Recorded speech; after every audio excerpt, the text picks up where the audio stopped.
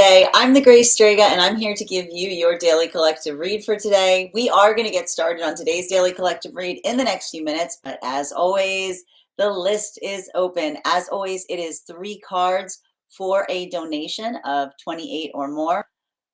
3 cards for a donation of 22 or more for my subscribers. Link in my bio. Please keep in mind there are 2 things I do not read for across these apps. Those are pregnancy and medical. Happy to give insight on anything in a private reading, and you can book a private reading on my site.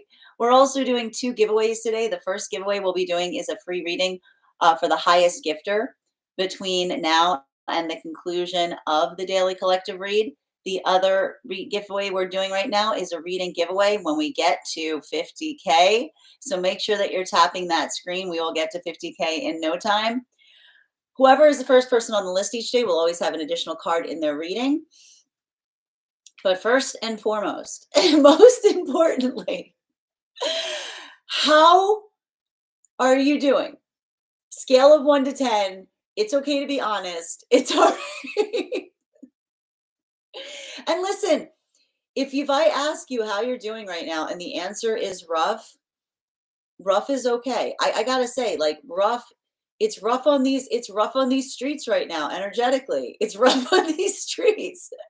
Sometimes the energy is rough, and being able, and I gotta tell you right now, being able to work through that roughness, right? Not overly internalizing the roughness, just recognizing it for what it is, allowing oneself to kind of navigate through it. It's not easy right now. Okay, especially because I'm just going to point this out. If you're feeling like you're falling apart during this eclipse cycle, right? Leo full moon giving us a little bit of that, like as one of my lights falls.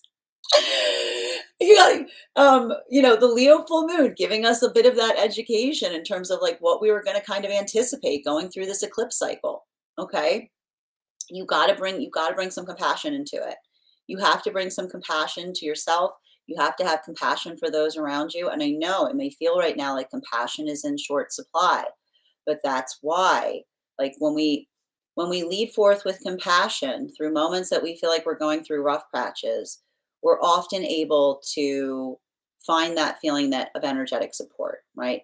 But I'm going to tell you right now, it's rough. And if you're feeling a lot of this roughness, I'm going to walk you through the litany of grievances that is this like astrological chart right now. Okay. All right. We're going to go through it. You ready for it? There's a lot. I want you to get pencils ready. Okay. Here we go. Here we go. You ready? We've got Venus in retrograde. Everything looks awful. Everything looks way worse. Everything looks way worse than it actually is. Okay. Welcome to Venus in retrograde cycles. We've got Mercury retrograde as my light falls down. Everything feels like it's falling apart. Things that you would typically rely on, boom, like it's just like a lot of that space of something like going wrong, right? Again, Mercury retrogrades are not here to break things, they're here to help us identify the difference between a groove and a rut. Venus retrogrades are not here to make us feel awful about the way we appear. It's to remind us that the mirror within the self is the accurate mirror, right? And so there's a lot of that work. So we've got 2 things that do not work well together happening. And at the same time, we've got Neptune pushing out of Pisces into Aries. Like it's like the difficult emotions that rise up from the past, like the nostalgia that's coming through. So I just want to give you a sense, if you're feeling disoriented, you've got this like you got the energy. I just want you to say here, you got the energy of the Venus retrograde that says everything looks awful. You got the Mercury retrograde that says everything is breaking. And then you've got the Neptune pushing into Aries that goes, the past is where everything is beautiful. Nothing is ever going to be beautiful again. I want you to start bringing some compassion in, because that moment, right?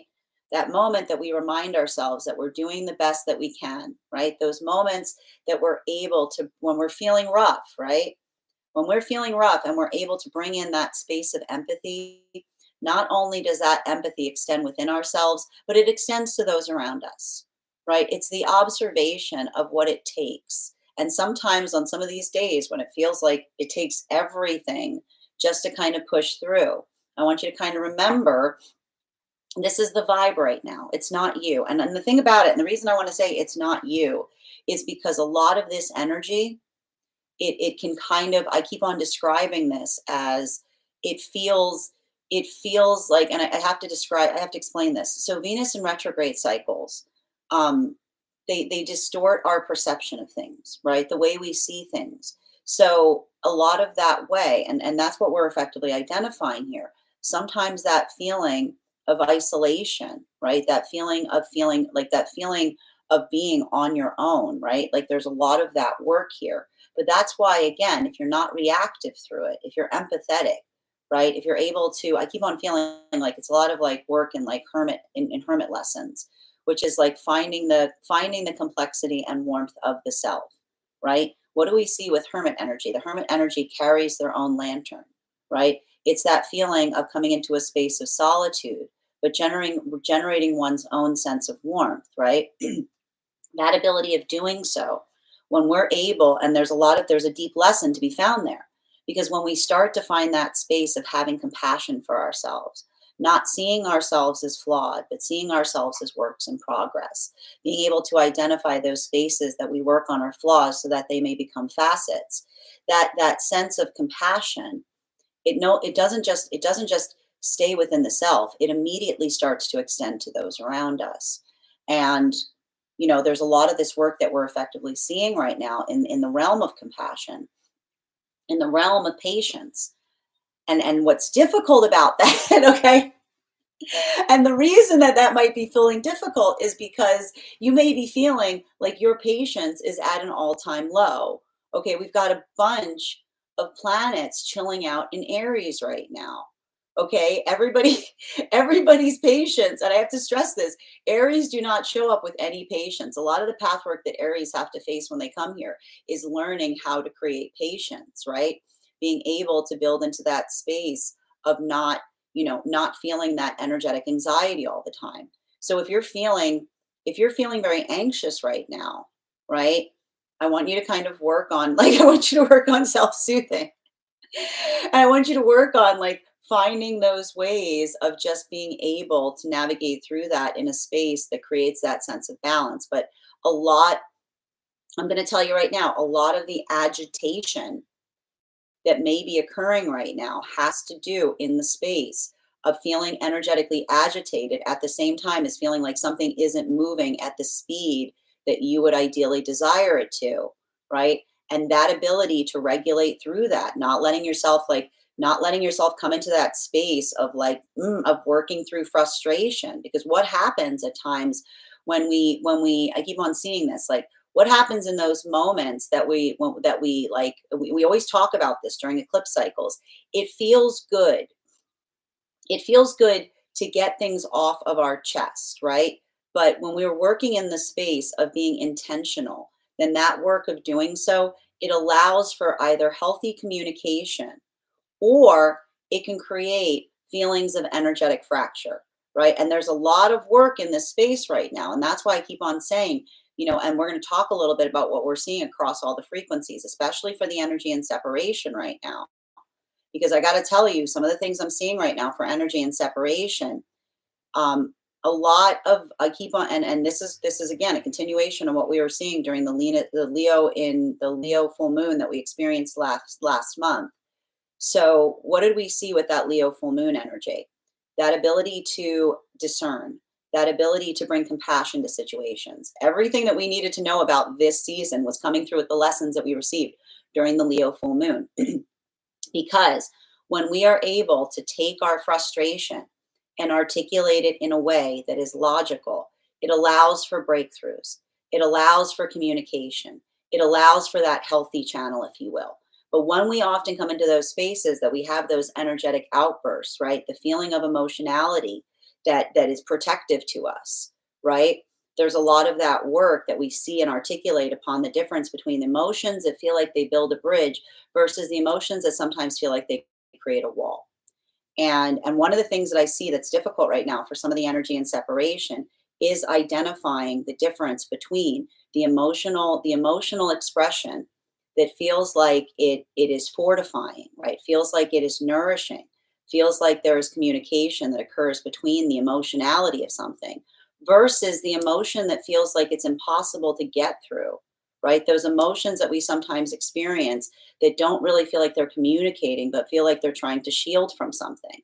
So that's why I keep on seeing right now there's a lot of this work that is occurring right now, especially in the space of um, communication and building into what feels like it is fortifying, building into what feels like it's energetically supportive. And I'm going to tell you right now, if you are having those feelings right now, like sometimes feeling a lot of emotionality that makes it hard to communicate, welcome to this welcome to this energetic cycle. It's I keep on describing it as the fact that we've got like this traffic jam. We've got like this traffic jam happening right now, at like literally on the border between Pisces and Aries. And it's like you've got Mercury, Venus, and Neptune all jammed up, right? It's like do do do do do. Like it's a lot of that. It's a lot of that feeling that built into that sense of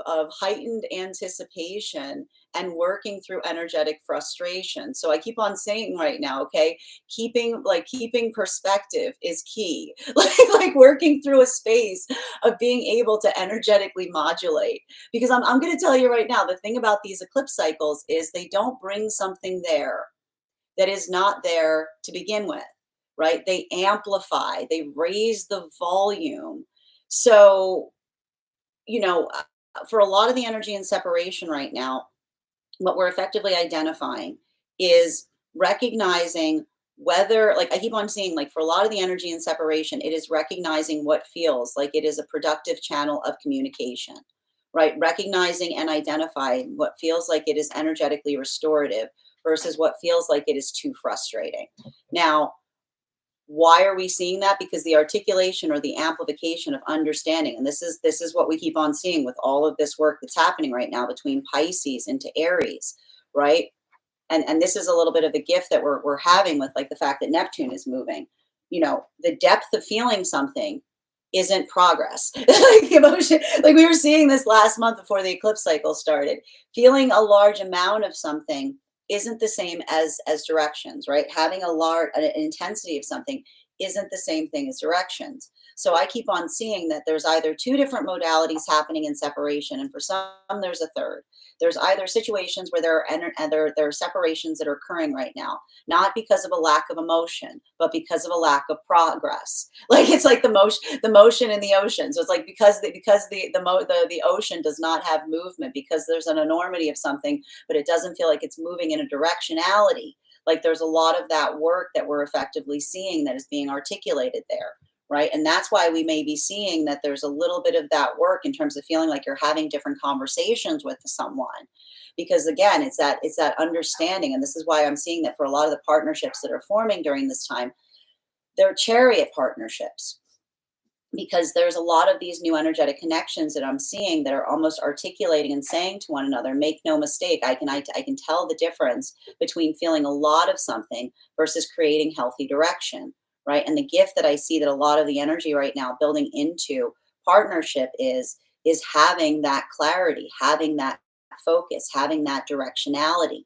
And this is why some of these new energetic connections that are forming during this time are very slow to start.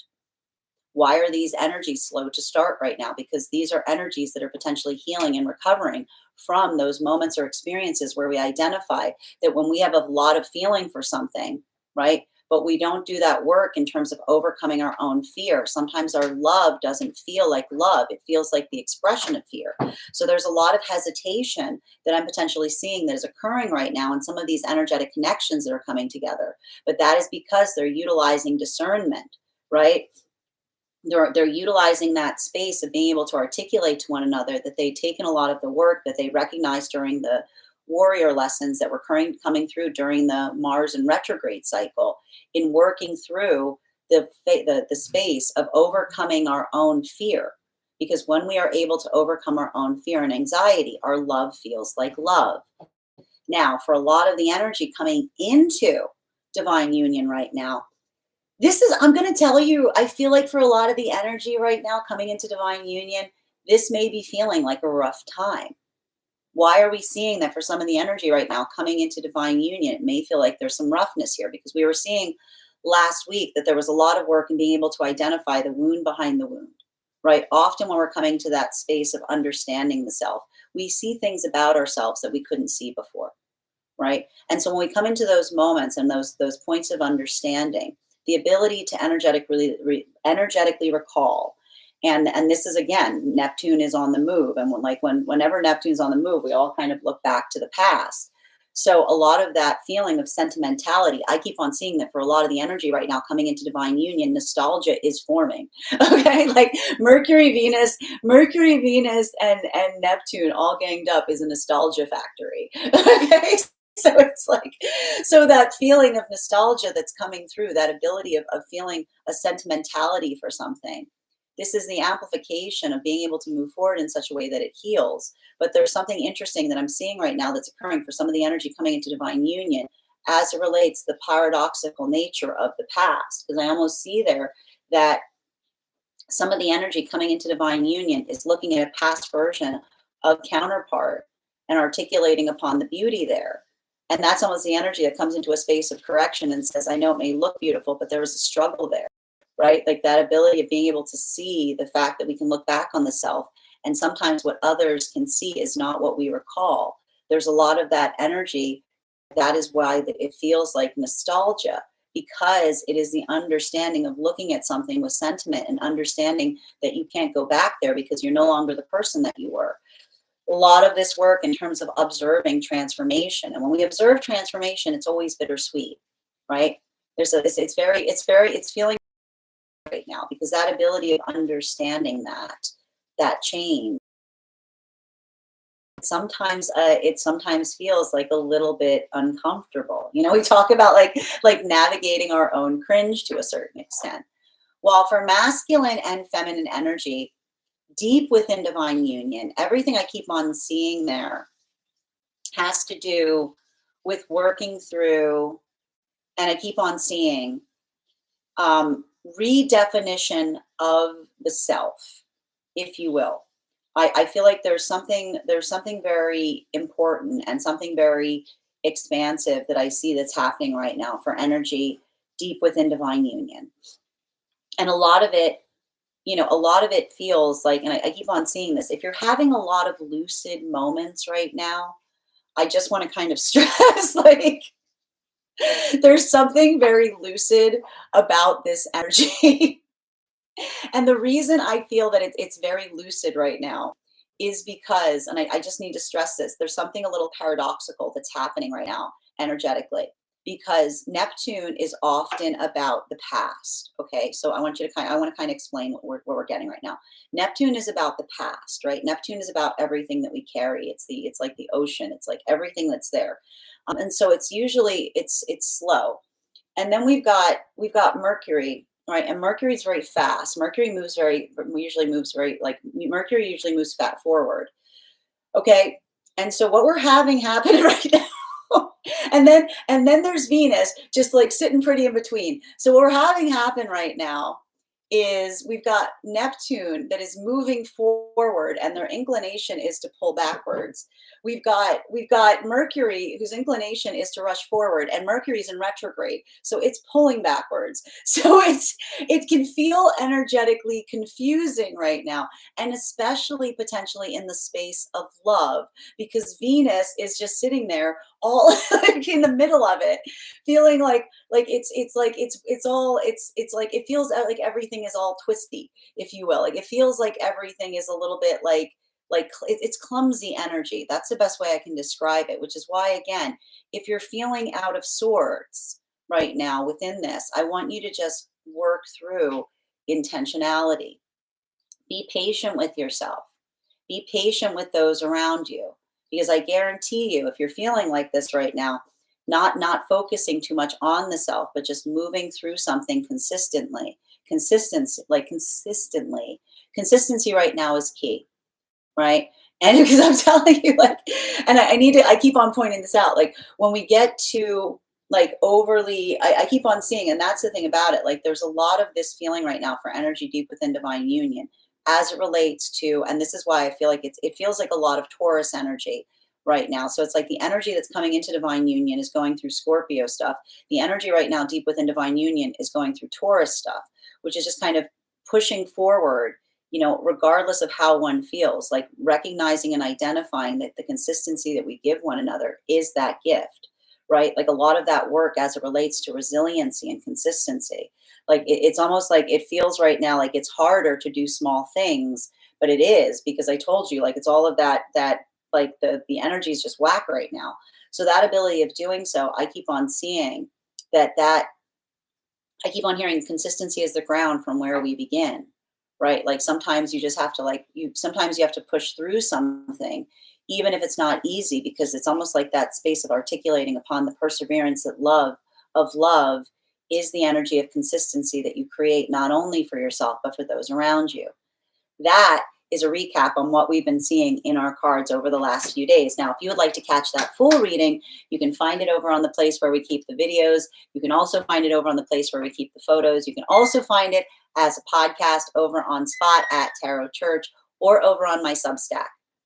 That said, we are going to get started on today's daily collective read in the next few minutes. But if you would like to get on the list for a personal reading, the list is open as always. It is 3 cards for a donation of 28 or more, 4 cards for a donation of 22 or more for my subscribers, Pinks and my Lio. Please keep in mind there are 2 things I do not read across these apps. Those are pregnancy and medical. Happy to give insight on anything in private readings, and you can book private readings on my site. But let me know how you're feeling right now. And here's the thing: if you're feeling rough right now, it's okay, right? It's rough energy. It really is. And so feel free to articulate it here in the comments. I'm going to take a minute to read over some of the comments that came through as I was reading. Welcome, Team Mulsana. Hope you're having an absolutely beautiful day. And hold on a minute. Hi there, Angel. Hi there, Combra. Welcome. A 4. A 4 is okay. Heather, a 4 is just fine, But being honest and authentic about how you're feeling right now is okay. Emotional day for me, rough in my feelings. Heather, again, it's just like it is. It's like rough water right now. It's a little bit, it's like a little bit of that. It's like, it's hard. This eclipse, the thing I need to stress about this eclipse, the reason that this eclipse is feeling a little bit more intense is because I need to stress this. Eclipses just raise the volume on things. And this eclipse raised the volume at a moment that kind of feels like a discordant note, because it's a combination of the Venus in retrograde with the Mercury retrograde, right? Feeling like, working through that. Again, remember, perfection is a cardinal direction, right? It's something that we never arrive to, but not being overly focused on being perfect right now may be feeling very difficult because we had that Virgo full moon, right? And the thing is, all those who often navigate Virgo lessons sometimes have to work through that space of not allowing that feeling of perfection to create that blockage point, right? There's a lot of work that we're seeing there. Hi there, Grand Rising. How are you doing today? Welcome, Opal. Thank you for the compliment on my hair, Rainbow. But again, perfect example. My hair actually looked like crap today. It was like my hair looks bad. I put it up. Hi, Shaya. Good to see you, dear. Yes, these are the wildest days for the next week. It's turbulent. Here's the thing. It's turbulent because it feels like everything. It's like, you got to just remember that, when things are turbulent, you're not turbulent. Consistency is key. Hi there, Haley. Thank you for the compliment, dear. This week has been a little rough again, and that's all right. Like Shelby, being able to articulate upon that. And that's the thing, being able to talk about the fact that it's rough instead of reacting to it. That in itself is its own form of breakthrough. Thank you, Sadie. I'm so glad that you love it here. We love having you here. Hi there, Siobhan. Thank you for the compliment on my eyeshadow. And Mel, your subscription's ending soon if you'd like to renew. And user 470, thank you for the follow. And I also got to say, putting some work into self-care right now. And I know if I say that and you cringe, you're like, I don't like, yeah, you have to. It's a Venus in retrograde. You look beautiful. Okay? All right? You look like, and if I say that right now, you're feel like, again, okay, it's the Venus retrograde. Okay? More grand rising. Your hair up. Oh, thank you for the compliment, dear. Hi there, Briz. Yeshua died. I know Yeshua died for our sins, so we may repent. And again, thank you for being here and thank you for those beautiful messages, sending you so much support on your journey. Hi there, Rainbow. Friday into Saturday is going to be, I mean, it already is kind of wild, you know, like a lot of that work here. Hi there, Rose. Curly headed guy. Thank you. I'm here to hang out and grab the remaining read. Absolutely. Oh, yes, Rose. Yes, dear. I've added you to the list. You'll be the first one we're reading for today. If anyone else would like to be on the list for today, you'll be the second person read for.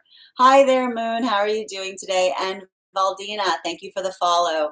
Rainbow, Sun and Moon passing through North Node, Mercury, Venus, Neptune, and Saturn, and the solar. I know it's ridiculous. Like, I gotta just point out, and that's why I keep on saying I want everybody to keep, like, proportionality right now is key. Don't let yourself get triggered.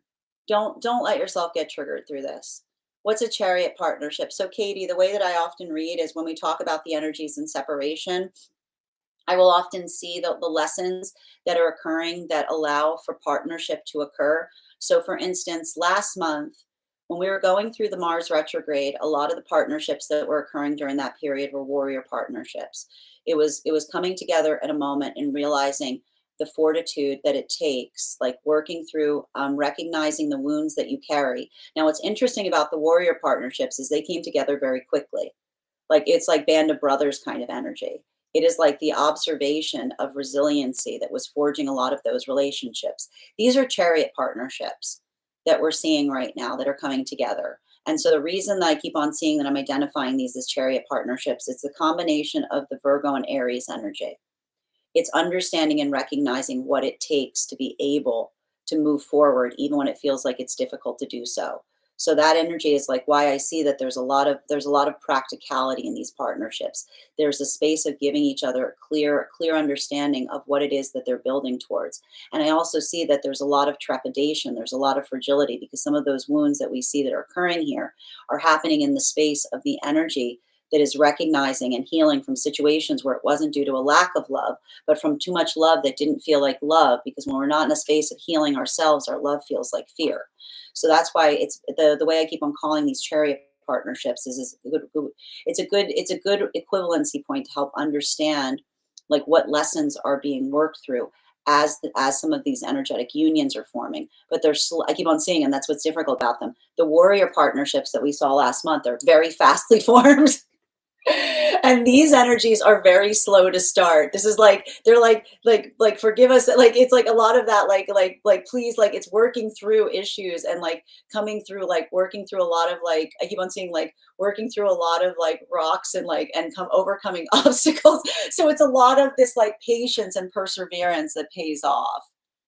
Chrissy, I had so many vivid dreams last night. In the dream I received right, white roses with pink tips. Wow. I'm always happy to read for do dream interpretations here, by the way. If anybody would like a dream interpreted, we do dream interpretation readings here. We do life path readings, highest priority messages from spirit, mediumship. The only things I don't read for here are pregnancy and medical. That's a beautiful symbol, though, Chrissy. PC, can I join to talk about God? I mean, I think, I feel like, honestly, I feel like sometimes talking about God too much is like navel gazing. So I mean, I would prefer you if you'd like to have conversations in the chat, you can do so. But I feel like it's a little like I don't need like what like why talk about what we're living, you know? Rainbow always amuses me that chariot card in the rider in the Smith Waite deck is stationary, not moving. No, it's important. No, it's a very important point that we recognize in the fact that the chariot, like that's intentional. The fact that we see that the chariot card feels like it's rigid, and we talked a lot about this. So for those who joined me in our class that we had on the chariot card, one of the things that we talk a lot about in that class program is why the depiction of the chariot is rigid, right?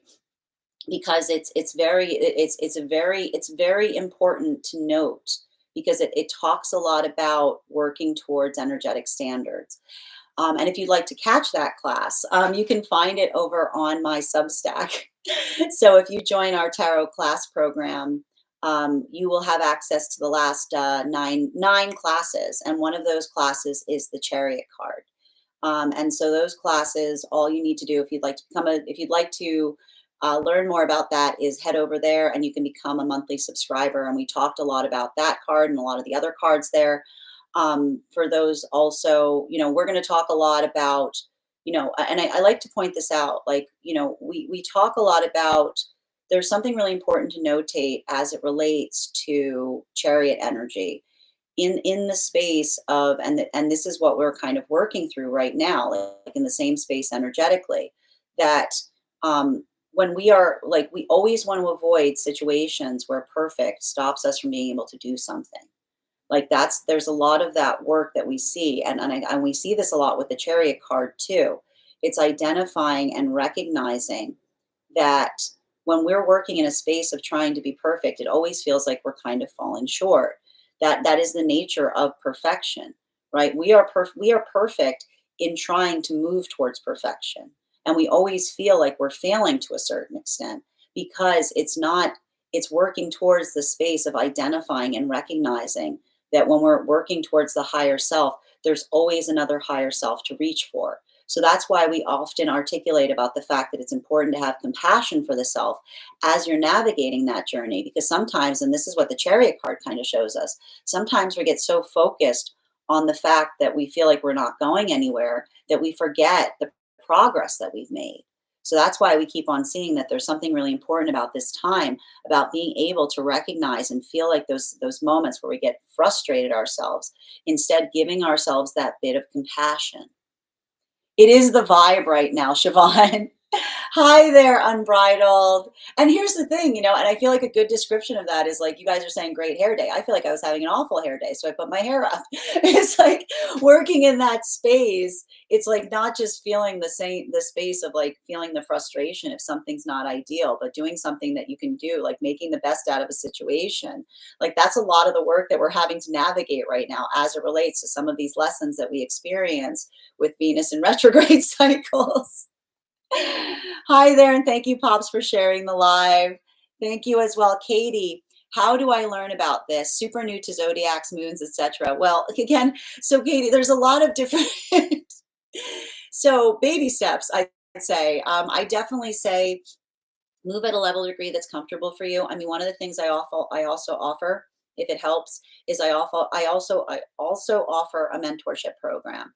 So for those who take my mentorship program, I actually I work a lot with those who are on spiritual path work. So helping to identify what those obstacles are, working in the space of being able to pursue interests. I like to say, the best way I believe to kind of move into the directionality of being able to learn more about these things is following your bliss. And when I say following your bliss, it's working in the context of what feels good and what is good. So something that feels like it is supportive to your own path work and journey at a pace that feels like it is healthy for you. I want to say, not getting overly focused upon something, right? Not feeling energetically overwhelmed. I'd say, like, let your, like, find something that interests you, and allow that to kind of guide you forward. And if you want more support on that, as I mentioned, my mentorships are, I don't take a lot of mentors, because it takes like it's a personal, it's a lot of personal work. They're bit like, you can purchase those on an individual level or as a monthly class program. And so we effectively meet weekly or bi-weekly to be able to assess where you are on your personal journey, and then working through whatever it is, like whatever you feel like you need clarification on, or whatever you need help on. I like to point out, I try to do everything I can to help facilitate your path work.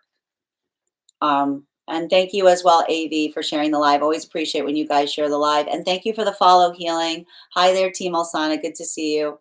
Going through a lot of loss. I'm sending you so much support right now, on that journey. I know. Listen, it's like, I'm going to tell you, like, a lot of this a lot of the Pisces energy coming into Aries, it's a lot of working through, like a lot of working through grief, a lot of working through emotions, finding healthy channels to be able to communicate. Remember, you're not alone right now. That's the most important thing, because I'm telling you right now, there's something about this energy. It can feel very isolating. So if you're feeling, I'm going to stress this, if you're feeling isolated right now, I want you to don't get too caught in your head. I want you to reach out to others. I want you to communicate how you're feeling, right? Remember, support is around you so long as you're able to articulate that need. All right. Hold on a minute, just reading over. Hi there, Tootsie. How are you doing, dear? Courtney, hold on a minute, just reading over some of the comments that came through. It's a rat's nest. I mean, I don't, I don't, I mean, I mean, here's the thing, Jean. I don't know if I would describe it. It's not like, it's not, I mean, here, it's not a rat's nest. It feels like the energy feels rough. You know what I mean? Like, that's the thing about it. But I'm telling you, it's because the Venus in retrograde with Mercury in retrograde, right? It's like, oh, it's a lot of that. I feel awful. Everything looks awful. It's grouchy. It's grouchy energy. Okay. It's kind of like it's Oscar the Grouch kind of energy. It's like, hold on a minute. And thank you, Claudia, for the follow. Hold on a minute. Pops, thank you for sharing the live. Um, it feels intense, but like opening possibility. And this is why I keep on seeing having compassion right now through this is important, right? Like not working in the context of being like of getting too focused on the self.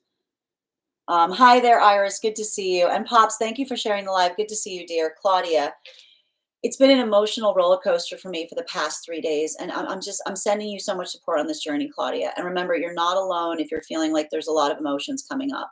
And the thing about it is, and especially when like the fact that Neptune's moving right now, it's a heavy move. And it's like the fact that it feels like I keep on describing this, like the feeling of something coming back emotionally, spiritually, or physically right now. It's a lot of that finding healthy ways to communicate or feeling a little bit of that like emotionality. Heather, I woke up with intense feelings and a lot of dreams last night. And I want to, guys, I want to tell you, like, and that's why I'm saying, like, making sure that you're able right now to stay energetically grounded right now through this is key, because I would love to say that this feeling is going to subdue a bit, but it's potentially going to intensify as we move closer to that solar eclipse energy. So if focusing right now on self-care, like working in that space, like whatever you need to do to feel okay right now is okay. So just be patient with yourself, be patient for those around you. Don't like what we really want to avoid during eclipse cycles is having those moments, because again, I keep on hearing the thing with eclipse cycles that we have to recognize is sometimes it feels really good to get things off of our chest, but when we're not in a space of being able to be intentional, like there's a lot of that work I keep on seeing, like, and this is how like some of the Taurus energy that we're moving forward towards right now is going to help us. What do Taurus pathworks have to help us do? Understanding patience, understanding perseverance, like working through a lot of that space. And I know if I tell you right now, if I'm telling you patience and you're like wincing from it, I'm like, yeah, you're feeling like that because there's way too many planets in Aries. Okay, there's way too many planets in Aries right now. Thank you, Claudia, for the follow. Heather, I'm a Virgo that looks for perfection in myself. And so, Heather, you probably recognize this. This is very difficult for those with Virgo placements, right? Not like Virgos have that ability of seeing, like they can see the ideal. You know what I mean? You can see the ideal, right? And so what's difficult for Virgos is when you can see the ideal, it often feels like everything around you is not reaching the point of meeting the energetic ideal. So a lot of the energy, like a lot of the path work that we see that Virgos come to understand, is recognizing that perfect is a cardinal direction, right? You never can reach it. It's not something that you can find. It's something that you strive for. Because when Virgos are able to have that compassion for themselves as they're striving for perfection, then that compassion is what effectively propels and can extend around the self. right? Because that's like the thing with Virgos is like everything Virgos do, everyone's like, you're so meticulous, you're so perfect. And Virgos are always like, I feel like I'm constantly failing. Like Virgos are always like, Virgos are like, I'm glad that you think I'm glad it looks perfect for you because Virgos are so meticulous. It feels like Virgos, like for Virgos, it's like understanding that sometimes when you're trying to be meticulous, it feels like you're never reaching your space of perfection, right? So that's why there's a lot of compassion that's needed there. Heather, at this particular moment right now here, I'm doing pretty decent. Lots of grief and nostalgia. And again, working through that and holding compassion for the self as you do so. Courtney, happy to read for you on that. If you'd like to get on the list is open. You'll be the second person read for. Sending everyone hugs that's having a hard time. Same exact thing right here. Thank you. And Courtney, again, I'm happy to read for you on that. If you'd like to get on the list, all you need to do is send the donation payment.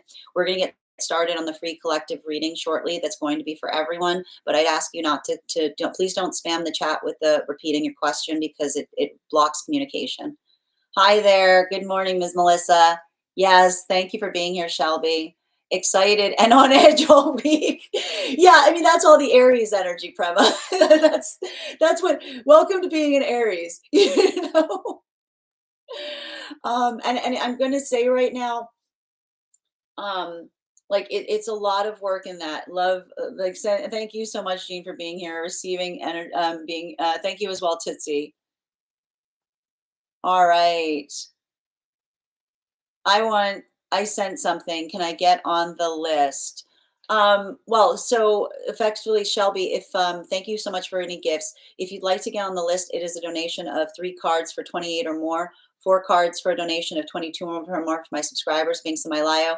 Please keep in mind there are 2 things I don't read for across these apps, pregnancy and medical. Happy to give insight on anything in a private reading, and you can book a private reading on my site. But if you'd like to get on the list, I'm happy to read for you. And all you need to do, if you get on the list right now, you will be the second person read for.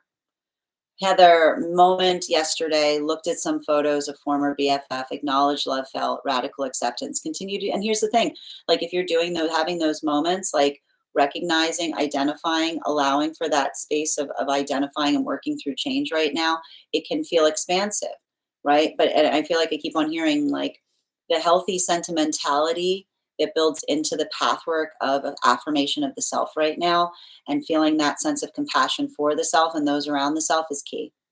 Claudia, all you need to do to get on the list is head over to my tree that has Binks in it. You'll find their donation, like the links to donate, and you can get on the list. You're so welcome, Katie. I really appreciate you making it beginner friendly. I do my best. You know, I know, like, here's the thing.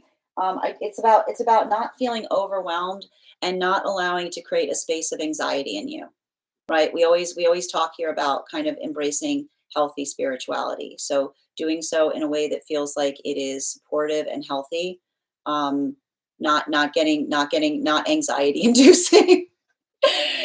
Right, because sometimes 2 birds. I've also been having vivid dreams of past relationships. I'm not surprised to see that right now. 2 birds. You know, here's the thing. Um, one of the things we have to identify that's happening right now is we've got. I just need to point this out. We've got Aries is in Cancer. Okay, so Aries is dreaming, and then Aries. There's all these planets in air. Like all the planets are in Aries right now. So I would not be surprised if you're having a lot of work that's happening right now in the space of karma, or having karmic dreams, or having a lot of work in terms of feeling like energy, like what are you doing here? Like things like tight spaces with lots of people. Because like it's like Aries is dreaming about people in their house. You know, like what are you doing here? Like things out of place. Like seeing things in places that you're not expecting them to be. I would not be surprised if you're not having a lot of dreams in that type of space right now. There's way too much Aries energy, and I'm allowed to say that. I've got Aries placements. Hi there, witches. What is a good thing to say to pet in the last hours, treasured in my arms? Oh dear, I'm sending you so much support. Just extend that love to them, you know? I mean, here's the thing. They always know that they're loved and supported. You know, like whatever you feel is best in that moment. I'm sending you so much support. Like again, you're already helping them through that transition. And that's the thing. Often with our pets, they always know, you know?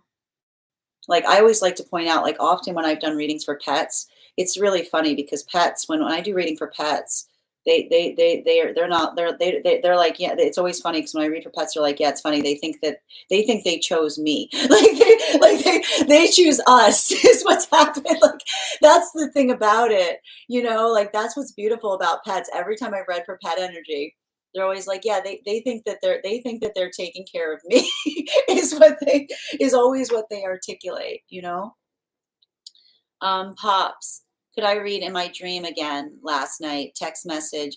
Wow, you were able to read in dreams? Absolutely, Pops. If you'd like to get on the list, I'd be happy to do a dream reading for you. For anyone who'd like dreams interpreted, I know that sometimes it's hard to put the full reading in the comments. So if you would like a dream interpreted, all you need to do is when you send the donation, just put just put the information about the dream in the comments, and I'll be happy to read it there. Or if you're on our Discord, you can put it in the Discord, and I can pull it from there as well. And thank you for those gifts, Pops, and thank you, Star, for sharing the live. Pops, there are tons of messages, but I couldn't read anything. I'm happy to read for you on that because that, I mean, again, it's intriguing because we can't typically read in dreams. So whenever we can read in dreams, it's usually something, and it's very important to notate. Help in dreams is usually when I feel protective of someone. That's a good point. Thank you for that note as well, witches. Staying firm with boundaries, focusing on priorities, here if there's a shift while living life. Beautifully said, Heather. Tap to claim. Great. Sent to get on the reading list. Thank you, Claudia. Can you just confirm where you sent the donation, dear? And I'll confirm that you're on the list. I'll tell you guys right now, the list I have right now is I've got Rose on the list, Lydia, and Shasanti. If I'm saying your name incorrectly, please always feel free to correct me. And if I haven't said your name and you've asked to get on the list, just let me know where you sent the donation. I'll be happy to confirm. Mercury's in the Gatorade, so give me a minute if I haven't gotten you on the list. Hi there, Anna. How are you doing today? Beautiful day, Per. Thank you for the compliment on my hair. And Lissa, thank you for sharing the live. Mia, personal readings today. How many are on the list? So on the list right now, we've got 1, 2, 3. You'll be the 4th person on the list if you'd like to get on the list for today. Hi there, Sam. 1 minute. Boop, boop, boop. Let me go back. Thank you for the follow, Sam. And thank you, Two Birds, for sharing the live. Sam, I'm going through it right now. The retrograde's been crazy. I know. Aries rising, ascendant moon. I mean, and okay, listen, Sam, if you've got a lot of Aries placements right now, for those with Aries placements, don't get triggered. I know it feels like everything's triggering you. I know Aries and Taurus right now are probably feeling like everything is triggering you. Move with intentionality. Because here's the thing, like it's like there's so much energy right now in Aries. It can feel a lot like I feel like, here's the thing, when we got too many planets in Aries, it feels like there's red flags everywhere. You know what I mean? Like that's the thing. And for some of the Aries, like some of the energy of Aries, if you carry your Aries placements well, like that's the thing with Aries. It's always like Aries are like, I like to point this out. This is the funny thing with Aries. Aries that show up, they're like, if you can't take me at my worst, you don't deserve me at my best. Aries that like go through the lessons of life usually will come out and be like, if you can't handle me at my worst, I don't blame you. That shit's ridiculous. like the ability to understand and recognize, finding self-regulation right now. It's like, for those with Aries placements, it's like, there's a lot of this like, thank you, Migs. You're so welcome, Katie. Hi there, Ovi, Star. This was so me last year, not anymore. Sending high vibes for all of you because I know how to use and feel. Sending you support on that journey, Star. And again, being able to recognize and feel that sense of identifying and feeling healing in terms of how far one's come, it's important. Like honoring your journey. Hi there, welcome. Oh, hi there, Prema. Libras right now, it's like I feel like Libras are probably like there's a disturbance in the force. There's a disturbance in the force. It's a lot of that kind of work right now. Oh, and thank you, Shelby, for confirming. Can you, if I, again, let me just confirm the list. And Shashi, I believe I've got you on the list here. Hi there, Sophia. Welcome. Pops, my dreams are always gnarly, but lately they're wild. No, I mean, the dreams are going to be, they're probably going to be wilder right now. Like, again, and here's the thing, it's Mars is in, it's like Mars is in Cancer. So it's like a lot of like, if you feel like you're not getting any, like you're like, I'm sleeping, but I don't feel well rested. Like that's the thing about the dream space right now. Like Aries, I like to point out when we're in Pisces, Pisces are hard to get up. Aries are hard to stay down. So I would not be surprised if you're doing a lot, like you're having a hard time staying asleep right now because Aries energy is very light sleeping. Sending love to you as well. Thank you guys for supporting each other in the comments. Oh, no, I mean, I send like honestly, I have so much honor. Like I have so much respect for those who are death doulas. Like being able to navigate others through their transition. It's such a difficult task. My heart is with you every step of that way. Your work is so important and fundamental. Um, and thank you as well, Heather. Claudia, I sent the donation. Okay, thank you for confirming. Is there a separate list? No, no, no, Claudia, I got you, dear. I'm going to confirm the list right now. So just bear with me a moment and I'll confirm that list. Bella, your subscription's ending soon if you'd like to renew. Hold on a minute. Boop, boop, boop. I lost my spot. My live's a bit delayed. Yeah, Mercury's in the Gatorade. Okay, it's like, I'm not surprised if you're telling me the live's delayed right now. Keisha, also having vivid dreams of standing up for myself and some loved ones. No, no, I would not be surprised if you're not experiencing feelings of conflict in the dream space right now. It's a lot of that work. Hold on a minute. I'm just confirming the list.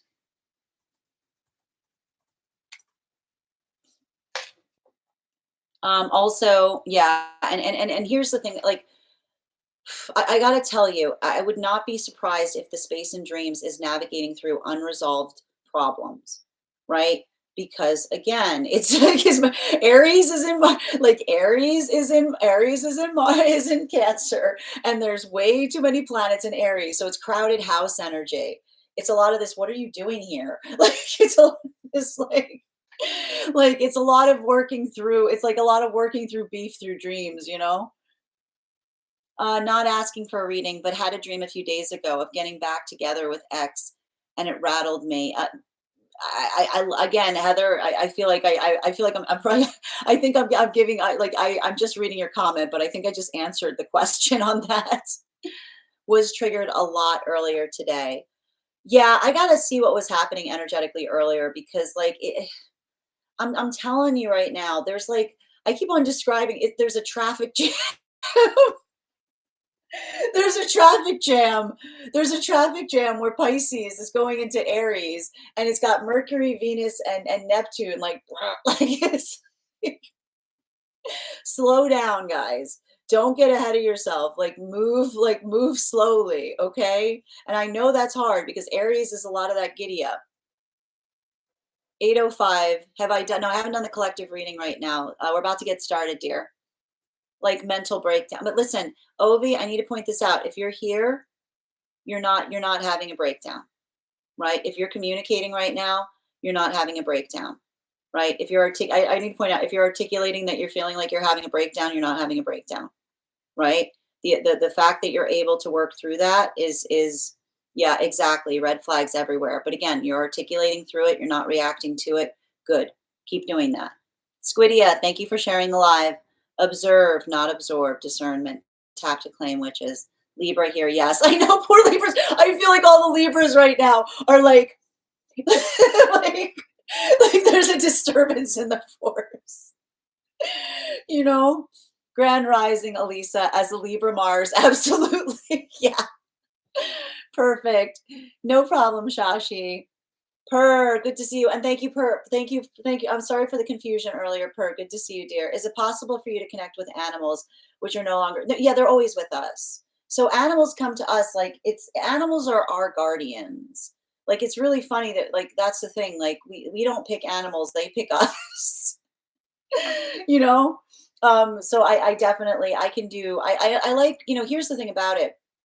Often when I do interpretations or readings for animals, they're very complicated, because they often come through in terms of our identifying like what they were doing, and they never stop guarding us, right? So it's often like pets are guardian energy. So they never leave us. They're always with us to a certain extent. Please send healthy energy. Hold on a minute, just reading for you, Elisa. One moment. Please send healthy energy to my mom. I will absolutely do so. I'm sending you so much support on that journey, Elisa. I hope they're well. Guys, please send support as well to Elisa's mom as they're navigating that. And guys, send support to Witches whose pet's experiencing a transition right now. Naps are helping. I would not be surprised. You might need more sleep right now, too weird, because I'm telling you, it's this Aries energy. We don't sleep well. Those with Aries placements have to be like that, like are all like this, like you're light sleeper, you know, like the smallest thing wakes you up. I happen to know, you happen to know. Oh, you happen to know that you and McGregor, who plays Obi-Wan, is Aries Sun Libra rising. Oh, there you go. That's Jedi energy. Yeah, it's a disturbance in the force. That's beautiful. And Tom, thank you for sharing the live. Sagittarius right now, chill out. Don't run away. And if me saying that makes you want to run away, okay, it's skittish energy, man. It's skittish energy. Right? So if you're a Sag right now, you're probably feeling really skittish. You're probably feeling like you're crawling out of your skin. Like go for a walk. Okay. Maria, thank you for confirmation. Ovi, yeah, resolving unresolved problems. Thank you. Yeah, and been removing some people in dream state. Can't really type out. No, I mean it's working through a lot of stuff in the dream space right now is what we're seeing. I keep on hearing it's like the beef in the dream space, like working through the beef in the dream space. um, I learned recently you learned recently that Ewan McGregor grew up in a town where my Scottish clan's castle is. That's dope. I want a castle. Castle. I love starting my mornings with you. Oh, thank you, Mandy. I'm happy to be here with you. Thank you for starting your mornings with us. Ryan, we all need to go outside and have a big scream. Yes, the group scream will be at 3 p.m. It is. It's a lot. Listen, it's a lot of letting off steam right now, right? I'm going to tell you, but here's the thing: I want to say this. You can let off steam in productive ways, right? Like let that be a space of not like again breakthrough, not breakdown right now. Okay, you got it. You got to be patient with yourself. Aries, 805. I'm an Aries and been feeling so impulsive and highly emotional. Of course you are. Dude, we're going through an eclipse and all the planets are in Aries. That's why I keep on saying to those with Aries and Taurus placements, like don't don't be reactive. Don't work right now in the space of making an example. Be the example, right? Like it's a lot of that space right now. Don't let yourself get triggered. I'm telling you, I can already see this. For Pisces right now, Pisces are going to have a lot of abandonment wounds coming out. Pisces, if you're going through a lot of abandonment wounds right now, all the planets are leaving your house. It's creating a lot of sentimentality. So I want you guys like here's the thing. We can all I feel like in a way we can all learn from Libra energy right now, right? Like find balance. like honestly, like that's like the solution right now is Libra and Leo. Balance and compassion. Proportionality and compassion is going to help us because I got to tell you, everything is astrologically one-sided right now. So we have to work on things about like working on the countersign work, right? I'm telling you, I know it's rough on them streets right now. It's rough on those energetic streets. You don't have to be rough, you know? You just have to acknowledge that it's rough. The dissonance. I know it's very dissonant right now. No worries. Thank you. I appreciate you, Per. Off topic. Where's my belt from? Yes. Oh shoot. What is the name of the hold on. The belt. Thank you. I love this company. And again, I'm like a goldfish when it comes to names.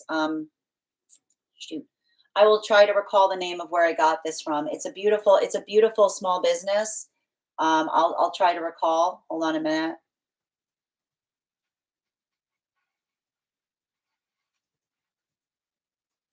It's on the tip of my tongue. Just bear with me, dear. I'll try to get it back. If I can't recall it, remind me, and I'll get it back for you. Um, it's I because I they're a great small business, and I'd love if you guys support them. It's just it's not the name is escaping me right now. I'll try to get it for the next time I'm on live if it helps. 8:05. But yeah, they do beautiful work, and they size the belts to like you can choose the belt size. Which is wishing you the best. Yes, thank you guys for supporting each other in the live. You have Aries and Saturn. Oh boy, wait, here's the thing about like, and that's the thing, like, don't there's something important about the fact that like we've got Saturn about to transit out of Pisces into Aries too. So, everybody feels like they're running against a clock right now. Just be patient with yourself. Hi there, I. Are there any signs or placements that are thriving right now instead of feeling difficulties? I'm feeling stellar. Okay, so, honestly, I feel like those with Libra placements right now might be doing a little bit easier. I actually also feel that those with, Libra and Leo right now, I think might be doing a little bit better because, it's working in terms of what you can give. It's working in that space of like not overly internalizing, right? So I feel like the thing about it, and I need to stress this, it's like this type of energy is rough, but the ability of not overly internalizing the roughness, but kind of looking about how you can make something feel less rough is going to be helpful right now. Right. So I feel like, those like I keep on seeing those with Gemini placements right now are probably feeling a little bit easier. Those with Libra placements might be feeling like it feels like it's activating because it's like wanting to do a lot of things or working in that space. And those with Leo placements, right? But I'm going to tell you right now, if you've got a lot of heavy Aries placements, it may be feeling like Aries and Taurus may be feeling like you're feeling like seeing red flags everywhere, like having to work through that. Those with Pisces placements right now may be having a lot of abandonment wounds that are potentially coming up. Um, it's just Scorpio is probably feeling fine right now. Scorpio is like bring it on. Like I would actually say right now, if you got Scorpio placements, you're probably just like eating popcorn. Like you're like yes, you know. If you're in like that kind of work. Hi there. What a call out. Thank you, Anne. More, your subscription's ending soon if you'd like to renew.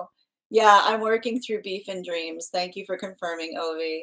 Sag heavy. Yeah, Sag heavy. Sages are probably feeling really skittish. Thank you for the wishes and love. I haven't been here in a bit, but you've been in my life a long time. No, I appreciate you. Again, I'm here as you need me. And again, I'm sending you so much support on that journey, dear. Yes, I am. Thank you. Okay. Oh, so are you Scorpio? So I see if you're saying to me you're feeling stellar, and I'm like, if you've got Scorpios are literally like just sitting there eating popcorn right now, being like, this is great. Because Scorpios are like transformation, like Scorpios are like Dr. Frankenstein energy. They're like, yes, I'm eating popcorn. Exactly. Right? Dancing it out. I love that too weird. Y'all know, I literally screamed in a towel during my read yesterday. It helped a lot. But that's the thing, like again, like healthy spaces to let out frustration, like letting off steam right now is going to be helpful. And I got to tell you, I like to point out I like to point this out. That's really funny. Sometimes when you look at your record, you're like, you scream. You're not like, oh, you're like, what? It's like that. Um, a person I knew and cared so much for works with wanted to be a death. I mean, again, thank you guys. It's so much hard. Like, listen, those who work in the space of navigating through transitions, it's the most difficult work. I've got nothing but respect for it. It's such an important place. Hi there. I'm just reading over. Hi there, morning, Coco. Hope you're having a beautiful day. And TSB, thank you for the follow. Help me through a generation healing and 20-year marriage growth just on your collective. That means the world to me. I'm so glad these messages have helped you through. And especially, again, for those, I love to know that those who also work in the spiritual space, I'm able to help and provide support too. I'm eating popcorn. I love that. I see. All right. Morning. Libra energy, not my north node, Venus, ruler in my eighth, Virgo, Chiron. Yeah, and here's the thing, like a lot of that space, like here's the thing, Libra and Virgo is really, really hard, right? Because when you're able to see an ideal form, remembering like, what if you are perfect? And again, if I say that and I cringe, like if you cringe, like what if this is perfect? Like, you know what I mean? Like it's like kind of working on like feeling the calling of trying to perfect something always feels like it's having to deal with things not being perfect. Aries and my Saturn in first degrees and my return. Yep. Aries and Saturn's rough too, because again, I told you, I remember, and remember we talked about in your reading. It feels like you're changing your relationship with time. Like again, like I keep on hearing, like you and Saturn. Saturn's like, I'm not your enemy, and you're like, I will fight you, like, oh, like, and then Saturn's being like, I am not your enemy. Pisces thriving. I'm very glad to hear that right now, Jade, because if you're going through this right now as a Pisces, then like you're working through a lot of that space. Like it may be feeling like you're doing a lot of space and overcoming your fear or working through those obstacles and embracing the self right now. So you should be really proud of your journey. Leo here, yes, it's not about my loss, but they're passing. Exactly. Transmutation, tap to claim, bringing that, they know your compassion there, witches. I've got three. I'm excited on top of I'm excited on top of the scared. I like that. I'm excited on top of the scared might be the best way to identify scorpionic energy. Hi there, Keisha. Scorpio with Pisces moon. It's a little rough. No, I mean, here's the thing. Like the Pisces, like here's like like Scorpio and Pisces moon. It's like it's honoring what it takes. It's a lot of that space of saying it's not what I desire to do, it's what I have to do. Like that's what's difficult about it. All right, I'm just going to confirm the list before we get started. Hi there, Amber. Hi, Scorpio ascendant. Literally have a cookie in my mouth saying yes. Exactly. Like those with Scorpio placements are like, bring it. Like, I just keep on seeing like this, like here's like that's the thing. Like a lot of like, if you're a Scorpio, if you got like that's the why, like that's why everybody would score. Like those who know Scorpios, you're like, are you okay? And you're like, yes. you know. All right, I'm just confirming the list. Claudia, I've got you, dear. Hold on a minute. I need to adjust the list. One moment. All right, please hold. I gotta fix the list because I did a little thing here. All right, bop, bop, bop. All right, so the list right now, we've got Rose is the first person on the list. Okay. And then we've got Shelby. Please hold. I gotta fix this. Okay. And then we've got Claudia. Okay. And then we've got hold on, then we've got Lydia. And then we've got Shaswati. Okay, that's the list right now. And if anyone wants to get on the list right now, you'll be the 1, 2, 3, 4, 5. You'll be the sixth person read for. All right. Hi there, Amber.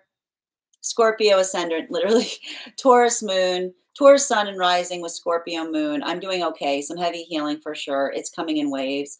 But I mean, and here's like that's it's going to be a little rough for those with Taurus placements right now. I can see it because it's here's the thing with all the planets in Aries, like again, it's like it probably feels like you're being startled a lot, right? It's a lot of that, like it's like what like what the like it's a lot of what the like it's a lot of that feeling of like feeling constantly like triggered. So I want you to be grounding right now. It's okay. It's okay if you're just doing okay right now, that's okay too. Kateria, hi there. Leo Virgo cusp. Today is feeling I know. Leo Virgo cusp, it's gonna feel funky right now. Yeah. I mean, it's like it's because you're probably sensing a little bit of that jam up that we're having, you know? Like there's yeah, they're feeling the resistance. Yeah, you're probably really sensitive to the fact that I keep on telling like we've got Mercury, Venus, and Neptune like all jammed up. It's like, ugh. It's like it's nostalgic, but it's weird, you know? Babe, my Scorpio is only my Sun and Mercury. Everything else is on fire. Yeah. So you have to work on water, right? You have to work in the space of bringing compassion in. Okay, it's okay to feel compassionate. It's okay to let the compassion in. To get on the list, absolutely. All you have to do is head over to my tree that has Binks in it in my Lio, and you'll be added to the list. Transformation, exactly, exactly. Hold on a moment. My Aquarius rising is so validated by the witch doctor Scorpionic. Well, that's the thing about like here's the thing, like, like when you've got I like to point out when you've got Aquarius and Scorpio together, that's mad scientist. You know what I mean? Like that's Aquarius and Scorpio is mad scientist kind of thing, which is like I want to let's see what happens. I don't know anything could happen. Like my Uranus is Scorpio in fourth house Libra, delights in digging up old wounds. No, that's like Earth. That's like digging for earthworms energy, right? Uranus and Scorpio is like wanting to dig down into the earth and like being like, I found this. Hi there, Sharon. How are you doing today? Prima, how do you know what placements you have? So you can either have you typically you need to know your date of birth, your location, and where you were born, and you can get your chart up. Now I always like to stress if you want to have a full chart reading, you can head to an astrologer and they can do like a full workup. You can also, if you want to just kind of get the placements for yourself, there's places online that you can draw your own chart. I always recommend Cafe Astrology because it's very it doesn't it's like it's free, but Audrey, you provide spiritual support to me by informing me about the collective energy, hence dealing better. If I do that, then my work's done. I'm so glad that these messages help. Take a look at this wound. Here's what we can learn from all of this pain. Exactly, Heather. Rosette, I'm going to have to book a personal with you sometime. Saturn's not my enemy, but I do have a lot of hard work. Yeah, like that's the thing. When you've got like Aries and Saturn is really hard because it does often feel like you're like fighting the clock. It's like, and the clock's like, I am your friend. Like, oh, thank you for encouraging everyone to like the live OV. And Trishina, your subscription is ending soon if you'd like to renew. Yeah, for good reason. Thank God for the Scorpio addiction for transformation. Still dusty from the ash. Yeah. I mean, and that's the thing, like Scorpio, like, having a lot of Scorpio placement allows for that ability of being kind about the fact that things are transient. And thank you more for subscribing. Always appreciate when you guys subscribe. Welcome. Grand Rising, Denise. Dance, Pisces with Gemini moon and Aquarius rising, kind of thriving, kind of struck. Yeah, because you're like you're like it's like there's a lot of like I mean dance is a very beautiful suiting name for your placements because I feel like there's a lot of that like I feel like a lot like that placement is just saying like what do I need to bring to a situation to arrive in the way that is necessary, right? Especially with like Pisces and Gemini.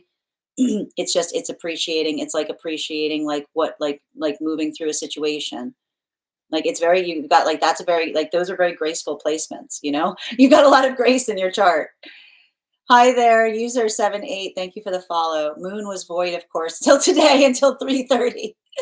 I mean, that's probably like why we're like it feels a little like I told you, it feels a little bit like bottom of the barrel energy, you know? Don't get it triggered. Don't get triggered. This is my current, yeah, don't get triggered. Don't get triggered. Really, I keep on saying this from the bottom of my heart right now. I'm a Taurus, Libra, and Aries. Hold on a minute. Heavy. I'm feeling in high spirits. I'm glad to hear that. Get it? Yep, absolutely. Hi there, user 211. Cap Sun, Gem Moon, Libra Rising, heavy cap placements. I mean, I feel like a lot of that, like Capricorn right now, things might be like Capricorns might be doing okay right now. Right. Capricorns, like, I feel like there's something about this energy that like Capricorns are like, whatever it takes kind of thing. Like Capricorns are really adaptable in that way. Taurus is in my 10th moon and Mercury. Yeah, make sure you're not getting triggered right now, per like Siobhan. This energy can be a little rough for those course placements. Right? Careers my focus today, water rulers, absolutely. I'm a Taurus sun and Venus. There's a push and pull, unbothered versus bothered. Yeah, I can see that. Don't like just, you know what I mean? Like don't again, for those with Taurus placements right now, just don't let yourself get triggered. You know? Remember like, if someone like I'm going to be your cosmic mother. Like if someone starts something right now, you don't, you can have healthy boundaries, but don't let them move you out of your own like standards, All right, my friends, we are going to get started on today's daily collective read. Just a couple of updates before we do so. First thing, and Katira feeling that resistance. Same thing exactly that I'm saying right now. Don't over internalize that resistance. I love it. You're welcome, Amber. So we are going to get started on today's daily collective read. A couple of updates before we do so. First and foremost, thank you to everyone who attended our recent class on the Justice card. Again, speaking about balance, we did a lot of conversations about balance coming through when we were doing a reading when we were doing the class on that card. Our next class is going to be held on Wednesday, April 16th at 6 p.m. PST, 9 p.m. Eastern. We're going to continue our studies in the tarot with the Hangman. If you would like to become a part of that tarot class program, all you need to do is head over and become a paid subscriber to my Substack. Your paid subscription to my Substack is your ticket of entry into our live classes each and every month. You will also, as a monthly subscriber, have access to over 9 hours worth of material in the Tarot Church Library archive. So if you missed our class on the Justice card, never fear, it's still available to you if you were to become a paid subscriber today. And now's a great time to become a paid subscriber to that Substack, because you've got about a month to catch up, and you've got about 9 hours worth of material that you can catch up on that will be available to you. It's not necessary for you to catch up. I'll be doing my best to give you an update on everything that we've studied thus far, but the material is there for you to receive as you're ready to receive it. You will also have access to a one-on-one chat with me and the other students to ask any questions that you may have in relation to anything that we've studied or are currently studying. And if you become a founding member to my Substack, not only will you have access to the entirety of the Tarot Church Library archive, but you'll also have access to a one-on-one mentorship class with me, wherein I will meet with you personally and assess where you are on your personal tarot journey to give you the best insights in terms of how to utilize those classes most effectively going forward. One of the things I tried to do in these classes was make them accessible to the absolute novice tarot reader as well as the seasoned reader. There's definitely something there for everyone. So don't let your robust amount of experience in the tarot or your lack of experience prevent you from joining our classes. And even if you don't become a paid subscriber to my Substack, I would encourage you to follow me there. You can stay up to date with any offerings and services. I also post I post the podcast there with a picture of each day's spread if you'd like to see the spreads. I also post there an update as to my live schedule. I am also wanting to let you guys know that on top of my standard life path readings, I also offer mentorship classes. So if you're pursuing or seeking a more personalized educational experience with me, I would encourage you to become a part of my mentorship program. Those, I take a very limited number of students because those are focused on each individual's personal growth goals and spiritual journey work. Those can be purchased on an individual level or as a monthly class series, weekly or bi-weekly as your schedule permits. Also for my clients that are seeking more personal, more consistent weekly tarot support, I'm very happy to offer weekly tarot insight packages. That is a package of 4 30-minute readings, again, weekly or bi-weekly as your schedule permits, so that you can stay more consistent on your personal journey at a discount. I also offer now dream interpretation readings. Those can be purchased on an individual level or as a monthly class series, again, weekly or bi-weekly. I do encourage that if you are going to purchase the dream interpretation reading package, that you make sure that you start to keep a dream journal, as we will meet with that journal and I'll utilize the tarot to understand the key themes and messages coming towards you in the dream space. That said, we are going to get started on today's daily collective read in the next few minutes. But if you would like to get on the list for today, the list is open. You will be the 6th person read for. It is 3 cards for a donation of 28 or more, 4 cards for a donation of 22 or more for my subscribers. being semi-Leo. Please keep in mind there are two things I do not read across these apps, pregnancy and medical. Happy to give insight on anything in a private reading, and you can book a private reading on my site. Also, we are doing two contests right now. The first contest we are doing is I will be giving a free reading to the highest gifter between now and the conclusion of the daily collective read. So I wish you a lot of luck if you are participating in that context. We are also doing a giveaway where I will be giving a reading. We'll be doing a reading giveaway when we get to 50K likes, and I'll be doing a random drawing and gifting a reading back to the collective at that point as well. So I wish, keep on tapping that screen and we'll get to 50K in no time. All right. You're so welcome, Team Ilsana. Hi there, Krista. Hi there, Mother. Thank you for sharing the live, dear. Hi there, user 211.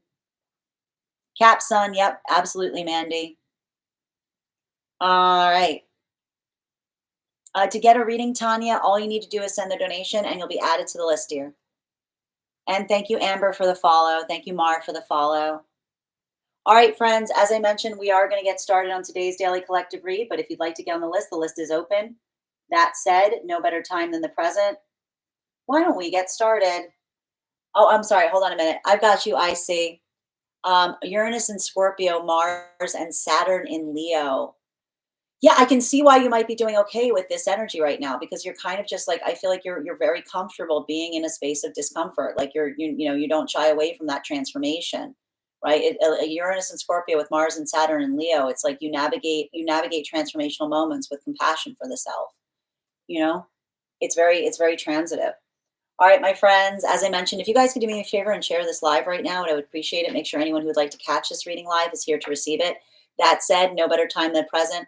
Why don't we get started? Welcome, everyone. Happy Wednesday. I'm the Grace Strega, and I'm here to give you your daily collective read for today, Wednesday, March 26, 2025. What do we have coming through in the cards for today? Can I please have the first two cards in our 5-card spread for today? First two cards we are starting our day off with today. I am not surprised. We've got here, all right. We've got here our 3 of Swords in combination with our Death card, and it's upright. All right, let's go through it, guys. I was saying before we started the podcast, it's rough on them streets, okay? It's rough on them spiritual streets right now. It's rough on those energetic streets, okay? Don't over-internalize the roughness, all right? Here's the thing. And remember how I kept saying that the Leo full moon was like a dress rehearsal? Remember I said that the energy we had last month was like a dress rehearsal for what we were going to have to expect right now? Compassion feels like it's in short supply, right? We've got, I'm going to describe to you, we got a traffic jam, all right? I'm going to give you, all right, we're having a traffic jam right now. There's a traffic jam, all right? I'm going to tell you about the traffic jam, okay? If you're feeling jammed up, there's a traffic jam. Okay, here's the spiritual, emotional traffic jam that we're all experiencing right now. Okay, Neptune. Neptune is all about reminiscing. Neptune is all about nostalgia. Neptune is it's like everything that's stored in the ocean. Okay, it's like memories. It's like all the nostalgia. Okay, now I'm going to do my best to explain to you what's happening now energetically, because you understand why everything feels so weird and why you might be having a lot of lucid moments right now. Okay, we got Neptune that's usually like all about the past, right? Neptune is pushing forward.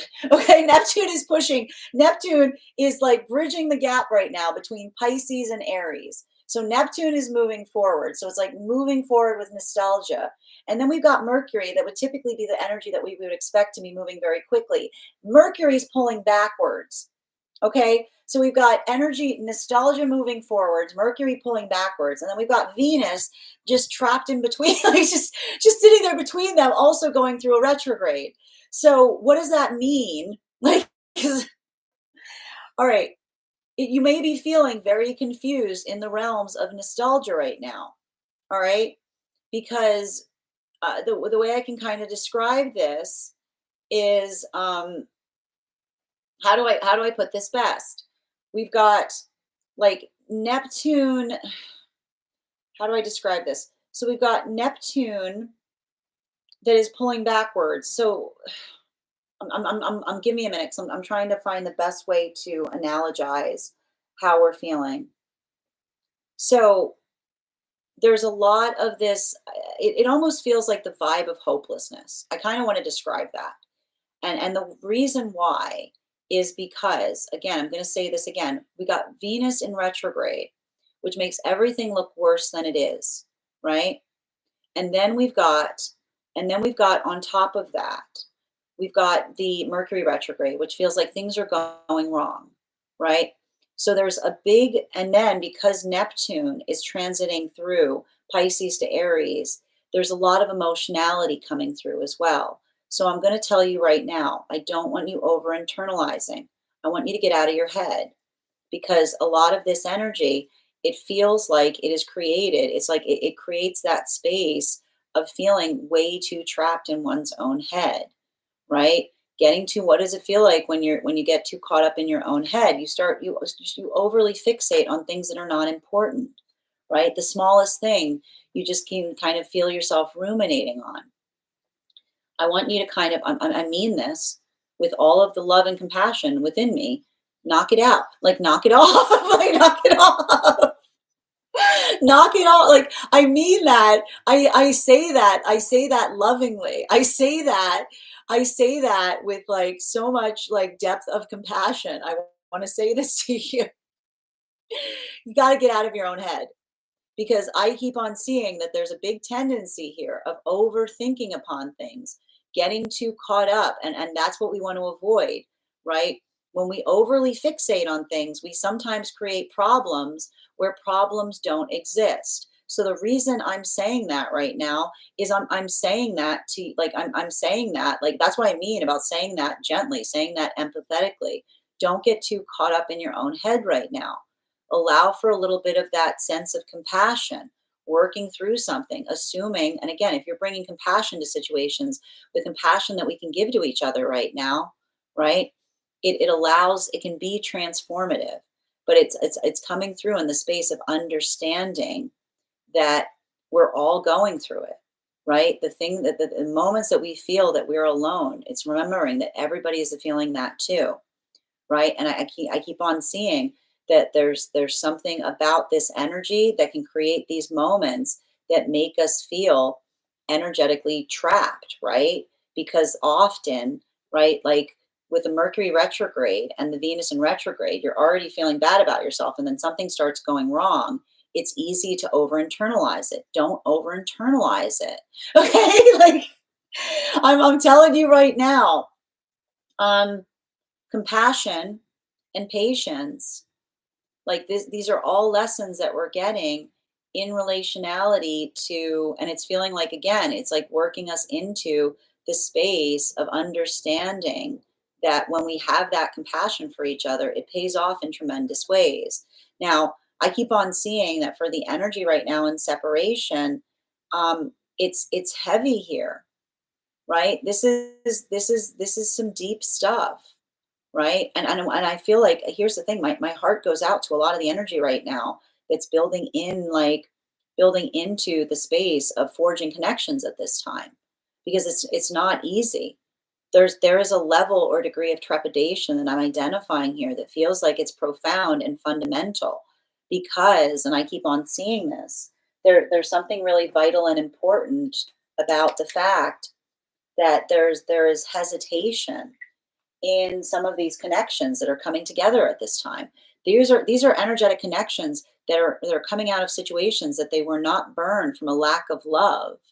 These are energetic connections that I see someone coming from a space that there's trepidation because they've understood and identified that when we're not doing that work in like fighting through our own doubts or our own fears, our love doesn't feel like love, right? So I keep on seeing that there's a lot of this pain here that's potentially being expressed as it relates to some of these connections. Remember when I said that these are chariot partnerships that are coming together right now?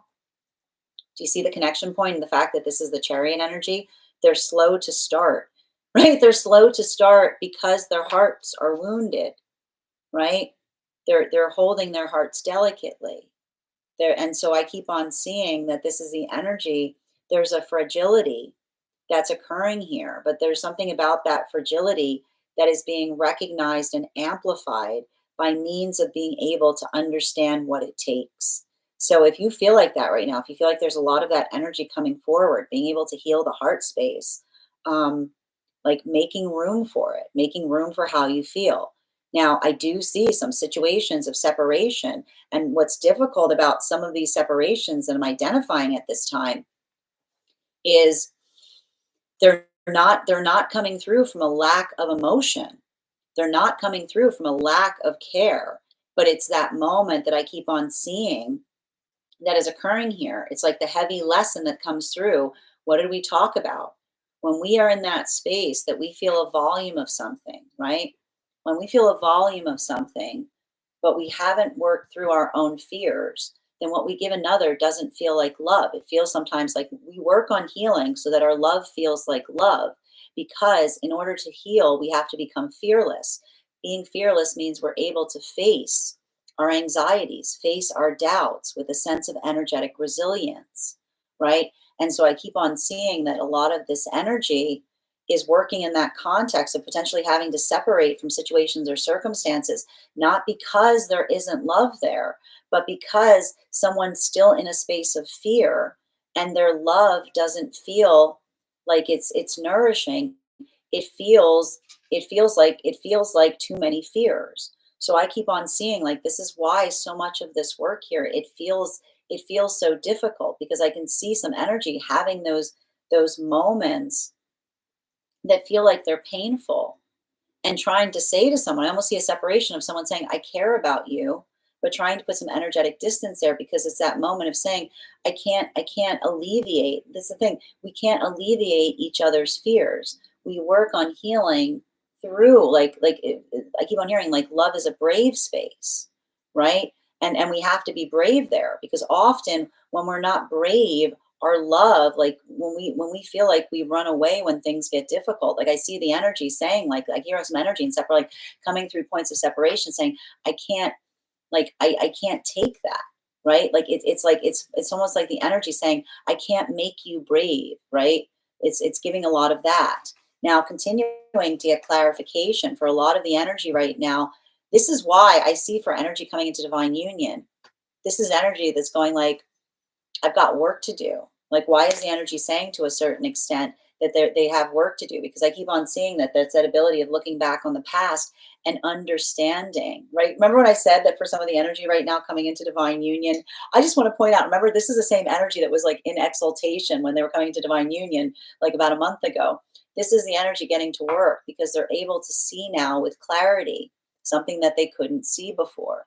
And that's why, again, sometimes when we're doing that work, it feels like I keep on hearing like the pat on the shoulder of conciliation saying, way to go, look how far you've come.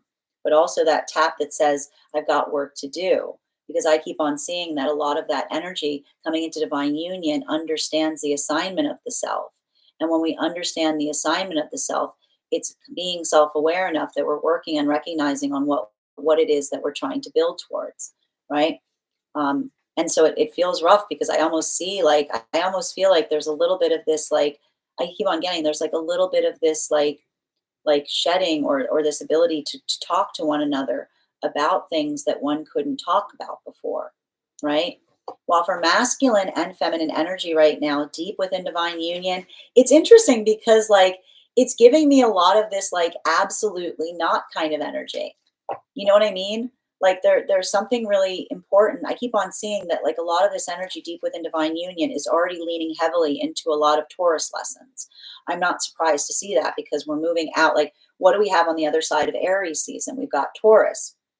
So a lot of this energy is working through. I keep on hearing the energy. It says it's not about how I feel, right? Why is the energy deep within divine union saying it's not how I feel? Because when we're in that space of love, like love is determination, love is energetic consistency.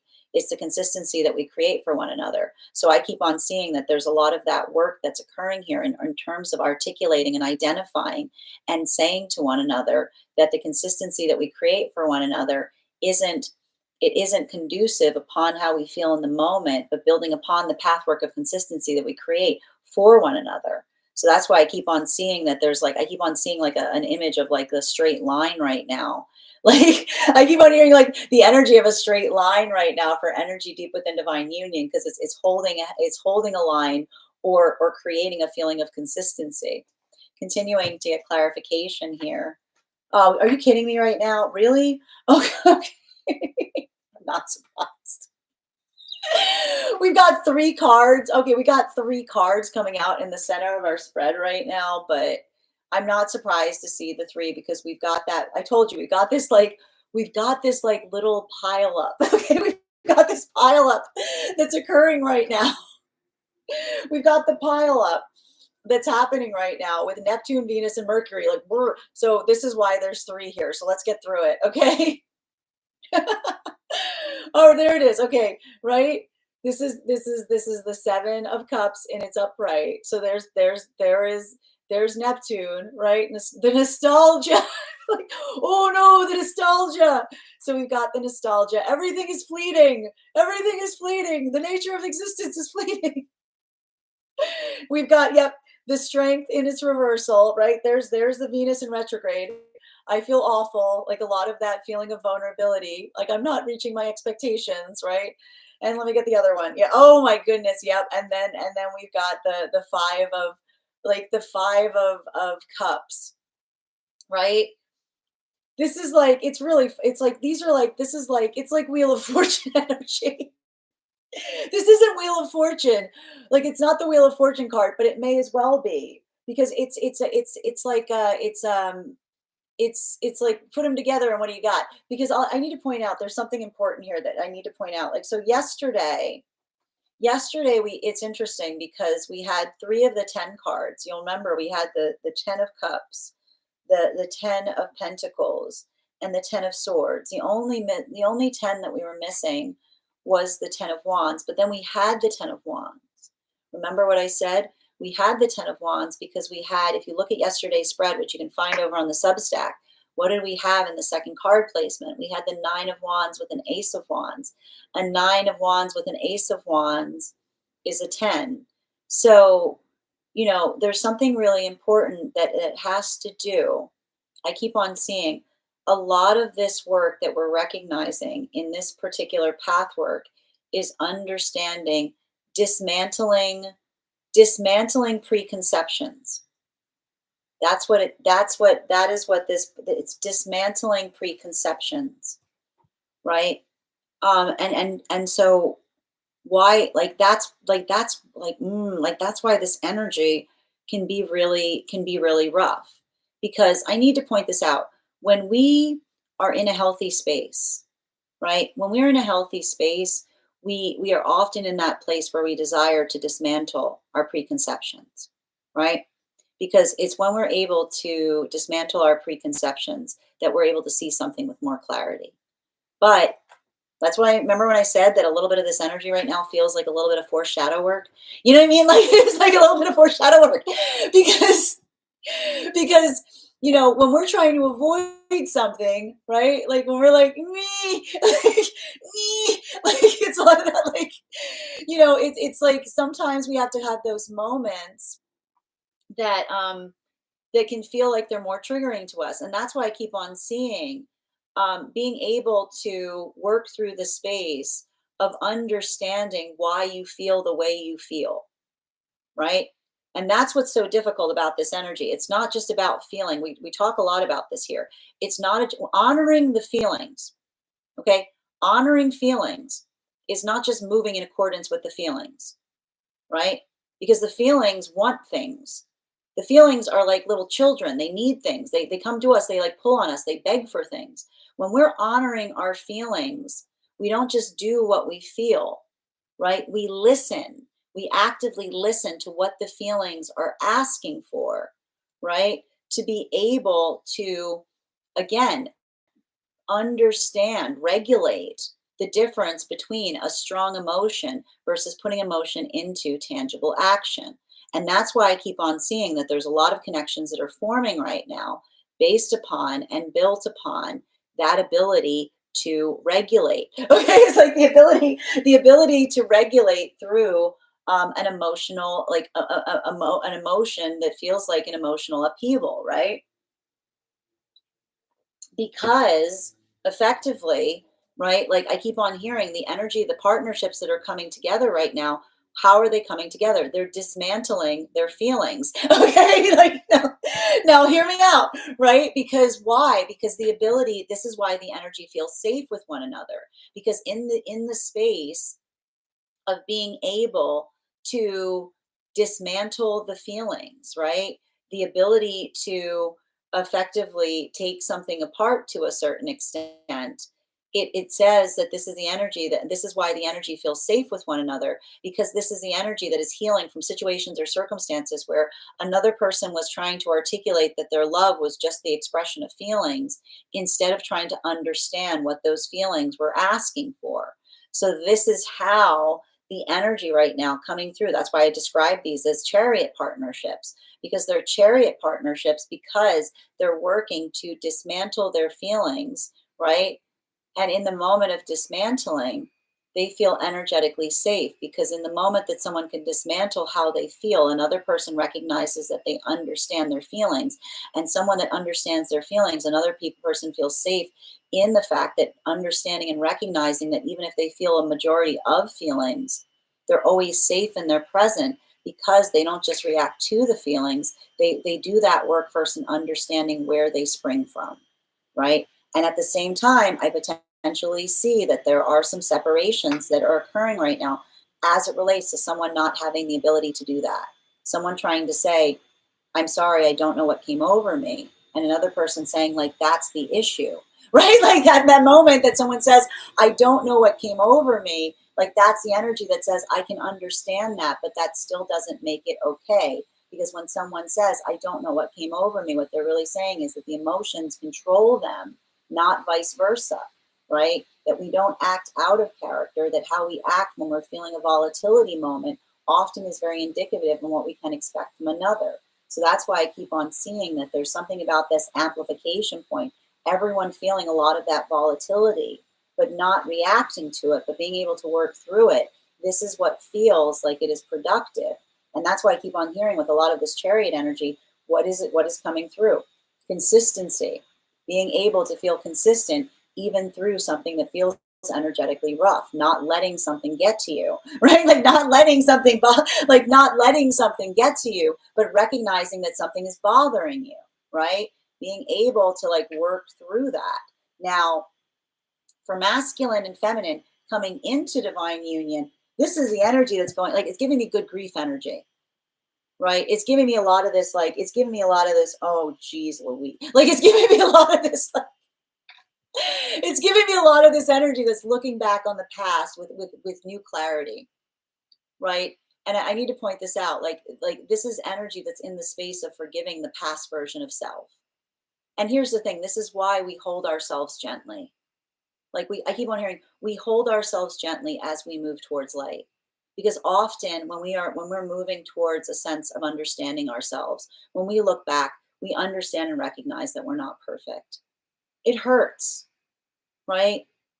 We look back and say that was like, and that's why I keep on seeing there's a little bit of that sentimentality that's rising. There's nostalgia that's forming in this combination of Neptune, Venus, and Mercury together, because it's in that moment that someone's able to look back and say, I'm not perfect, but almost understanding that when we're moving towards perfection, what does the energy say as they move towards perfection? I'm not perfect, right? That often in the pathwork of understanding ourselves, we always feel those failure points. We always feel like we're not moving toward, like like when we're moving towards our higher self, we sometimes question our worth, right? Sometimes moving towards our higher self, we sit there and we feel bad about the things that we've done, having those moments, but we find that space of forgiving ourselves. We find that space of understanding. And I keep on seeing that for a lot of the energy coming into divine union, being able to articulate that, right? Being able to articulate a lot of those stumbling points on one another's journey. I feel like there's a lot of that energy that is healing in a profound way, but they're healing in the space of being able to articulate and say to one another, I'm not perfect, right? But this is the energy of love that says you don't have to be perfect to be loved, right? It's not about being perfect. It's about acknowledging where it is that you're putting that work. Now, for a lot of this energy right now coming into divine union, this is why I keep on seeing that there's something very vital and important here in relationality to holding. I keep on seeing holding the self delicately, even as you're navigating through a point of personal transformation, right? Because I just keep on seeing, like, that's the thing about this energy is rough, right? This energy will have you questioning yourself. This energy will have you questioning what you can expect. But that's why I keep on hearing, like, for a lot of the energy right now that is deep within divine union, focusing on the present, right? Keeping one's perspective on the present, being able to be mindful and build upon and base upon what one can do in this moment. It feels like it's transformational, but it could also, I keep on saying, I would not be surprised if you're having a lot of moments of lucidity right now, because I'm telling you, with Mercury going backwards and Neptune's going forwards, it can feel a little disorienting, right? So you might be having a lot of lucidity right now. Now, fourth and fifth card in our 5 card spread are, one card, please. Yep, there it is. Six. Yep, there it is. 6 of Pentacles in combination with our Hierophant in its reversal.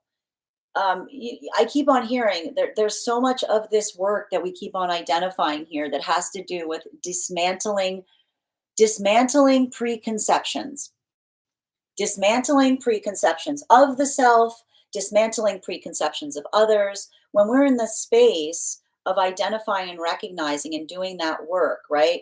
Like, I keep on seeing we have those points, and I like to point out sometimes we feel like we're being pulled apart, but that's when everything comes together.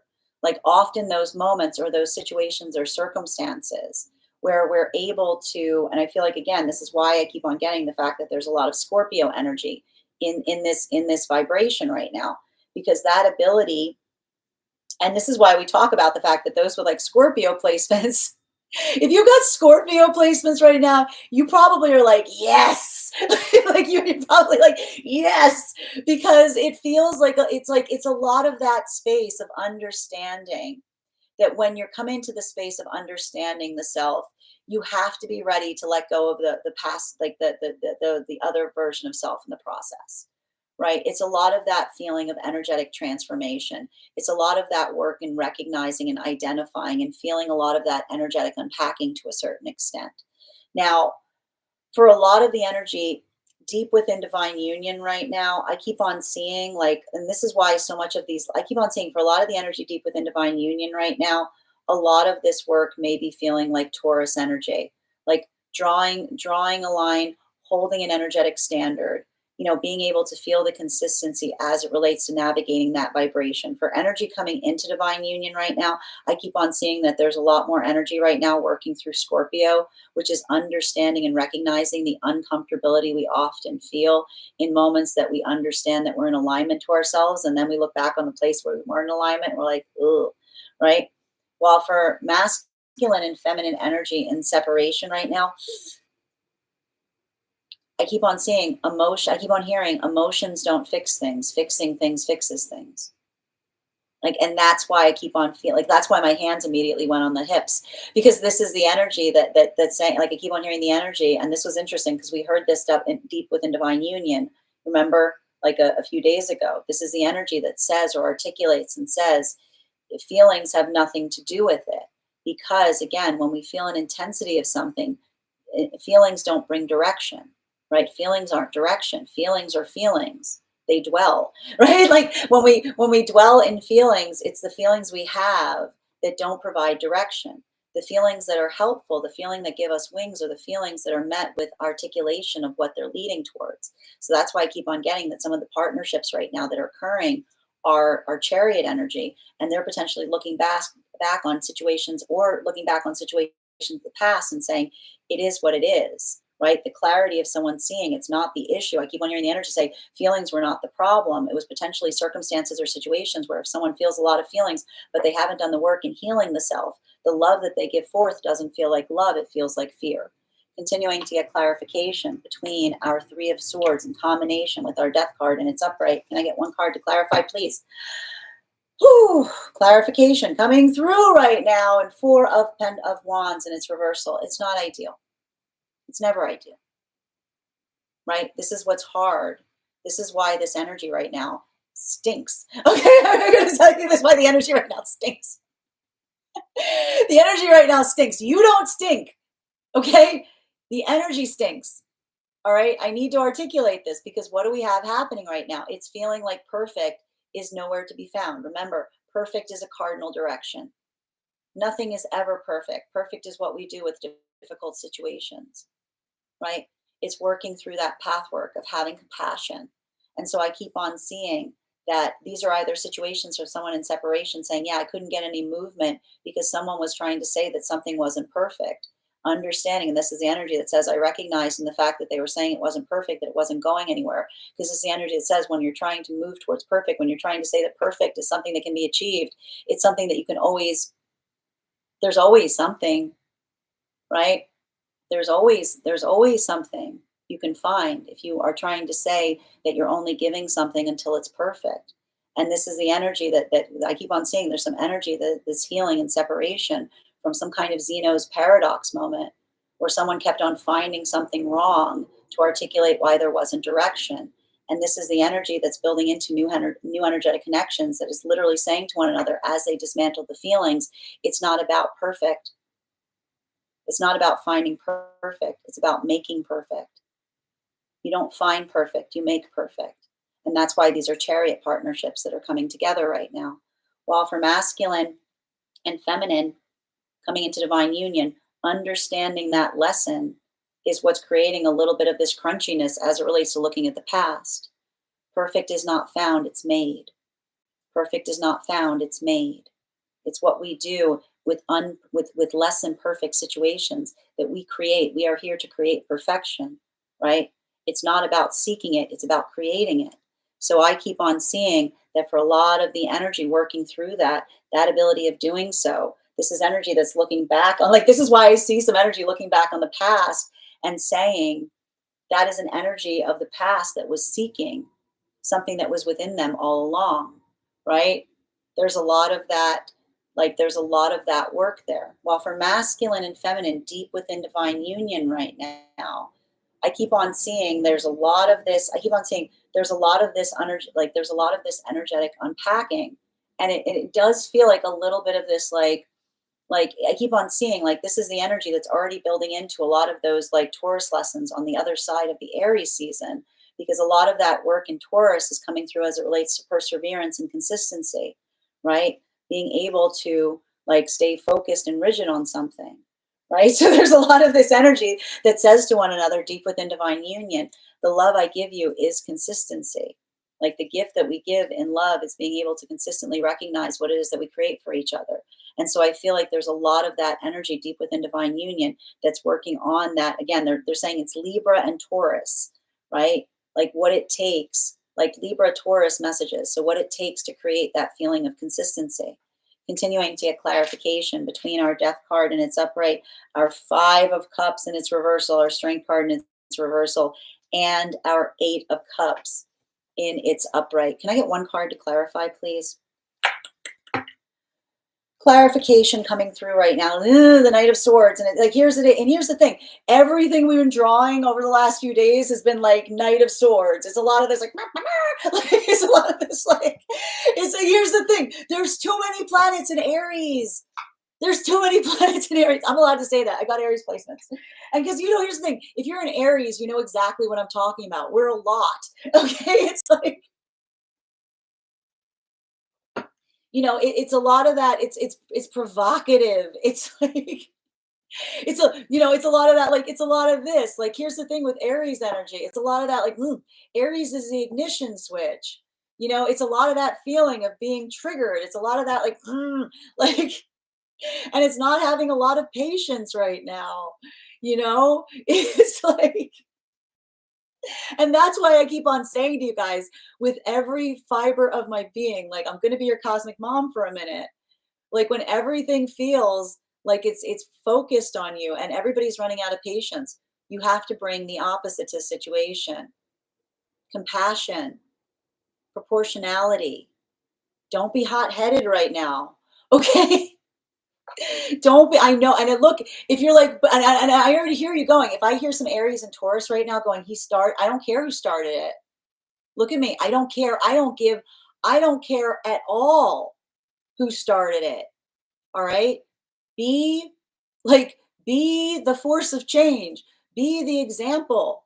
Do not be in a provocative space right now, because I'm trying to save you from having to come to me for a reading after you come out of this. I'm trying to keep the money in your pocket here. Okay, like, I don't want you to be in a space where you come to me and be like, and that moment, I know it felt good. I know it. Yeah, it felt. You tell, oh, you're gonna. Don't you dare come to me for a reading and say, in that moment, it just felt so sweet. Like, I know. I mean, like, it's not about what feels good in the moment. It's about what is good, right? Don't just work through that space, because I see even now there's a lot of that feeling of energetic provocation, you know? And I keep on seeing, like, some of these things, like, I keep on hearing, like, a lot of these lessons are with profound, like, the profound compassion it takes to to respectfully, I keep on saying that the compassion it takes to respectfully disagree, the compassion it takes to respectfully, not get caught in a confusing argument, not looking through, like, seeing, understanding a point of clarity, and not getting caught in the space of emotionality. Like, I keep on seeing expansive moments right now, but a lot of it is not letting oneself get triggered, continuing to get clarification right now. Okay, between, like I told you, this little cluster here, this cluster, this, like, what do you call it? What do you call it when you got Mercury? Like, this is like a joke. It's like, what do you call it? Like, when you got Mercury, Venus, and Neptune all enter a bar together, you got a cluster. Like, this cluster here with the six of pentacles in its upright. It's a cluster of something. It's what I'll tell you. It's uncomfortable. It's awkward. Yeah. Here's the thing, and that's what I said. It's working in the space of what feels like it's positive. And I got to tell you right now, there's a little bit of this energy that I'm seeing here, which is, again, it's showing. I keep on hearing it is showing the difference between being I keep on hearing problem focused versus solutions oriented, right? What happens when like, listen, when we're problem focused, it often speaks about shifting blame.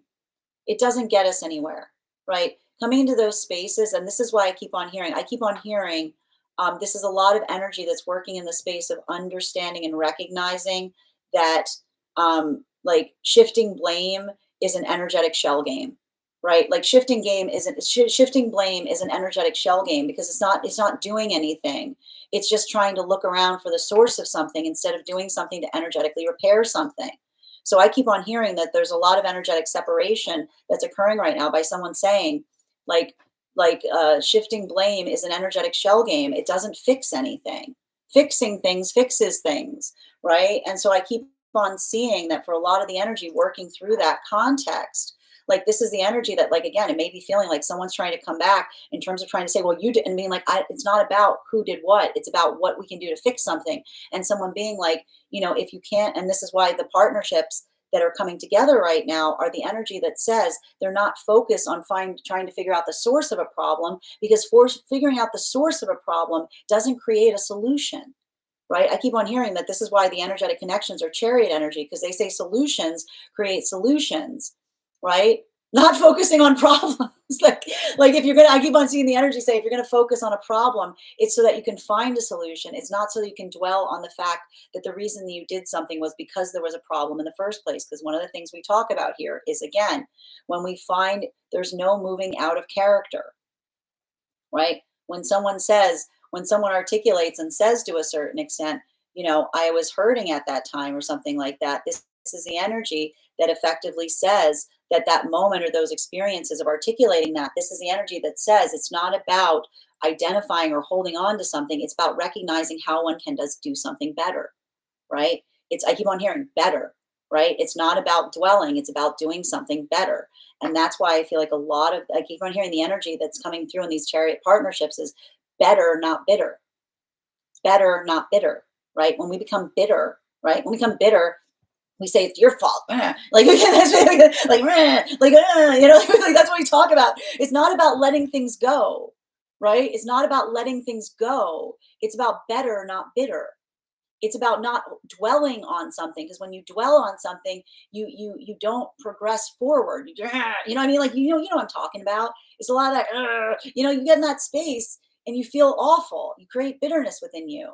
Better, not bitter, which is, again, you navigate what is hard to see so that you can figure out something to do better. And that's why I keep on seeing that a lot of this energy is in that space that they're saying to one another as they build into these partnerships. I'm not perfect, but I can identify the things that I'm working on, right? While for masculine and feminine, that's why I see this energy being like, I'm a monster. Like, I see this energy.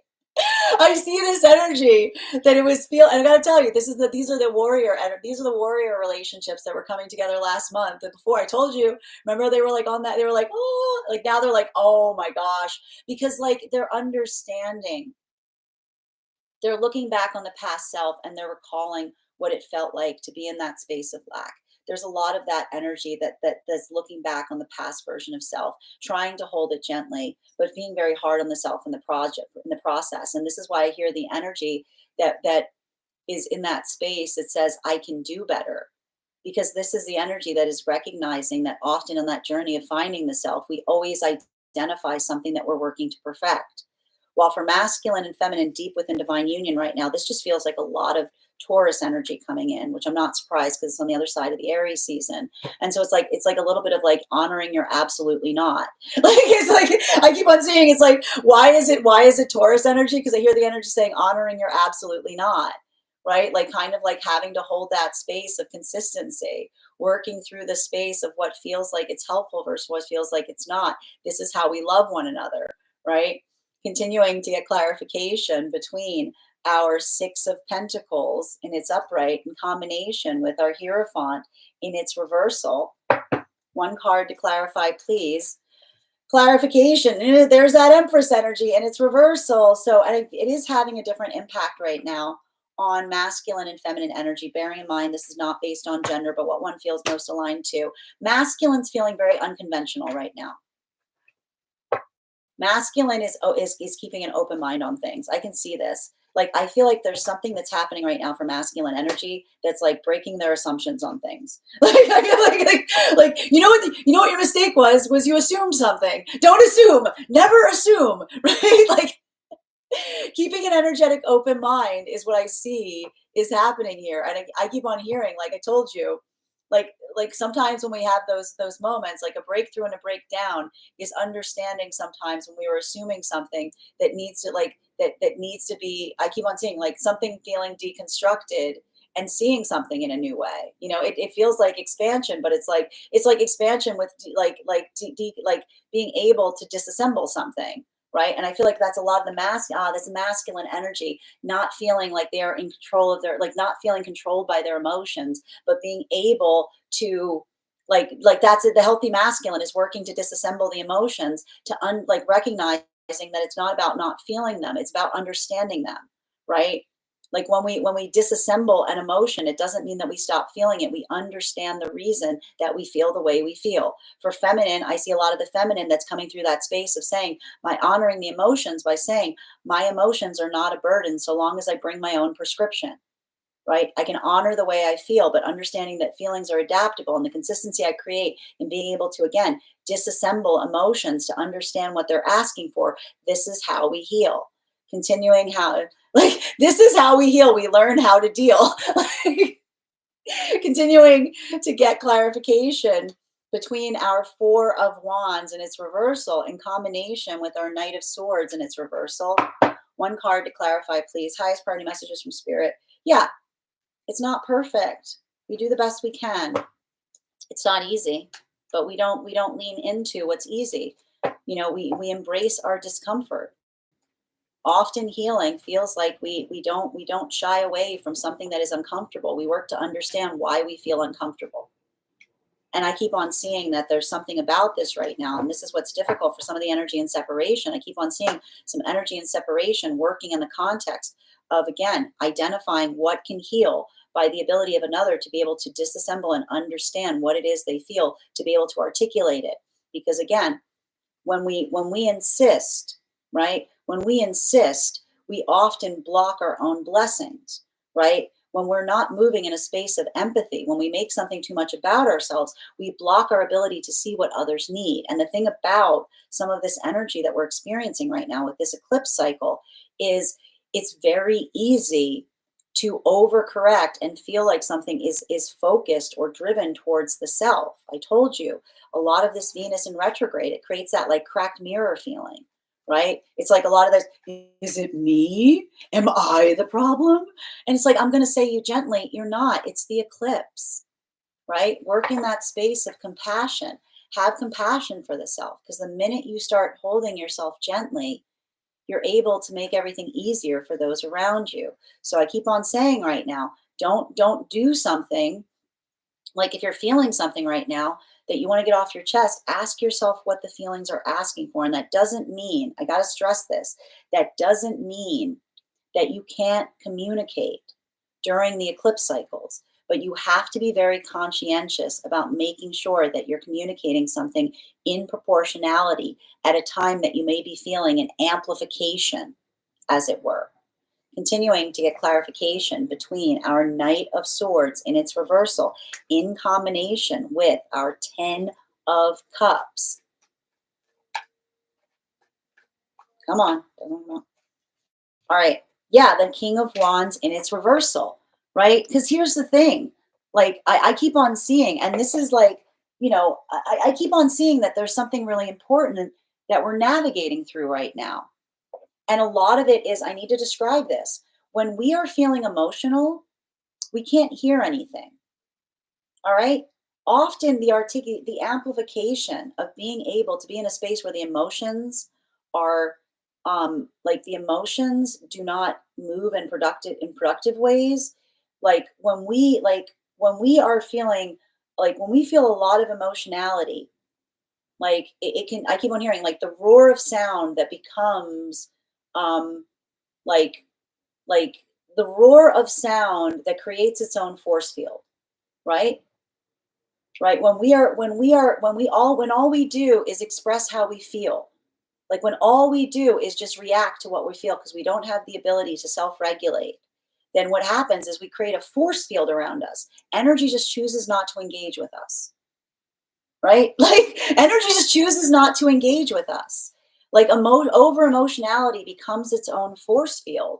And that's often like why we have those moments that we say there's no getting through to someone, right? Because it's like the energy that forgets the fact that they're not right all the time. It's just that others are not bothering to argue with them, right? It's like the force field. It's like the sound wall we create when we are energetically volatile, right? And that's why we work on self-regulation, because when we're able to dismantle how we feel, when we feel an intensity of emotionality of something, it's not an on and off switch. Okay, it's not an on and off switch. It's not like, oh, I fixed it. I don't feel anything right now.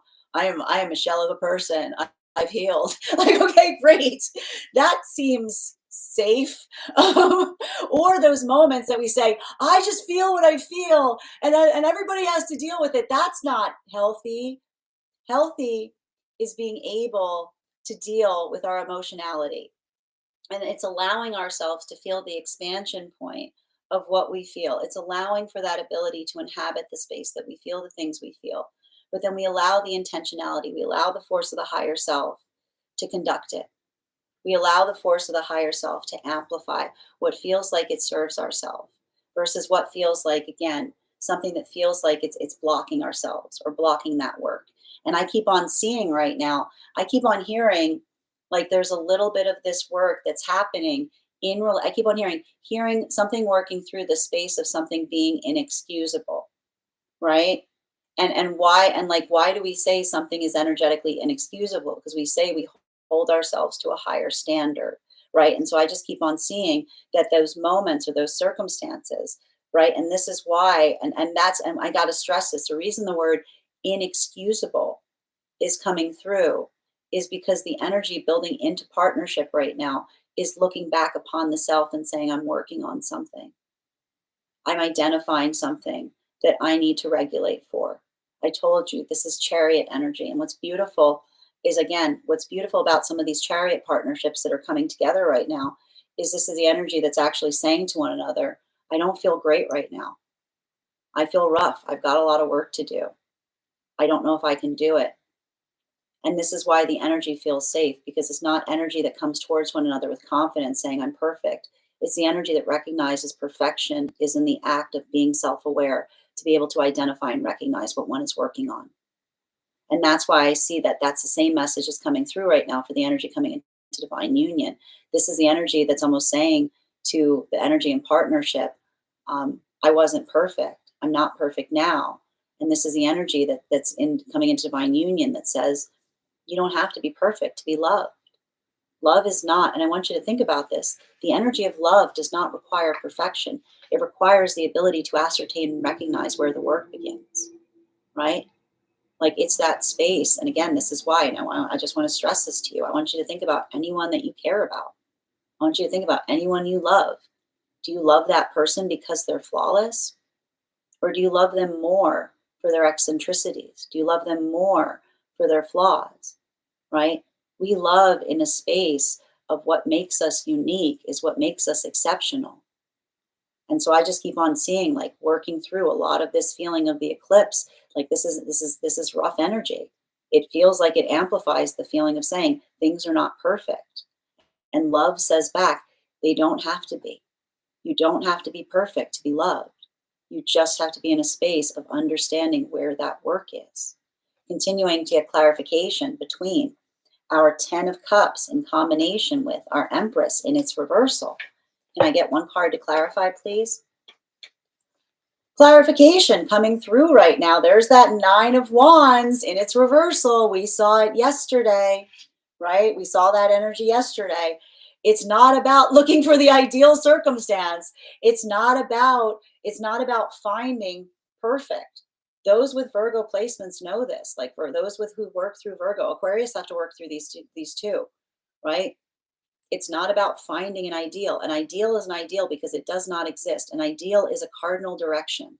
Perfection is a cardinal direction. You cannot chart it on a map. There is no perfect place. There is no perfect person. There's the ability to recognize and identify and making perfect. Our job is to make perfect, not to seek it out. And when we build into the context of making perfect for ourselves, this allows for that ability to understand and identify what feels like it is moving forward versus what feels like it is always finding a reason why not to.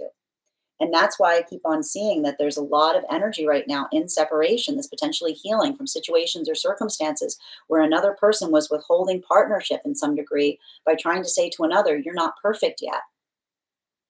The reason I'm not giving you something is because you're not perfect. And this is the energy that says that the moment that they recognize and see the fact that perfection is not conditional to receive love, is the energy that moves away from circumstances or situations where someone is trying to always find a reason why something can't move forward. And they're moving in the direction of energy that says it's not about what's perfect, it's about what we create. It's about perfecting, right? So I keep on seeing that this is the energy, that this is energy moving away from the demand of the energy moving away from the demand of perfection and moving into or inhabiting the space of energy that understands that perfecting is an act. It's not a requirement. Continuing to get clarification between the world card in its upright in combination with our King of Wands in its reversal. May I please have one card to clarify? Clarification coming through right now with our Queen of Cups. It's difficult stuff right now. There's a lot of like I got to tell you right now and I'm going to show you right now between masculine and feminine energy, bearing in mind this is not based on gender, but what one feels most aligned to. This is like I want to say if you're feeling like you're going through a rough patch, it's like I keep on saying the feelings like oh no, the feelings, right? Because I need to describe this right now. Um, And I'm seeing this across all of the frequencies. You know, for masculine and feminine energy, deep within divine union, I keep on hearing some energy saying, I wish I could get through to them. Like I see the energy going, I wish I could get through to them.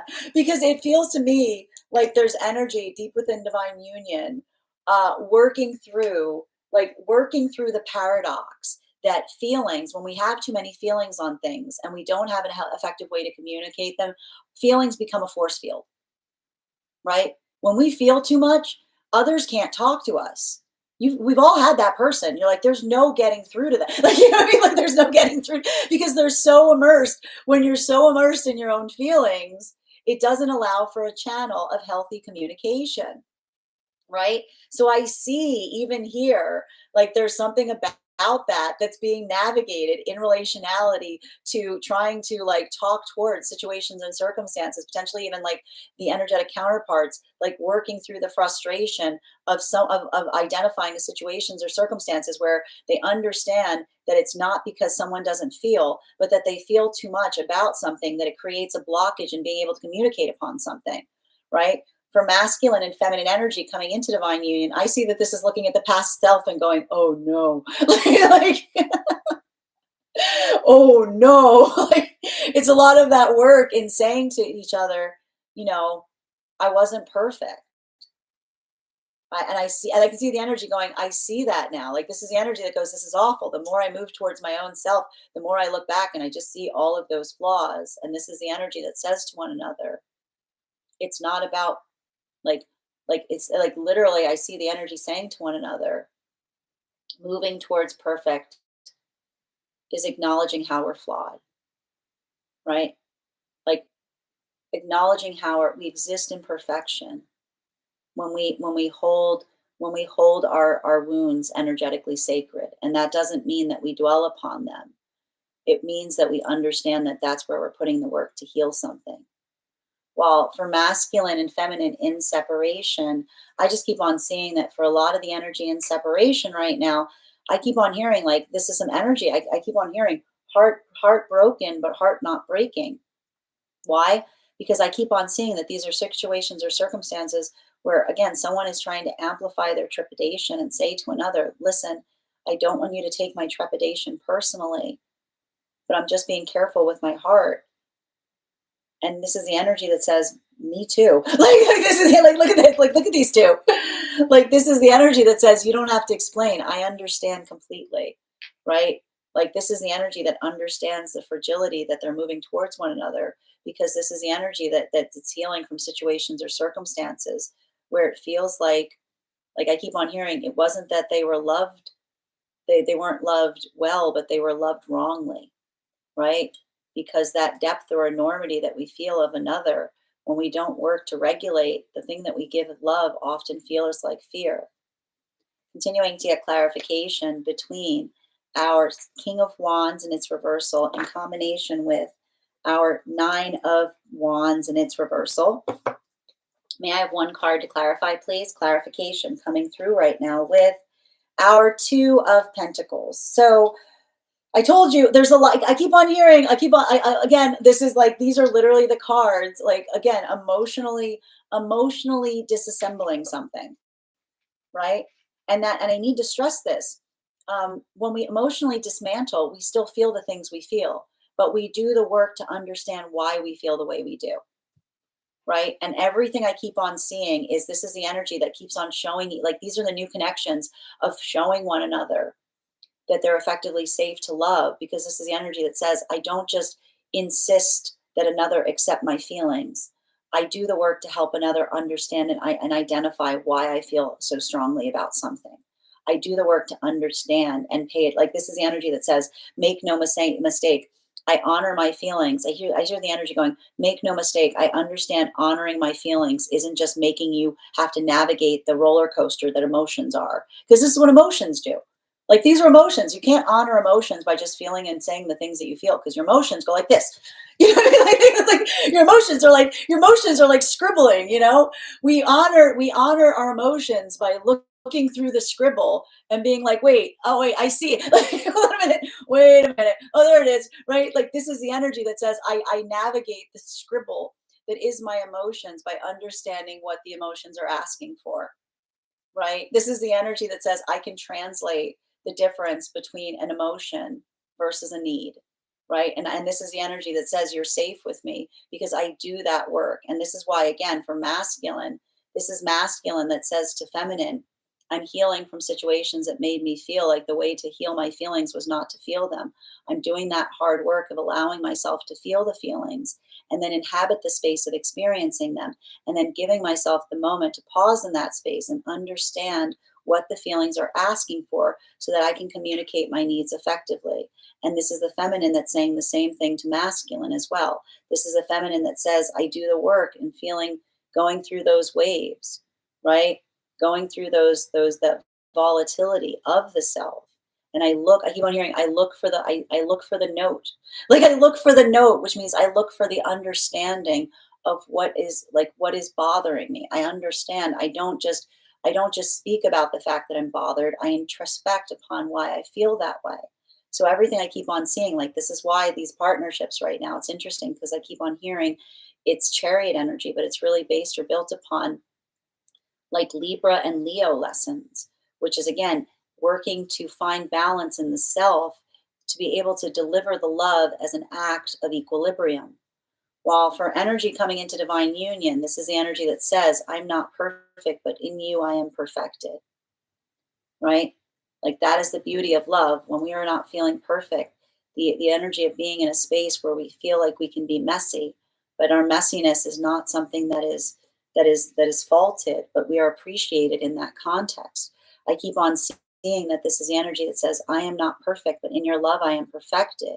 Because that is the energy that says you allow for that ability to grow. You allow for that ability to see something. You allow for that ability for it to change. And this is the energy deep within divine union that I keep on hearing. This is why it feels like a lot of Taurus work right now, because this is the energy deep within divine union that says, for you, I become consistent. Like that identification point of being able to hold the energetic line, the stability that we create in one another, whatever it takes is all it takes, right? Like whatever, like some days it's easy, some days it's hard, but the consistency is the force of love. I keep on hearing the wavelength of love is one that is consistent. Continuing to get clarification between final card, between our Queen of Cups in its reversal and our Two of Pentacles in its upright. One card. There it is, Four of Pentacles. It's not about not communicating. Okay, it's not about not communicating right now. It's being patient. You have to have patience right now. Remember, everybody is going through it. Okay? Everybody is going through it. It's not just about yourself right now. Don't take it personal. Like, please don't take anything. Listen to me. If there's anything you do listening to these readings, don't take anything personally during eclipse season. And especially during an eclipse season like this one. Especially do not take things personally when we got Virgo in retrograde with a Mercury in retrograde with Neptune crossing over into Aries. Because I'm going to tell you right now, there could be some moments right now that what you see is not what's energetically happening. What you think might not be exactly the case. There might be, I keep on hearing, there might be something else going on that you might not recognize and identify. So don't be acting like a fool. Don't be acting like a fool right now. Okay? Like, don't be intentional. And that doesn't mean that you can't be open and expressive, but don't be reactive, right? Lead with compassion, lead with patience right now. I'm telling you, you'll thank me for this. Okay? And that doesn't mean you have to be a doormat. You can do so respectfully, right? You can articulate and say respectfully, I'm like that extends to you as well, right? But just don't do something right now that feels good in the moment that doesn't feel like you want to avoid those like I keep on hearing like the energetic outbursts that sometimes feel like you're letting off steam but actually move you in the direction oppositional to what you want to go into. Bottom of the deck. Yeah, especially here with the Two of Cups in its reversal. I keep on seeing there's a lot of this It's interesting because there's a lot of this space that I keep on identifying here that feels like, I'm going to tell you, um, we often see this during eclipse cycles. It's not the fact, like I keep on hearing the identification point of remembering that one can respectfully agree to disagree upon something. And I need to stress this. And that's what I feel like, again, it's so interesting because I keep on hearing the word respectful, right? The ability to identify and articulate. And I keep on seeing that, um, when we are in a space of navigating and feeling like we have different perspectives on things, we allow ourselves an adaptability to understand and recognize the perception of another, right? Like it's giving me like that space of the um like it's like a lot of that. I keep on seeing, like, when we're in the space of being able to articulate upon something, we work to understand another, to understand even in this moment. And I keep on hearing, when we work to understand another, it doesn't create a space that we have to agree with one another on everything, but we can almost, like I keep on hearing, it allows for a context by which we can have a productive conversation, right?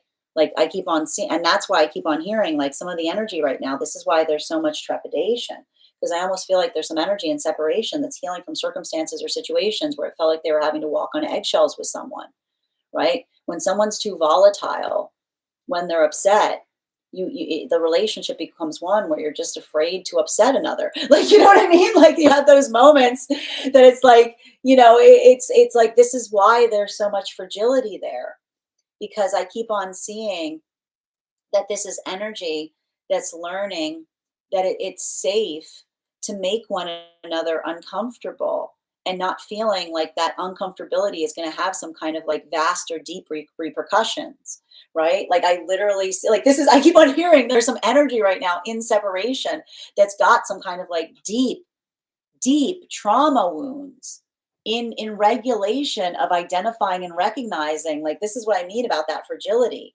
Like this is the energy that's literally trying to say, not only are you safe with me, but it's okay if you disagree. Like it's okay to disagree. Like it's okay. Like this is the energy saying it's okay to argue with me. It's not gonna create like, again. And that's why I keep on hearing that the energy in divine union, it feels like that space of being able to be messy, because when we're in that space of love, again, it's like I keep on hearing there's like playful arguments that are occurring right now for energy deep within, like coming into divine union, because there's something that we experience when we feel truly loved, that we feel like we can argue because we recognize that we're safe to argue. You know what I mean? Like the safety that one experiences in having a playful argument can sometimes feel, I keep on hearing, it can kind of feel like bird song, because it says I care about you even if I don't necessarily agree with you. It doesn't create a rupture point. It creates like, I keep on hearing like happy discord. You know what I mean? Like it's like, "Rah!" Like it's like that. It's that kind of like, like it's a little bit of that like teasing provocation that feels delightful. While for energy deep within divine union, this is like, this is feeling like, this is why it feels like a lot of this combination force of of Aries and Taurus, because this is the energy that says like I love you and I'm willing to butt heads. Like this is the energy. This is the energy that like gets very protective of counterpart, because this is the energy that says I hold the line consistency no matter what it takes. I'm willing to butt heads because, and that's the thing when you see Aries and Taurus messages together. Like Aries and Taurus are like love takes work, love takes determination. Like love is a battlefield. Like it's a lot of that space of determination, but this is the energy that says I push myself into uncomfortable places because that helps me articulate upon the things I care about. That is our daily collective read for today. I want to thank you guys so much for being here and receiving these messages. Just a reminder, if you would like to book a private reading with me, you can do so on my website. Please keep in mind, if you book a private reading with me, it is a two-step process. You have to book the reading, you have to pay for the reading. Please make sure you do both if you'd like to have that reading. Most importantly, please remember that I will never, ever, ever, ever, ever, ever, ever, ever, ever reach out to you for a private reading. I will never DM you. I will never PM you. I will never slide into your inbox and tell you that I have a very important message that only I can deliver. The only way you can book a reading with me is if you book one on my site. So I encourage you to do it there. A couple of updates before we move into personal readings today. First and foremost, thank you to everyone who attended our recent class on the Justice Card. Our next class will be held on Wednesday, April 16th at 6 p.m. PST, 9 p.m. Eastern. We will be continuing our studies into the tarot with a focus on the Hangman. If you would like to become a part of that tarot class program, all you need to do is head over to my Substack and become a paid subscriber. Your paid subscription to my Substack is your ticket of entry into our Tarot Church classes. You will also, as a paid subscriber, have access to over 9 hours worth of material in the Tarot Church Library Archive. Now, it's not necessary to catch up. I'll do my best to give you an update on everything that we've studied thus far. The material's there for you as you're ready to receive it. You'll also have access as a monthly subscriber to a one-on-one chat with me and the other students to ask any questions that you may have in relation to anything that we've studied thus far or currently learning. And if you choose to become a founding member, not only will you receive a discount on the full year's worth of classes, but you will also have access to the entirety of the Tarot Church Library Archive classes. You will also have access to a complimentary one-on-one mentorship class with me, wherein I will assess where you are on your personal tarot journey and give you the best insights in terms of how to utilize those classes to the best of your advantage to meet your personal tarot goals. One of the things I tried to do in these classes was make them accessible to the absolute novice tarot reader as well as the seasoned reader. There's definitely something there for everyone. So I want to thank you if you're just joining us there. So I want to thank, and even if you don't become a paid subscriber to my Substack, I would encourage you to follow me there to stay up to date with any new offerings and services. I also post my weekly newsletter there, which will let you know about my in-person events as well as my online live schedule. You'll also get to know, you'll also be able to see there the full spread of each day's reading as well as the podcast. I also want to let you guys know that on top of my standard life path readings, I also offer mentorship classes. These are for any of my clients seeking more consistent weekly. These are for any of my clients that are seeking a more personalized educational experience with me. I take a very limited number of students for this reason, as those classes are focused on each individual's personal pathwork and spiritual journey. Those classes can be purchased on an individual level or as a monthly class series, weekly or bi-weekly as your schedule permits. Also, for my clients that are seeking more consistent weekly tarot support, I'm very happy to offer weekly tarot insight packages. That is a package of 4 30-minute readings, again, weekly or bi-weekly as your schedule permits. I also want to let you guys know that I'm now also offering dream interpretation readings. Those can be purchased on an individual level per dream or as a package. I do ask that if you're going to purchase the dream interpretation reading package, that you start to keep a dream journal, as we will meet weekly or bi-weekly with that journal and utilize the tarot to understand the key themes and messages coming through to you across the dream space. I want to thank you guys so much for being here today and sharing in these messages. And we will do this again tomorrow. That is our daily collective read. We are going to get started on personal readings. First and foremost, though, congratulations to Ava. You got our highest gifter today. And thank you so much, Heather. You got our second. If anyone else would like to get on the list for today, you will be the 1, 2, 3, 4, 5, 6, 7, 8th person read for. 3 cards for a donation of 28 or more. 4 cards for a donation of 22 or more for my subscribers, links in my bio. Please keep in mind there are 2 things I do not read across these apps. Those are pregnancy and medical. Happy to give insight on anything in a private reading, and you can book a private reading on my site. I'm also taking a picture of today's spread. If you would like to see today's spread, I would encourage you to head over to our Substack. It will be posted there along with the podcast later today. I'm also going to take a minute to read over some of the comments that came through as I was reading. Hi there, Carl. I hope you're having an absolutely beautiful day. Welcome. And thank you for the compliment, Crystal. How are you doing? For those who are joining us across the other apps, if you would like to get on the list for today, you can do so too via the tree that has links in it in my bio. Hi there, user 211. Mandy, welcome. Thank you as well. To get a reading, Tanya, all you need to do is send the donation payment via my tree that has links in it in my bio, and you'll be added to the list here. Amber, thank you for the follow. Mar, thank you for the follow. Claudia, thank you for sharing the live. Always appreciate when you guys share the live. Thank you as well, user 211. Thank you as well, Mother. Oh my God, I know, Kat. We just started it with a bang. Yeah, like listen, the three of Swords with the Death card It's heavy energy, right? And that's why you got to stay in a space of being optimistic right now. Like I'm telling you, it's just the vibe. I know the Three of Swords is back. I'm not surprised. I remember all of this work that we did. Remember how much the Three of Swords was popping up last month? Remember that, Elisa? Hi there, Addie. Mike, thank you for sharing the live. B, thank you for the follow. Damien, I so absolutely love your hair color. Thank you for the compliment, dear, and welcome. Thank you, Elisa. Audrey, thank you for sharing the live. Dave, thank you for the follow. So glad this is resonating, Siobhan. Trishina, remembering that my grounding is for all of us, collective, not only for myself. Tap to claim. Exactly. We're doing this together. As a fearful avoidant, yeah, I mean, here's the thing, Sienna, like a lot of doubts and fears, like work consistency is key right now. Especially, listen, especially if you've got Sag placements right now, like it can create a lot of skittishness. Trishina, if in isolation, my healing is your healing. Tap to claim. Absolutely. Thank you for support. Like, what a beautiful. Trishina, I'm just going to pin you there.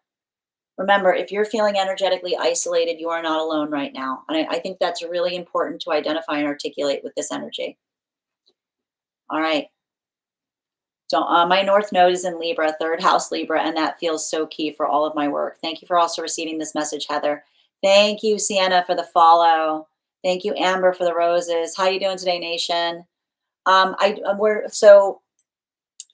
is not great with yes, no, at least when I read for it. I do one free one card readings for subscribers, Courtney. So when we get to subscriber readings, I mean, if you want something that you want affirmation or on, I can definitely confirm like what's going on with it. I always like to point out tarot is a talker.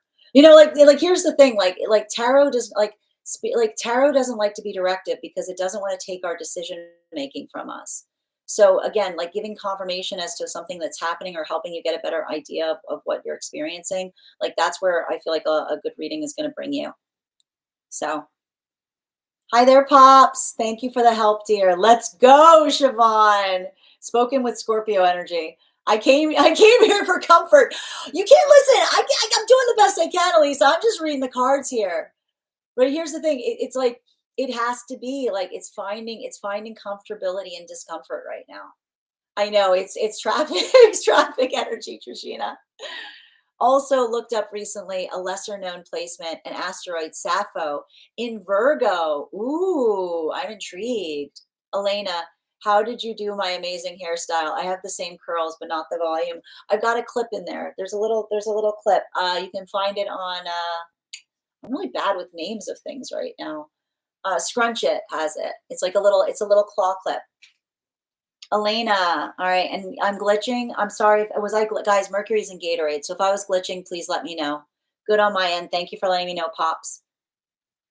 Trishina, dismantling preconceptions, old ideas, beliefs, feelings, so expansive, no masks.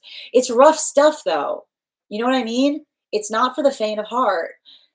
Pure truth. Thank you, Trishina. So true. Steve, thank you for the follow, Stevie. 211, as a Virgo, I've been realizing perfection in every moment. That is beautiful. Right there, like listen, right there, user 211. Again, what an absolute beautiful mantra to like work through right now, especially for those with especially for those with Virgo placements. Finding the perfection in each moment instead of finding the energetic flaw is going to help a lot. Stevie, thank you for sharing the live because that's often only found in the finished product and perfection is the journey itself. Chef's kiss, beautifully said, 211. And Stevie, thank you for sharing the live. Perfection is also imperfection in a lot of ways. Exactly. There's a lot of there's a lot of wabi-sabi quality to this right now, right? It's not letting perfection move you away from being able to work in that context. Beautifully said.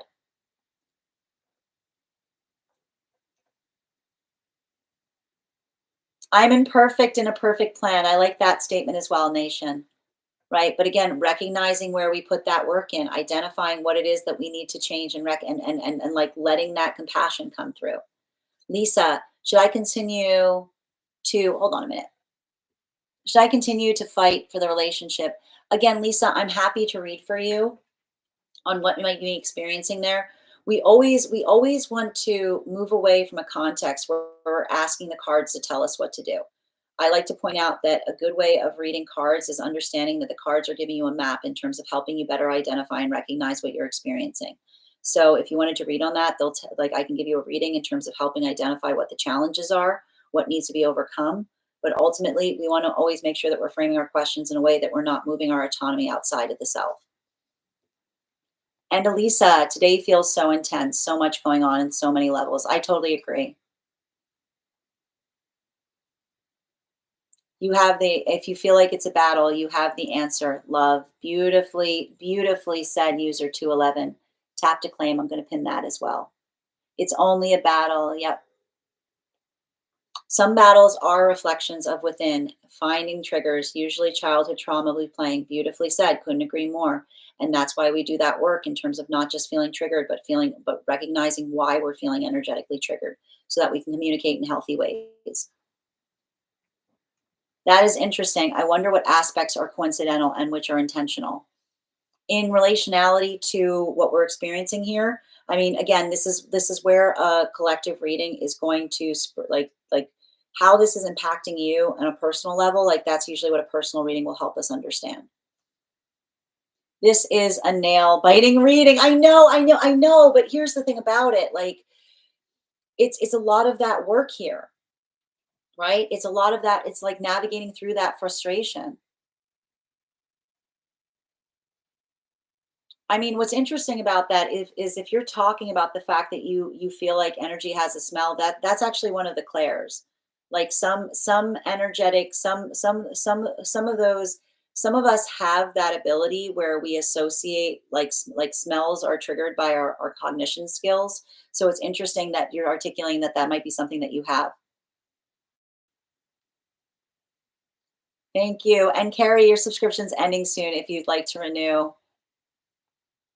I still have the resting bee face with the tears rolling down, sending you support, Crystal. I mean, that's like, listen, that's a little bit of that Aries energy, right? Like that's what Aries energy is all about. Aries midheaven here. Welcome, Cinda. We're about a month out from getting unstuck. I mean, we have to be patient right now and we have to lead with compassion. Yes, I'm an Aries moon. I mean, Aries moon, like again, those with Aries placements right now is making sure that you're not being triggered. You know, self care is key. Mid July, big shift in the skies will be done. That's good to know. Battling that in my head, like poking energy. Yeah, I get it. It's like it feels very pokey. It feels very energetically provocative. I will be nice, but they started it. I know. And again, I am sending you so much empathy if someone else started. But here's the thing: you don't have to be that. You don't move off of alignment, right? Be observant, recognize it, hold space for the self, hold compassion, but don't be energetically provoked. You're so welcome, Angel. All right.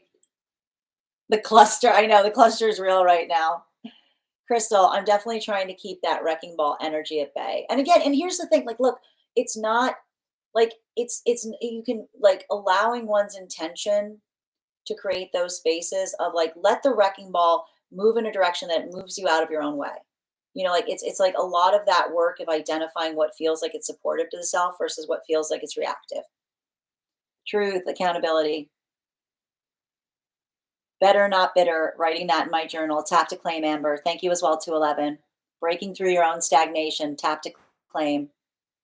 Solving problems, Emperor and Chariots.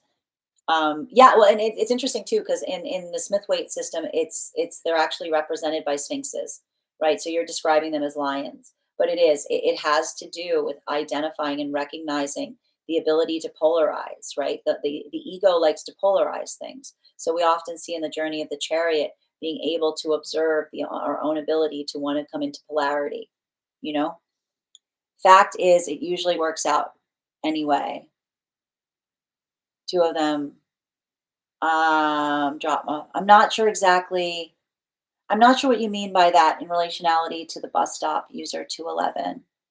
But I think that if you're talking metaphorically, you know, I think the nice thing that you identify, and I like to point this out, like we don't miss what's for us on our path, right? It's all about identifying and recognizing what we feel ready for.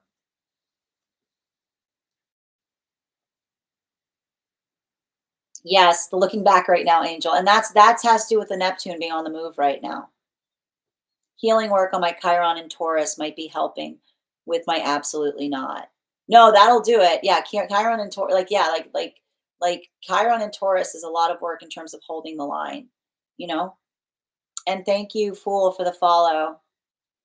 Totally not get never assuming. And if somebody hides what is going on, does not share and communicate. Well, and I need to point this out. Like we keep on seeing here that one of the messages is coming through is we're not responsible for the feelings that we create in one another unless that feeling is confusion, because we can always provide clarity. Authenticity is so funny. I love mine. Laugh so hard this morning. My perfect isn't my own for sure. Tap to claim. And Mama, thank you for the follow. Sally, thank you for the follow. So much about peace is self-regulation. This is so true. No, and we talk a lot about that, right? Like when we talk about kind of working in the context of protecting our peace, we often talk about the fact that sometimes when we talk about protecting our peace, it recognizes a regulation of the self, right? Like we protect our peace from ourselves by understanding and identifying like what it takes. Hi, thank you, user 211. And Tawny, thank you for the follow. Realizing perfection is authenticity in a way that is in the best interest of self. That's beautifully said too, to 11 as well. Aquarius mentioned, yes, remember this doesn't mean that you shouldn't have standards. Exactly, Betty, tap to claim. This is a deeply meaningful conversation. I'm so glad to be here for this. Couldn't agree more, Heather. Oh no, the feelings, exactly. And Cassandra, thank you for the follow. Rose, that perfectly describes how I couldn't love my twin right, and he couldn't love me right. Resonance. I'm sending you so much support on that journey, Rose. I think my chariot relationship is to tie up the loose strings so that they feel like this cycle can complete. And again, sometimes just understanding those strings are key. So I can be fully integrated in self-union once the time comes. I'm not a big fan about articulating upon flame unions. I don't like to use that language here, but again, it sounds to me like you're doing a lot of that work in recognizing and identifying what it feels like to you. So I support you in that journey and doing that work. Rose, I can prove to myself first how capable of unconditional love I am now. Tap to claim. Love is patient and kind, all the things. Tap to claim, Addie. I miss being in a loving relationship. Write it down, Elisa. Write down the things that you hope to manifest and what, like I keep on telling you, this is incubation energy right now, right? Um, I want you to stop saying I miss. I want to say I'm actively finding, right? I'm moving towards. You're not missing it. You're seeking it. Heather, this is the person I first met almost 2 years ago, the one who did not insist on perfection. Tap to claim, Heather. And the only way through it is through it. Tap to claim, Pops. Brooke, thank you for the follow. Amber, thank you for the follow. 111 Sunshine, tap to claim. Tracy, thank you for sharing the live. Ava, thank you for those gifts. Julie, thank you for the follow. Nikki, totally. My new partner got so triggered the first time we argued. I thought I was going to leave him. You see, we're working through it. Like I can be mad at you doesn't mean I'm going anywhere. This is I keep on seeing there's a lot of work right now in navigating as it relates to some of these new connections forming. Like there's a lot of this energy that's working through some kind of space of not feeling like they had the gift of being able to have a constructive argument. I argue and get upset because I care. Yeah, and that's the thing. Like sometimes it's like having the ability to be able to argue in a way that feels like a productive is a gift that we give each other, right? You can be in that space of arguing and still be loved in that context. Ivy, thank you for the follow. Path to Healing, thank you for the follow. Sophia, I came here for the end, and honestly, it's all I needed to hear. You're so welcome. I'm so glad these messages helped, dear. And if anyone missed the full reading, it will be up later today on the place where we keep the videos. It'll also be up on the place where we keep the photos. It'll also be up as a podcast over on my spot at Tarot Church and over on my Substack. In my marriage, rules I learned were I cannot say no, disagree, or share a different opinion. I'm sending you so much support healing from that journey, Rainbow. That's not okay. You're so welcome, Elisa. You're so welcome, Opal. Thank you for those hearts. Also could not discuss existence, those unstated rules. And I was the one who had to say sorry. Violating those rules led to total chaos for a long time, just to not violate them. And it was calm. I'm sending you so much support on healing from that journey, Heather. Again, that's not okay. You deserve to be in a space where you can let your authenticity shine. You're so welcome, 805. That did not work as we needed. It was really, really hard. It sounds really, really hard. And I keep on sending you ongoing support on that. Thank you for the compliment, Crystal. Would very much like the ability to have differences and work through them. Write that down. Say that's what you're manifesting in your current energetic relationship. You'd say like energy with my counterpart will be one where we can agree to, we can respectfully agree to disagree. You're so welcome, Ava. Reminding you to say, I know, thank you for reminding me. Geez, what are they? I'm gonna get it. 805. You know what? Here, can you do me a favor? 805. Message me. Send me a direct message and I'll find out after the live what the name of that vendor is. I'll be happy to send it to you. Libby, your subscription's ending soon if you'd like to renew. Mercury's in Gatorade. It is, Amber. Hold on a minute. All right. Beautifully imperfect. Tap to claim, Nikki. Claiming. Thank you, Siobhan. Thank you, Jen, for sharing the live. Opal, what about memory lapses and confusing events and names? Yes. I mean, Opal, I'm going to tell you right now. There's lucidity. I told you there's lucid right now. So we've got like what's happening is because Neptune's moving forward, Mercury's moving backwards, it can get, you can get confused. I would not be surprised if you're like having those moments of like blanking out or like forgetting what you're doing right now, because it's like, I gotta tell, it's like, it's a lot of glitch energy. Like it's a lot of like, it's a lot of glitch energy. We've got Neptune's going forward, Mercury's going backwards, like it's a lot of that. Hippie, thank you for sharing the live, and AVH, thank you for sharing the live. Nikki, my Lilith is in Aries. Woo, is being really challenged this month, trying to calm it down the best I can. Yeah, that's because I feel like when you got Lilith and Aries, others like to try to make you a villain. You know, like that's the thing when you got Lilith and Aries, it's like you're having to navigate others who you're like, you're like being like, you have to say to someone, I am not the villain. Like I like, you have to work through others being trying to paint you as the villain in their story and being like, you can't help how others feel. I love when you go live. I appreciate you, Minerva. Thank you for being here and being a part of the collective. Heather, some people first chase peace by avoiding disruptions to peace. We all have a different, it's a very good point. Right? Sometimes, I mean, here's the thing. Sometimes finding peace is walking away from spaces that feel like they're disturbing it. It's a lot of that work. Seventh house also. I'm not booked up for live readings, Monica. If you get on the list right now, you'll be the 1, 2, 3, 4, 5, 6, 7th, 8th person right forward here. Learning the most peace comes from handling disruptions when they happen. Yeah. I mean, again, it's recognizing not avoiding something, not overly correcting, just navigating it with intentionality. Hi there, SB. Claudia, I think by the time you get to my reading, I'll be driving. Well, Claudia, I'll tell you right now, if you're not in a good space, I don't like giving readings to those who are driving. So I'll hold your reading till you're in a place where you can absorb it. I don't want you in a space that might disrupt having to pay attention. Okay, so don't feel rushed. And remember, you'll always have your reading, but I want you to be in a safe place as you're able to receive it. Some severely disruptive environments are ones often that need to be left. No, exactly.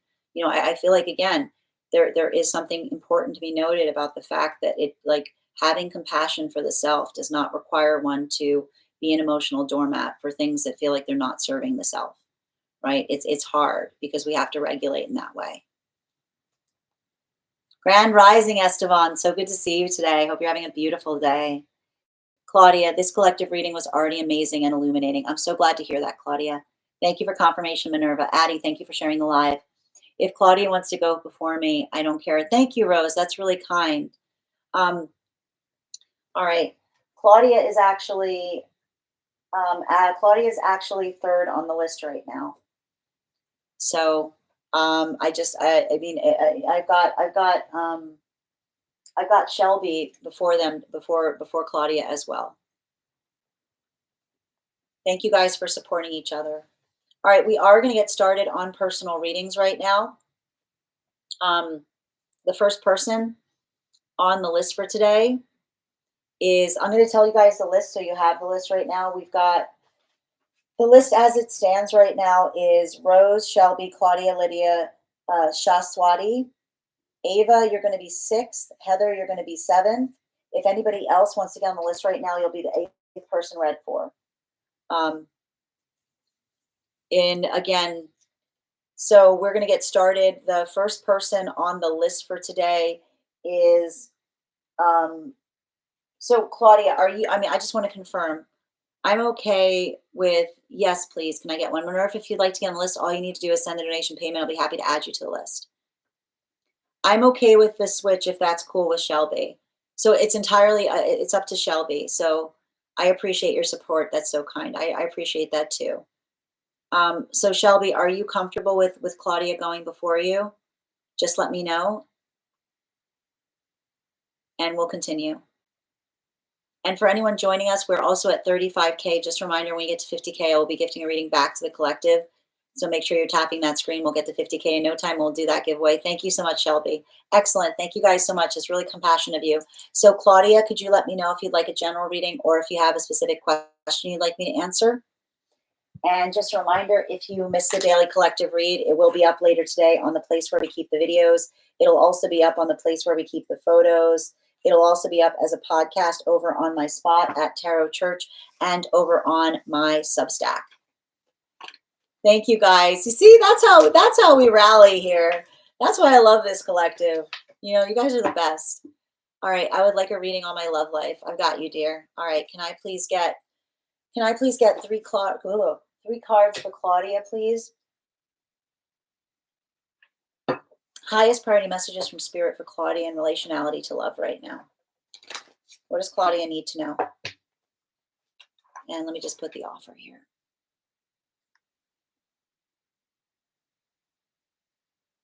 Oh. All right.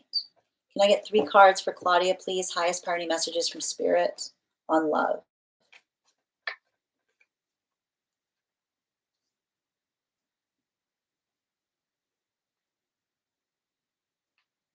I'm getting some like hold steady energy for you right now in relationality to love. Are you currently, this is nice. This is nice. This is nice. It's robust is what I'm getting. You know, here's the thing about it. I feel like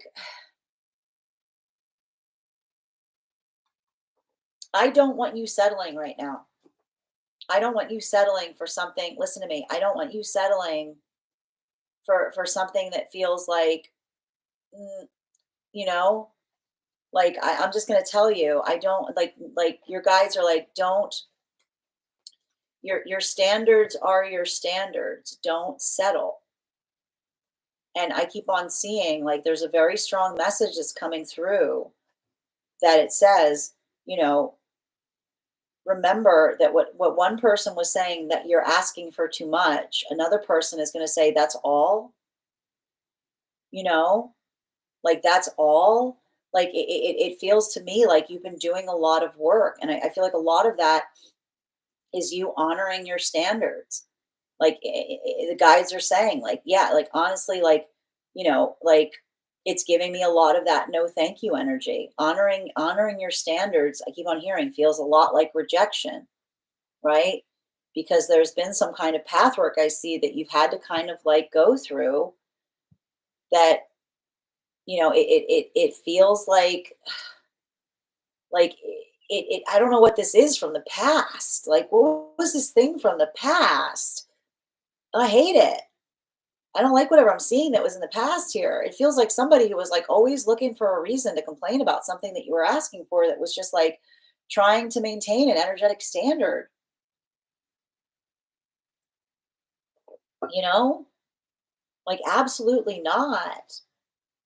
And I feel like there's something that's coming towards you now that's going to give you some kind of like recognition point of what it means to, you know, hold firm in terms of the fact of understanding that what you're asking for, if all you're asking for is consistency, it's not a lot. It's not a lot for someone that wants to give you so much more. I keep on hearing that's what's coming through. Asking for consistency is not a lot for someone who wants to give you so much more. And I feel like there's like, I keep on seeing Like, I feel like you're going through a little bit of like, I keep on seeing, like, I want you to recognize this. I feel like the only thing that's happening right now is I see something coming towards you and you being like, what's the catch? You know what I mean? Like, it's like, what's the catch? It's you're the catch, you know? Like there's something really important to recognize there, which is like, you know, I feel like there's and the reason I would be I don't know if this person likes to fish because there's a lot of fish references there's a lot of there's a lot of fish references coming through. Um, you know, when you're like when you're a catch and someone doesn't want to build a consistency point with you, they'll always try to throw you back, is what I keep hearing, right? Like when someone's in a space, like, and I keep on feeling like this is a thing that's awful. It's like somebody had you and they knew like this is what bothers. This is like you got a guide that is like storming around the room with me right now, saying that somebody thought that you were like the best thing that ever happened to them.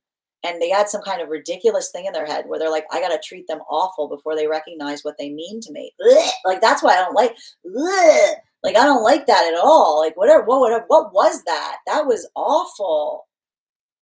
No, you know, Blech! I don't like it. Who does that? Who raised them?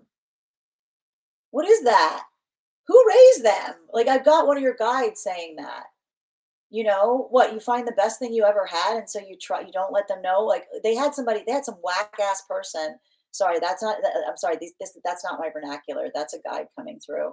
They had some whack person that tried to tell them, "Never let them know what they mean to you."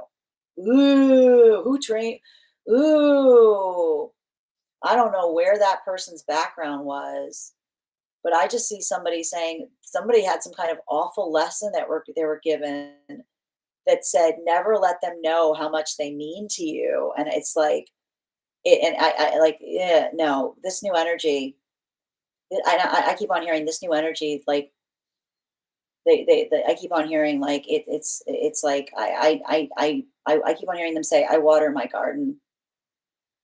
I recognize that the way you create something beautiful is you don't try to see how much you can get away with. You show them how much you can give them, you know? And I feel like there's a little bit of this here. Like, I see someone that's saying to you in some way, um, trust is not given, trust is earned. And I'm going to show you. I see this person sees the fact that they see your trepidation. They understand it, you know, but there's something really, I feel like I feel like there's somebody here that's like, I feel like the past energy was forcing you to prove something to them. And I like this energy that's coming towards you because it says, I'm going to prove to you how much you mean to me. Right. Like it almost says to me, it's like, the only thing I see is like having to work like, and I don't want you to be triggered because I feel like there's going to be some moments that may trigger you as it feels like some kind of similarity to what you were experiencing in the past. The guides are basically saying this is a completely different thing. Don't let the past scar what you're having in the present right now, right? Because I feel like some kind of energy in the past was trying to make you feel convinced that you weren't worth anything. And so it feels like a little bit of this is healing from the feeling that something that someone's trying to give you feels like it's unbelievable. I want you to remember that you choosing yourself has is like, you choosing yourself is saying no to the energy that makes you feel like you're worth less and saying yes to the energy that says, I understand what you are. I understand who you are. And I want to show you, I want to show you how good something can be. Bottom of the deck on this reading. Yeah, I feel like I keep on hearing um, I feel like there's a little bit of work that there's going to be some shadow work that comes through as it relates to this connection. That's why I keep on saying I don't want you to feel triggered about what happened, whatever that whatever whenever you start feeling like that energy from the past coming back, I literally want you to say you have no power over me. I want you to say don't like there's something you're letting go of that was trying to you know was trying to make you feel like you should be like it feels like it was trying to cultivate a feeling of desperation in you. Um, like you choosing yourself and walking away from that. I feel like there might be those moments that um, makes you doubt yourself. I want you to keep on reminding yourself and saying like, you know, I'm healing, like I'm healing from someone who hurt me. And sometimes when we're healing from hurt, it's hard when someone's trying to be kind to us because it's hard for us to believe it. So I want you to work and say, I'm healing. When you're feeling like that, when you're saying like, I'm having a hard time believing it, I want you to say to yourself, I am healing a trust wound. I'm healing a trust wound, right? Because often when we're healing a trust wound, sometimes when someone gives us something from a place of genuineness, it's hard to believe it's real because we're used to something so much worse. So I want you to say to yourself when you're feeling like that, don't get caught in your own head. I want you to just regulate by saying, I am healing a trust wound. It's hard to trust the things that are happening are true. Thank you so much for having that reading with me, Claudia. And if this message connected to you as well, it's very common for those who need these messages to be here to experience them. We are doing personal readings right now. If you would like to get on the list is open. You'll be the seventh person read for. It is 3 cards for a donation of 28 or more, 4 cards for a donation of 22 or more for my subscribers. Links in my bio. Please keep in mind there are 2 things I do not read for across these apps. Those are pregnancy or medical. Happy to give insight on anything in private readings, and you can book a private reading on my site. The next person we're reading for today is Rose. Rose, if you're here, can you respond in all caps? Let me know if you would like a general reading or if you have a specific question you'd like me to answer. And I'm going to take a minute to read over some of the comments that came through as I was reading. All right. And just bear with me a moment. I'm putting the offer in.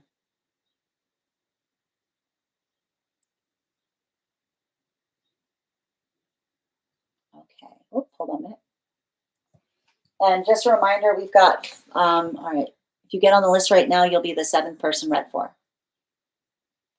And we're also at 36.5K likes. When we get to 50K, I'll be gifting a reading back to the collective. Hold on a minute.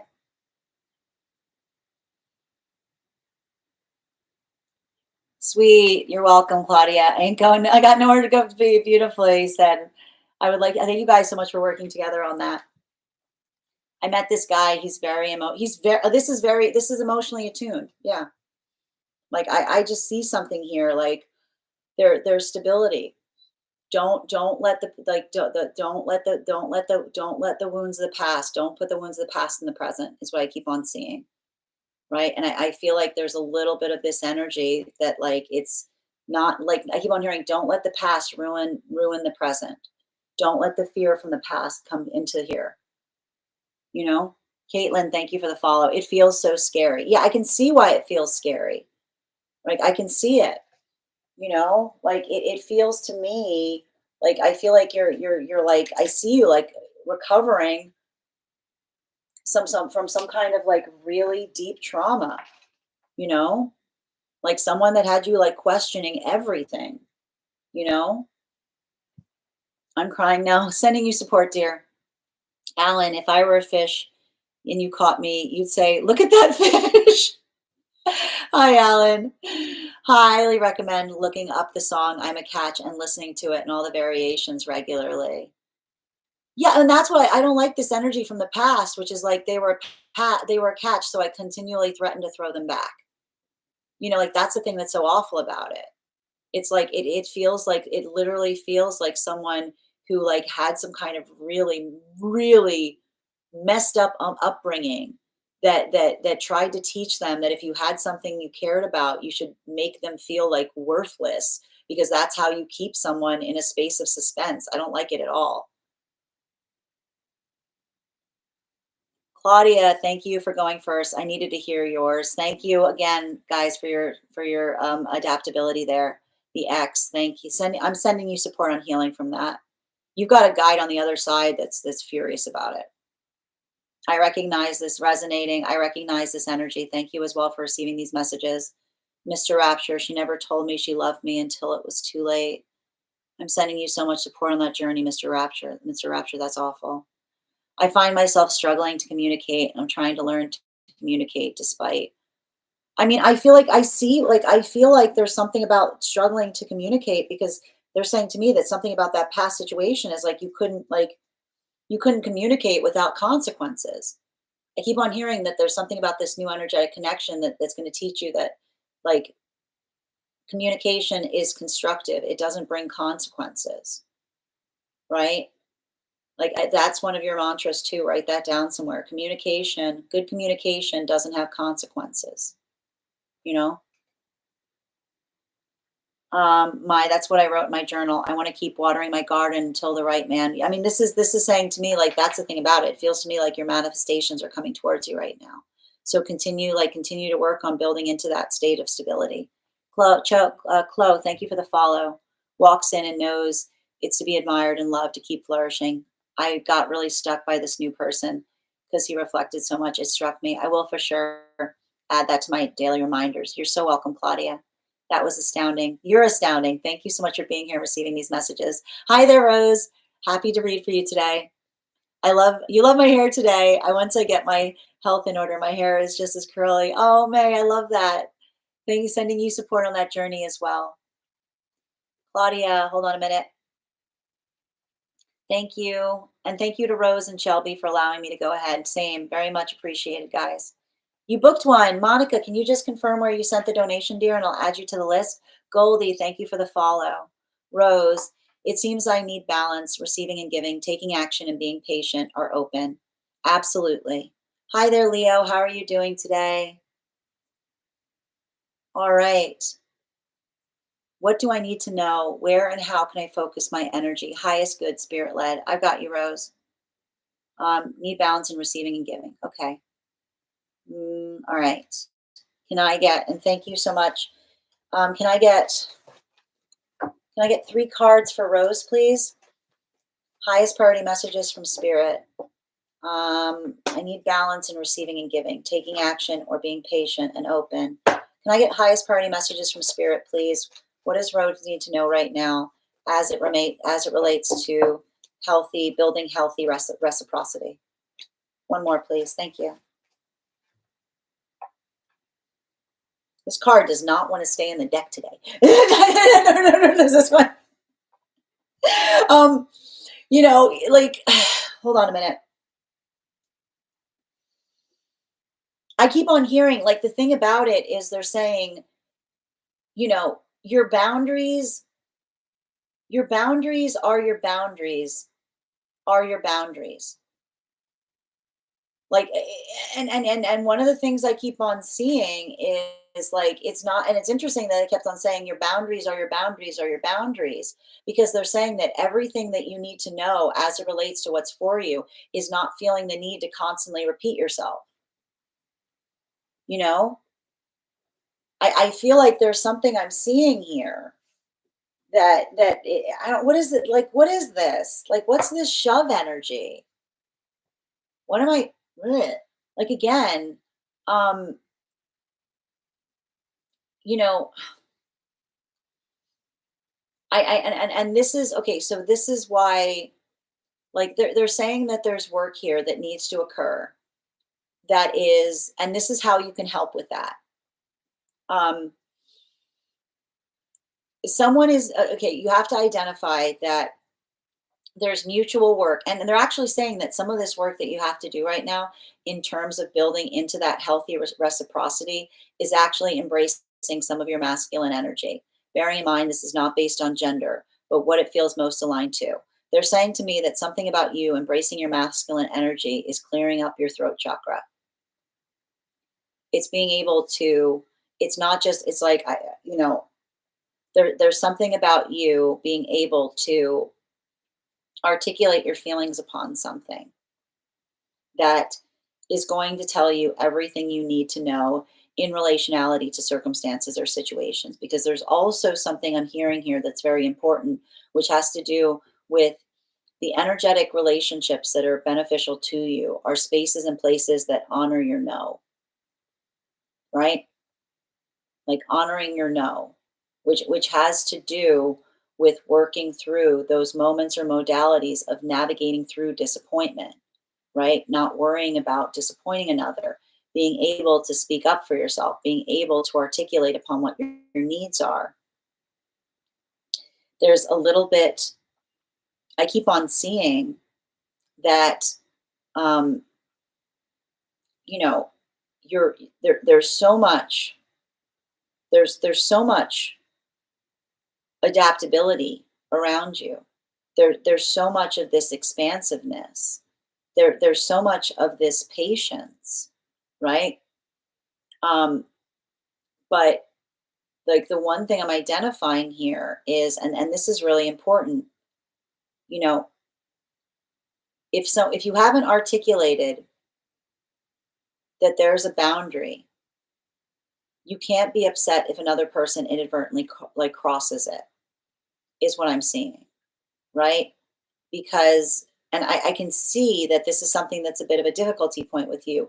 You're very good at intuitively recognizing, feeling out what another person's comfort zones are. Like you know what territory, you see someone and you know what territory is off limits within them versus what feels like what feels like it's comfortable. You have to recognize that others are not as attuned as you are. And so don't, I keep on hearing, don't read meaning, like don't read meaning into someone who's just clumsy, is what I'm getting. Don't read meaning into someone who is just clumsy, right? Like don't read into, like if someone, it's giving me, it's giving me like bull in the china shop energy, which is like if someone is just energetically clumsy, they might not be intentional in like doing something in a way that feels like it's directed towards you, right? And that's why they said everything you need to know about a circumstance or situation, if someone's being clumsy or intentional, is in you being able to articulate upon what an energetic standard is. Because I keep on hearing the first time someone does something, it's a lesson.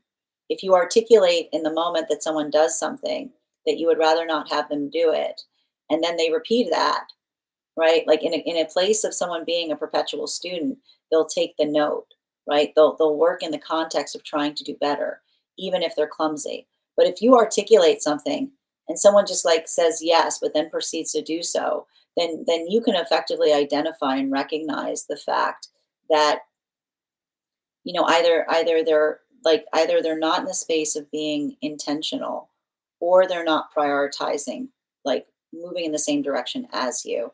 And so I do see you've got like you've got a lot of patience, right? You've got a lot of patience, but remember, patience is a gift. Patience is the respiring breath of patience is progress. So when we're in a space of something being energetically healthy, we articulate to another a need, they're going to work. They're going to work to try to address it. They're going to work to try to like navigate through it.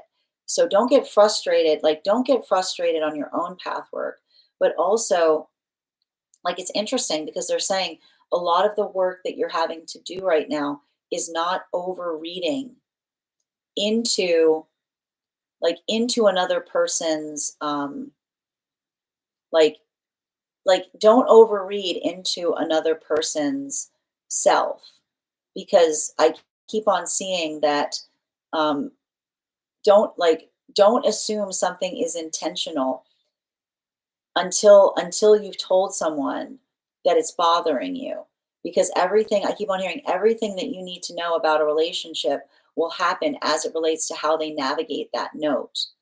I do want to give you some bottom of the deck information, something to keep in mind as you go forward. Like, you know, there's a little bit like, you know, what is this? I gotta figure. Hold on a minute.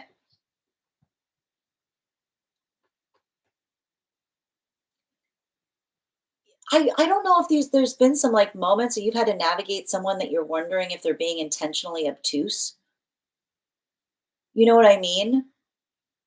like that, like that's the thing about it. And I need to stress this. And here's the thing. Um, like that's why they're saying that, um, like that's why they're saying everything you need to know is via the clearing one's throat chakra. Because again, um, like assume like you're very good at reading the room, and sometimes those that are very good at who are reading the room will see intentionality where another person is just like it's not intentional, it's just unconscious. Like it's not, it's like don't read intentionality into another person's situational blindness is what I'm seeing, right? Like let it be, I keep on hearing, let it be an educational experience. Give them the opportunity to correct for something. Give them, I keep on hearing, give them the benefit of the doubt until there's no doubt, right? And that doesn't mean, like they said, like that doesn't mean that you have to constantly give someone the benefit of the doubt. But you give, and the way that you articulate between giving someone a benefit of the doubt until there is no doubt is you give someone the means by way of correcting something, right? Giving them that observation. Everything, I keep on hearing, everything you need to know will be found in how they receive that note. Thank you so much for having that reading with me, Rose. And thank you for, and if this message connected to you as well, it's very common for those who need these messages to be here to experience them. We are doing personal readings right now. If you would like to get on the list is open. It is 3 cards for a donation of 28 or more, 4 cards for a donation of 22 or more for my subscribers, Binks and Malayo. Please keep in mind there are 2 things I do not read across these apps, pregnancy and medical. Happy to give insight on anything in a private reading, and you can book a private reading on my site. I'm going to take a minute to read over some of those comments that came through as I was reading, but if you'd like to get on the list right now, you'll be the 6th person read for. Also, we're at 37.4K likes. When we get to 50K, I will be gifting a reading back to the collective, so make sure you're tapping that screen. All right. And thank you, Goldie, for the follow. Rose, it seems I need, okay, thank you as well. May consider listening, but depends on the song's messages. Got it. On the song's message. Resonates. Thank you, Goldie. The message is helping to recognize that you yourself are a catch. Beautifully said. And Rainbow, go ahead, please. If you've got a song, make sure that you head over. If you're a subscriber, go put in our Discord channel messages for channeled songs. So that way we can catch up and hear them there. I found it so healing to start seeing myself that way and recognize the ways I am a catch. I love that, Rainbow. Thank you for sharing that. And I look forward to listening to that song. Never thought of me that way before. That's absolutely beautiful. Hold on a minute. Hold on a minute. Just reading over. Hold on a minute, Rose. I've got you. So my throat chakra just needs to yell what I want and accept disappointment should it come. I don't, here's the thing about it. It's actually saying to me, it's not going to require you to yell. I keep on hearing the thing about clearing your throat chakra is it's not going to require you to raise your voice. Like that's the thing I'm seeing that is interesting about it. It's not like it's actually identifying those spaces that if you're in a space where it feels like the only way you're heard is if you raise your voice, potentially moving away from them, right? Like it's giving me a little bit of this energy of saying something once politely, but not coming into the space of feeling like one has to repeat themselves, right? Like I keep on hearing the first time respectfully, you know? How do I figure out any meaning when everyone is clumsy? And that's what I keep on seeing. Like they're saying even now, identifying and recognizing those educational moments, right? Like I keep on seeing energy that's in alignment to you I keep on saying energy that's in alignment to you will appreciate the note. They'll take it into consideration. They'll be able to explain themselves if something is intentional. And there may even be spaces where you may have a point of being able to say to another, we can respectfully agree to disagree.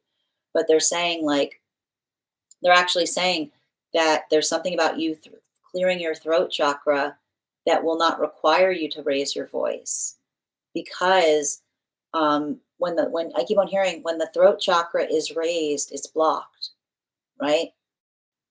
Like when you feel like you need to shout over something, it's articulating spaces where you feel like your voice isn't being respected, right? So they're actually saying that there's something about that, about not only being in circumstances or situations that don't require you to have to raise your voice to be heard. And it's interesting too, because as I've been giving this reading, I don't know if you can tell, like I've been getting a rasp in my throat chakra. And that's the thing, like I can see you saying, like, I'm tired of yelling. And the guides are like, so don't stick around in spaces it feels like you have to yell. Like say it once, pay attention, recognize if others are paying attention to it. And if not, be like, if you're not going to prioritize my voice, then I'll take my voice elsewhere. Like that's the thing. Like clear your throat chakra by clearing your throat chakra is honoring your throat by saying, if I have to raise my voice, I'll take it elsewhere. I'll take it somewhere where it's energetically respected. Heather, yes, so much so. It's hard when that pops up, the sooner the better. So trust that what I'm interpreting, whether they are conscious or not, then do what I want. It's not about doing what you want. From what I'm seeing, and again, it's about recognizing and making sure that you're not reading meaning where meaning isn't. If you feel like someone's doing something that is bothering you, make sure that you articulate to them that that's something that's bothering you because they're not someone cannot cross a boundary until they know that a boundary is there. So don't assume that someone's trying to cross boundaries if you haven't articulated what those boundaries are. Help them see them before feeling like they're violating them. Thank you, Rose. Important for other person to be able to have open throat chakra to discuss the how. Completely agree, Heather. Articulating the need can be different than deciding the solution to the need. Beautifully said, Heather. That face says like, oh my God, what is this? I know. Well, it's like, here's like, it feels like I can see someone that's like, it's like, I feel like I see some kind of pathwork of someone feeling like they were in a space of like, and this is a thing, like when someone isn't prioritizing us and then we raise our voice and then someone goes, why are you so angry? Right?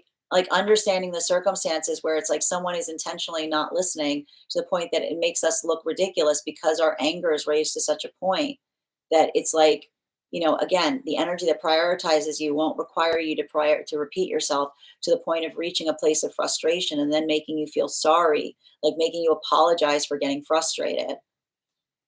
If both can decide that together, higher chance of success, always.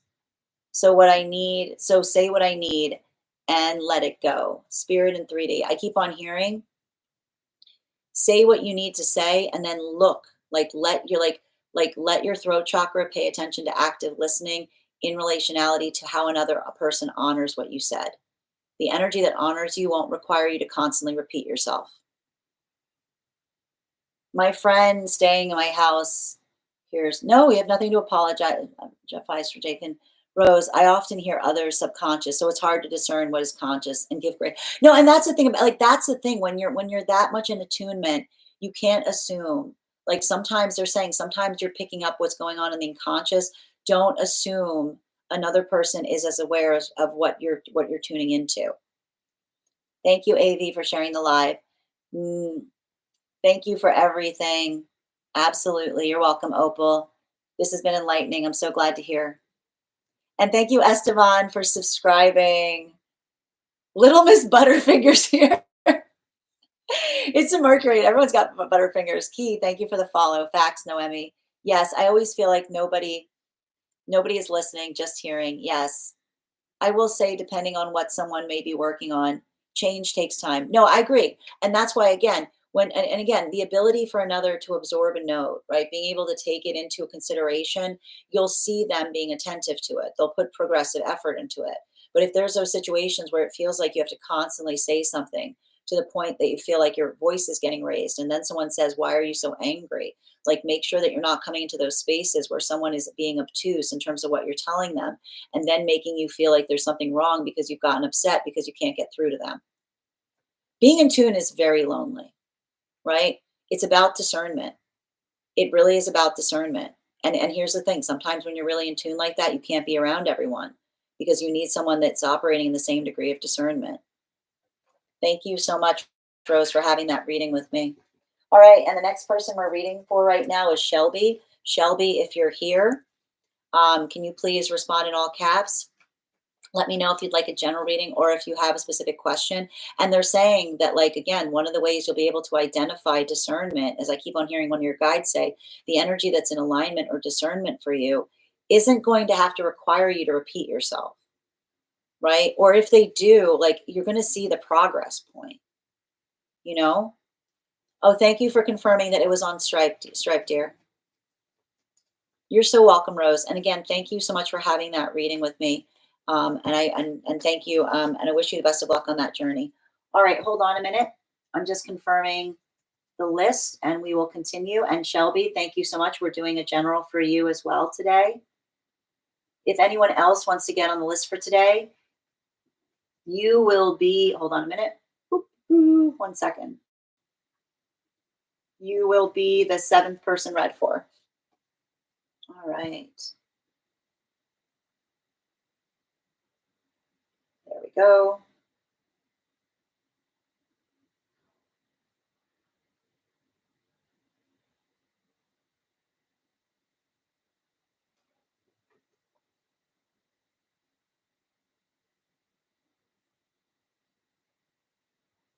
Okay, so I have the reading here, dear. Can you just uh Monica, can you please confirm the first 3 letters in the email that you sent the donation through, and I'll be able to confirm you on the list? Also, Areli, you are also on the list. Thank you so much. And yep, thank you, dear. All right. We've also got 3 more spots on the list for today if anyone else would like to get on the list. And we're now doing a general reading for Shelby. We're also at 39K likes. When we get to 50K, ooh, flying out. All right, that's the first one. When we get to 50K, I will be doing a giveaway and gifting a reading back to the collective. And thank you, Rose, for sharing the live. Always appreciate when you guys share the live. You're so welcome, Jacob. Little Leo, the necklace is illuminating. The first thing I want to see is which one? I've got 3 on, dear. All right. Working on a few things. All right. Can I please get 2 more cards, please? 2 more cards, please, for Shelby.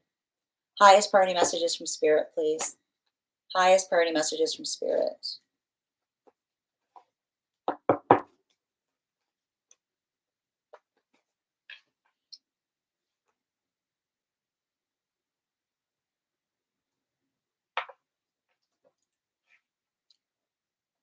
There are some things you can only see in hindsight, Shelby. Like you have to understand this. There are some things you can only see in hindsight. And I need to stress this. Like it feels to me like, how do I describe this? Um, I'm going to put it this way. I'm going to put it this way.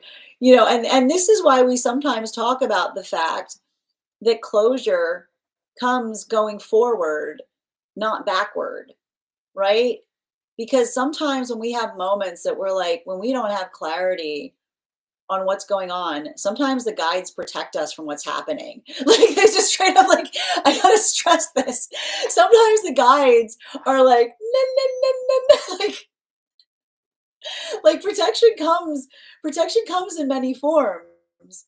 Protection comes in many, many forms. And sometimes, like, sometimes the guides show us things after the fact because it's exactly when we're ready to see it. Because if we'd seen it at the time, we would have been in a, like, what?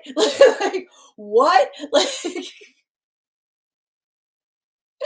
Like there's a little bit of this. There's like I feel like there's something about that happening because, like, I almost see something here that you're building anxiety for something that's in the past because you're looking back and being like, how did I survive that? Like, I survived that. That's how, blindly. like, like I need to point this out. Sometimes, like the guides show us things when they need to be shown, and sometimes the reason we're able to survive through something is because we're feeling kind of blind or like, and so I just want you to kind of remember that, you know, because this is, and I need to stress this right now. I got to stress this, okay? If you're looking back on something, if you're looking back on something, and the more you walk forward and the further you look back, the worse it looks. Congratulations, you're walking in the right direction. Okay, like congratulations. Like don't get stressed about it. Let that serve as confirmation that you're walking in the right direction. Because like a lot of those moments, like a lot of those moments, like, and I gotta tell you, like, sometimes we look back. Like sometimes we look back and we regret. Sometimes we look back and we go, man, wow, I blew that. That was on me. Right? Like we have those moments and those are profound, right? Those are important because some of those moments they reaffirm the fact that we're working in a path of progress. Sometimes sometimes we overly internalize something awful that's happening because it's easier to try to fix something inside of ourselves than to accept that there's something that cannot be fixed. I'm going to say that again. Sometimes we're going through situations that are absolutely awful. And it would be easier for us to look at ourselves as broken than identifying the situation as broken. And often we can identify these points when we walk away from it and we look back and suddenly we go, holy crap. Oh my goodness gracious. That was so much worse than I ever realized it was. Because it's in that moment that we step away and we can get perspective, that we look at the situation and say, that was that was not something that you were doing wrong. That was a broken situation that you were trying to break yourself in order to fix, right? That was a situation that feels like it was trying to move you off of your own pathwork to be able to fix. And sometimes it feels like we're losing ourselves in those type of relationships because sometimes we tell on ourselves when we say in those situations, there's nothing I can do, nothing I do is enough, failing to recognize that as we say that we are identifying the relationship that another desires, right? Like when we have those moments that we say, and I see you saying to someone, nothing I do is enough. And that was the condition of the relationship. Sometimes that's not, sometimes the reason something feels like nothing that you do is enough is because that is exactly the type of relationship that someone is seeking, right? All give, no take. Like it's not, and I feel like there's something about that note that you are giving yourself that you're starting to understand that you called it. You were right. You were right in a way that you couldn't even realize it at the time, right? Like like yeah, like the guides are saying that you were right. There's nothing that you could do to fix it. There's nothing like there was nothing that would be there was nothing that you could give would be enough, right? That wasn't something to fix. That was the condition of the relationship. And sometimes it's only in those moments that we get away from that or we move away from that. We look back and we go, and again, you know, I want you to appreciate um, how much it took to make those choices. And I keep on hearing like the message that's coming through from the guides is um, a healthy relationship for you is not like a healthy relationship for you is not going to require you to give yourself to a point of exhaustion. it's gonna be something that feels like it's mutually nourishing. It's gonna be something that feels like it's energetically reciprocal. Um, but you are like, and there's something about that too that they're saying like let that be a pathwork of discernment, because it does feel like someone. It feels like someone that was in some kind of help me energy. You know, it feels like some kind of energy that was trying to articulate. Like I see you honestly trying to come into a space of trying to help someone that was always articulating that things were happening to them, and then getting some kind of rough education as to why they always saw the world working against them, you know, instead of with them, And so I feel like there's a lot of this that says, like, understand that, you know, you making, doing that work, you making that choice, um, like, I feel like you're bringing equilibrium to your life in a profound way, because what you're really saying is it shouldn't be a responsibility to fix something. A healthy partnership is one where you mutually recognize where the work is. And often when it feels like everything we do isn't changing it, it's really the definition of someone who's showing you in a million different ways that they like it just the way it is, right? So like they're saying, let that be a gift in the lesson. You won't experience it again because now you see it, you know? Bottom of the deck on this reading, things don't happen to us, right? When we constantly look at the world and say, why is this happening instead of what can I do, right?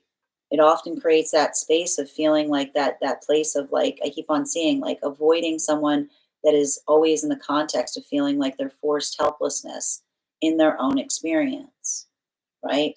Because often I need to point this out, when someone when someone is constantly in the context of feeling like they can do anything when they're hurt, then someone will look for unconscious reasons to be hurt to do anything, right?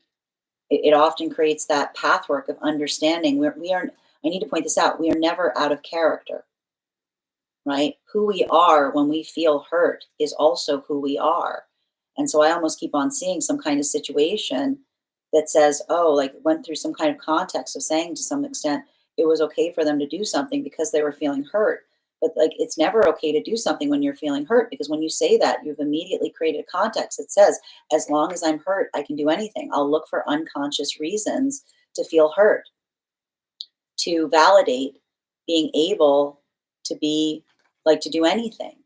So, I want you to kind of recognize and realize that, um, you like your empathy is a gift, and being able to recognize and identify that that gift is one with someone who mutually wants to put the work in is often in the context of someone who's not in a space of saying, like, what is happening to me, but someone saying, what can I do about it, right? Coming into that space of, again, not feeling like, not I keep on hearing, like, you're healing from the base, the ability of not being with someone who throws up their hands but is willing to get their hands dirty, right? Like someone who's always trying to, like, like, it keep on seeing, like, the energy, I keep on hearing the energy that's for you is going to be the energy that wants to put their hands in the dirt, not the energy that says that they're lowering themselves, like, to invest in change or to invest in participating and doing something, you know I don't know why I keep on hearing someone that was, like, in that space of saying, I'm not going to demean myself, like, almost like them feeling like doing some kind of work to change would be demeaning. Like, it's not, I keep on hearing, like, hard work isn't demeaning, it's an honor, right? And I keep on seeing that whatever this energetic connection I see you moving towards is, like, is not in a space of feeling demeaned, but rather feeling the absolute joy to be able to build with you. Thank you so much, Shelby, for having this reading with me. And if this message connected to you as well, it's very common for those who need these messages to be here to experience them. We are doing personal readings right now. If you would like to get on the list is open. I've got 2 more spots left for today, 2 more spots. The next person on the list for today is I've got Lydia. Lydia, if you're here, can you respond in all caps? Let me know if you'd like a general reading or if you have a specific question you'd like me to answer. And if anybody else would like to get on the list for today, you will be the 1, 2, 3, 4, 5, 6, 7, 8th person read for. And thank you, Mandy, for the follow, dear. Just going to take a minute to read over some of the comments that came through. Also, friends, we're at 43.8K likes. When we get to 50K, I'll be gifting a reading back to the collective. So make sure you're tapping that screen. All right. The big heart. Yes, absolutely. Big hearts need to protect their hearts. Big hearts need to protect their hearts. Evelyn, thank you for the follow. Can only learn from the past. Tap to claim. Thank you as well. Prr. Yes, like, ew, what was that? Anxiety. Me with my ex. I was so desperate to have it work and it broke me for a while. Now I'm out of it. No, I see it. Like, I can see this. Like, they're saying, like, sometimes situations that can't be fixed, we sometimes will break ourselves on situations that can be fixed before we recognize that it's because another person doesn't want to change, doesn't want the change, like the situation to change. They like it just the way it is. Kenny, thank you for the follow. And thank you guys for supporting each other in the comments. Thank you, Mandy, for the follow as well. Estevan, I've got you, dear. Yes, you've been added to the list. And Lydia, happy to do a reading. So I've got, hold on a minute, 1 second. 1, 2, 3, 4. So we've got 1, 2, 3, 4. After, so I've got you 7th on the list right now, Heather. So you've got 1, 2, 3, 4. You're the 4th person next. All right. And we're doing a general right now for Squidia. 4 cards, please. Highest priority messages from Spirit, please. Highest priority messages from Spirit.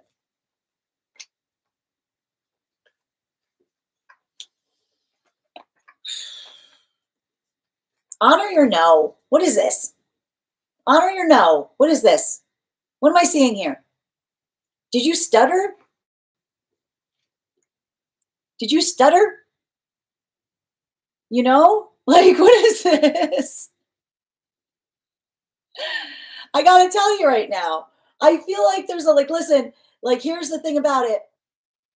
A little bit of this energy, I feel like, I gotta stress this. Um, Sometimes when we're working towards our manifestation goals, like, we'll have these moments where it's like we'll have something from the past coming towards us in like different forms. You know what I mean? Like, well, we have these moments where it's like you're going through a refinement of manifestation goals right now. All right.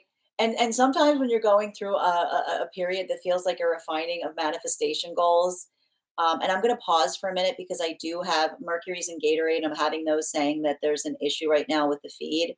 So before I continue, Lydia, can you confirm if I'm coming through okay for you before I continue with your reading? All these readings are resonating today. Good here. Thank you, Pops. I'm just going to pause to make sure Lydia is hearing me accurately before I continue. Mercury's in the Gatorade. Mercury is cut out in the first part, but good now. Thank you. So, I'm seeing, like, here's the thing. I feel like you're going through a period right now. I do not want you to get frustrated because I see some kind of circumstance or situation where you're refining on your manifestation goals. So it says to me, there's a lot of things that are coming towards you right now that feel like they're near misses. It feels like a lot of close but no cigar energy. It feels like a lot of like those moments. It's like I keep on hearing like the arrows that are whizzing by your head and getting frustrated because nothing's sticking. I want you to understand that if you start to have that feeling, I don't want you to be frustrated.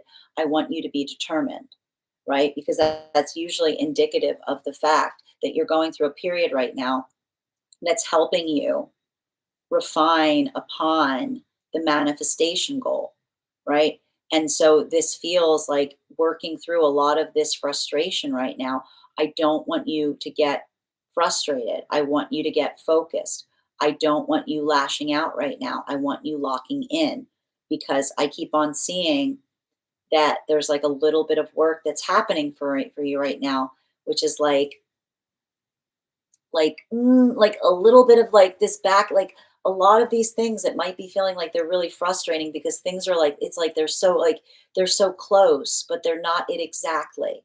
So, what I want you to do right now is I really want you focusing on what your manifestation goals are. I want you also prioritizing what's important in those manifestation goals because everything I keep on seeing is outside of this eclipse season for you. There's going to be a lot of new possibilities or opportunities that are happening. And I'm just going to stress this. It may be feeling like that modality of having to make a lot of decisions, right?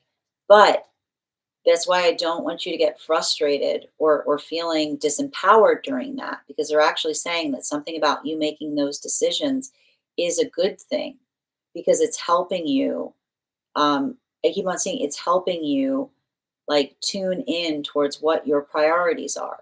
So I want you right now, like I want you to take this period right now during the eclipse as an incubation energy. I want you to write down like what it is that you're trying to reach for. But I also want you to prioritize those things so you're able to navigate and recognize like what feels like the path work that is in alignment to you. Because again, if you have some opportunities that open up at the same time, I don't want you to get frustrated. I want that list or that prioritization point to help you in making some of those decisions, right? Remember, I keep on hearing like sometimes when we have an embarrassment of riches, sometimes we have a lot of moments where it's like we can't, we have to kind of work through something.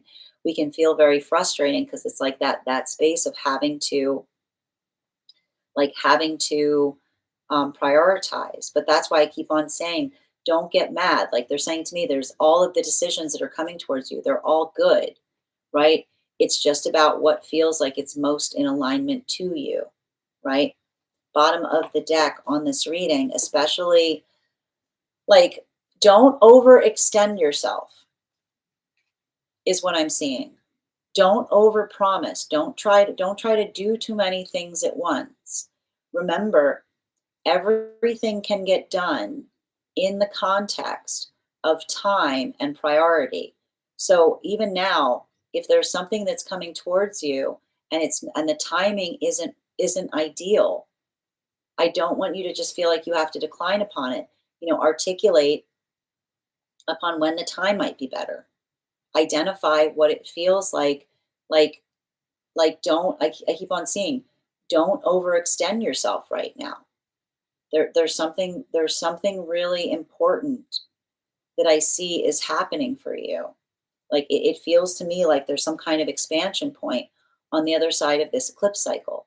But that's why I want you not to feel stressed by it. I want you to kind of, if you feel like you have to make a lot of choices, be appreciative of the abundance. Don't get all frustrated by the fact that you have to make like don't get frustrated. Like I keep on hearing, like think about it like Jubilee energy. Be like, I'm grateful for the fact that there's so many opportunities and allow that to be an expansive moment. Don't get frustrated that it feels like too many things are happening at once, right? Prioritization, slow it down, build into those schedules. Don't overpromise and don't overextend. Thank you so much for having that reading with me, Lydia. And if this message connected to you as well, it's very common for those who need these messages to be here to experience them. We are doing personal readings right now. If you would like to get on the list is open. I've got 2 spots left for today. The next person I'm reading for today is Shaswati. Shaswati, if you're here, can you respond in all caps? Let me know if you'd like a general reading or if you have a specific question you'd like me to answer. And I'm going to take a moment to read over some of the comments that came through as I was reading. All right. You're so welcome, Shelby. My irritation is getting out of the woods to find someone with their wounds. Well, again, continue to do that work right now, May. People see hurt vulnerability so they don't take advantage. And again, being able to speak from authenticity will often be its own form of protection. If being able to be your authentic self moves something away from you, see it as protection. You wanted to be number 7. Oh, well, I think I've got you. Hold on, Esteban. I've got you as 1, 2, 3, 4, 5. Yeah, you're gonna be the 6th person read for right now. You're so welcome, Heather. Yes. So glad to catch you live. Thank you, Kat. The video stuttered. Do you ever feel like a guide you speak to is the higher self for someone versus a guide for them? Yes. No, no, absolutely.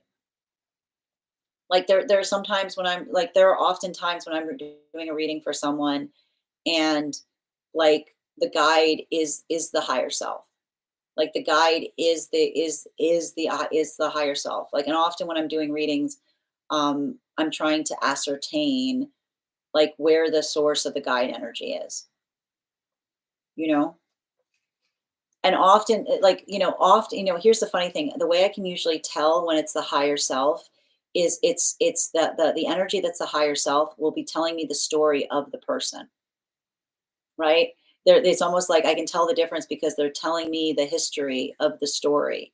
And it's in the moment of them recalling it to me. It's like when I recognize that they recall it to me, that I realize that it's the energy of the higher self because they're recollecting upon it. I'm so glad these messages are resonating. The higher self to be the person they are in the relationship with. Yes, absolutely. And Aaron, thank you for the follow. Yes, going to catch for opportunities and fall just to graze the opportunity. Well, it's not. Here's the thing. It's not about grazing it. It's under like sometimes we have those moments. Like I need to point this out. Like sometimes when we're in that space, we can get frustrated with ourselves because we're working towards like we don't let ourselves get frustrated. We just kind of be like we're patient. We're building into consistency, right? And that's the thing. We don't want to get stressed about the fact that we feel like there's near misses. We want to kind of build into that space of identifying and recognizing and leading forth with a space of patience, right? Hold on. And not over promising. That's good to hear as well. You're so welcome, Lydia.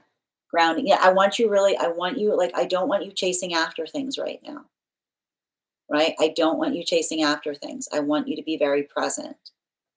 And the things that are for you right now are not going to require you to chase after them. They're going to come to you. I want you to kind of think about that. Hi there, Shashi. All about love. Happy to do so. Grand Rising, Hannah.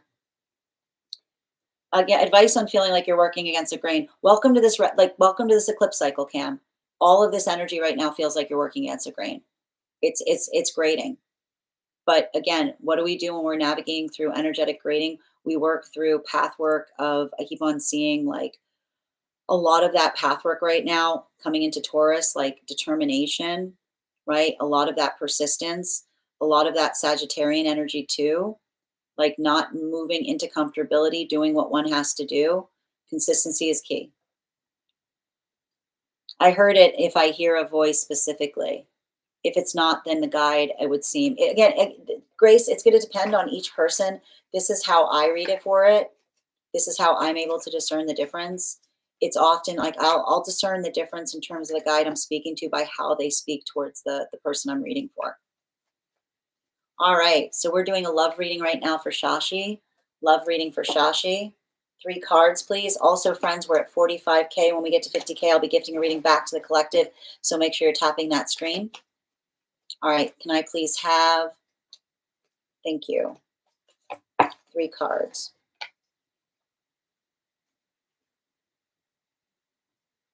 Forward. I keep on getting a lot of the same messages right now.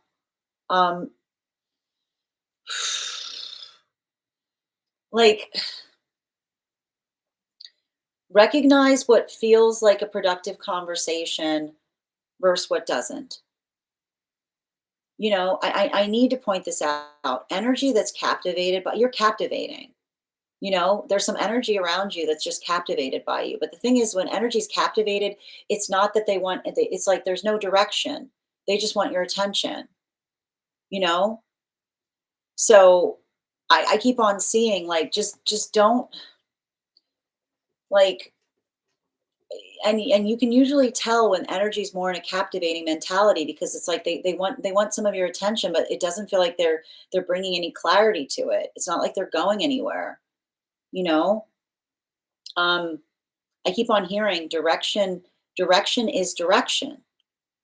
If you know what you want and you're able to articulate that, wait for someone to tell you what they want before you tell them what you want.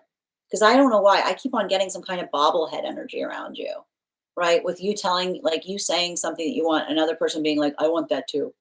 Like, I want that too. You know what I mean? Like, I keep on hearing, avoid the bobblehead, which is like someone that just like, you articulate everything that you aspire and they just kind of say, yes, yeah, me too. I want that too. Right. Um, Ask questions. You don't have to, you don't have to, like your manifestations are like, I keep on getting, there's some state your business energy that you have to bring to love right now, which is you don't tell someone what you aspire for until they articulate to you what they want. That's okay to do. Like I keep on hearing like for some reason you've got a guide saying your manifestations are on a need to know basis. your manifestations, your manifestations right now are on a need to know basis, which is like to avoid some kind of bobblehead energy being like, I want that too. Like me too. Like, no, no, it's like, let someone tell you what their aspiration is. Don't assume you guys want the same things. Ask questions. Okay. Because it does feel like this is like this is giving me like some healing from some situation where it's like the words don't match the action.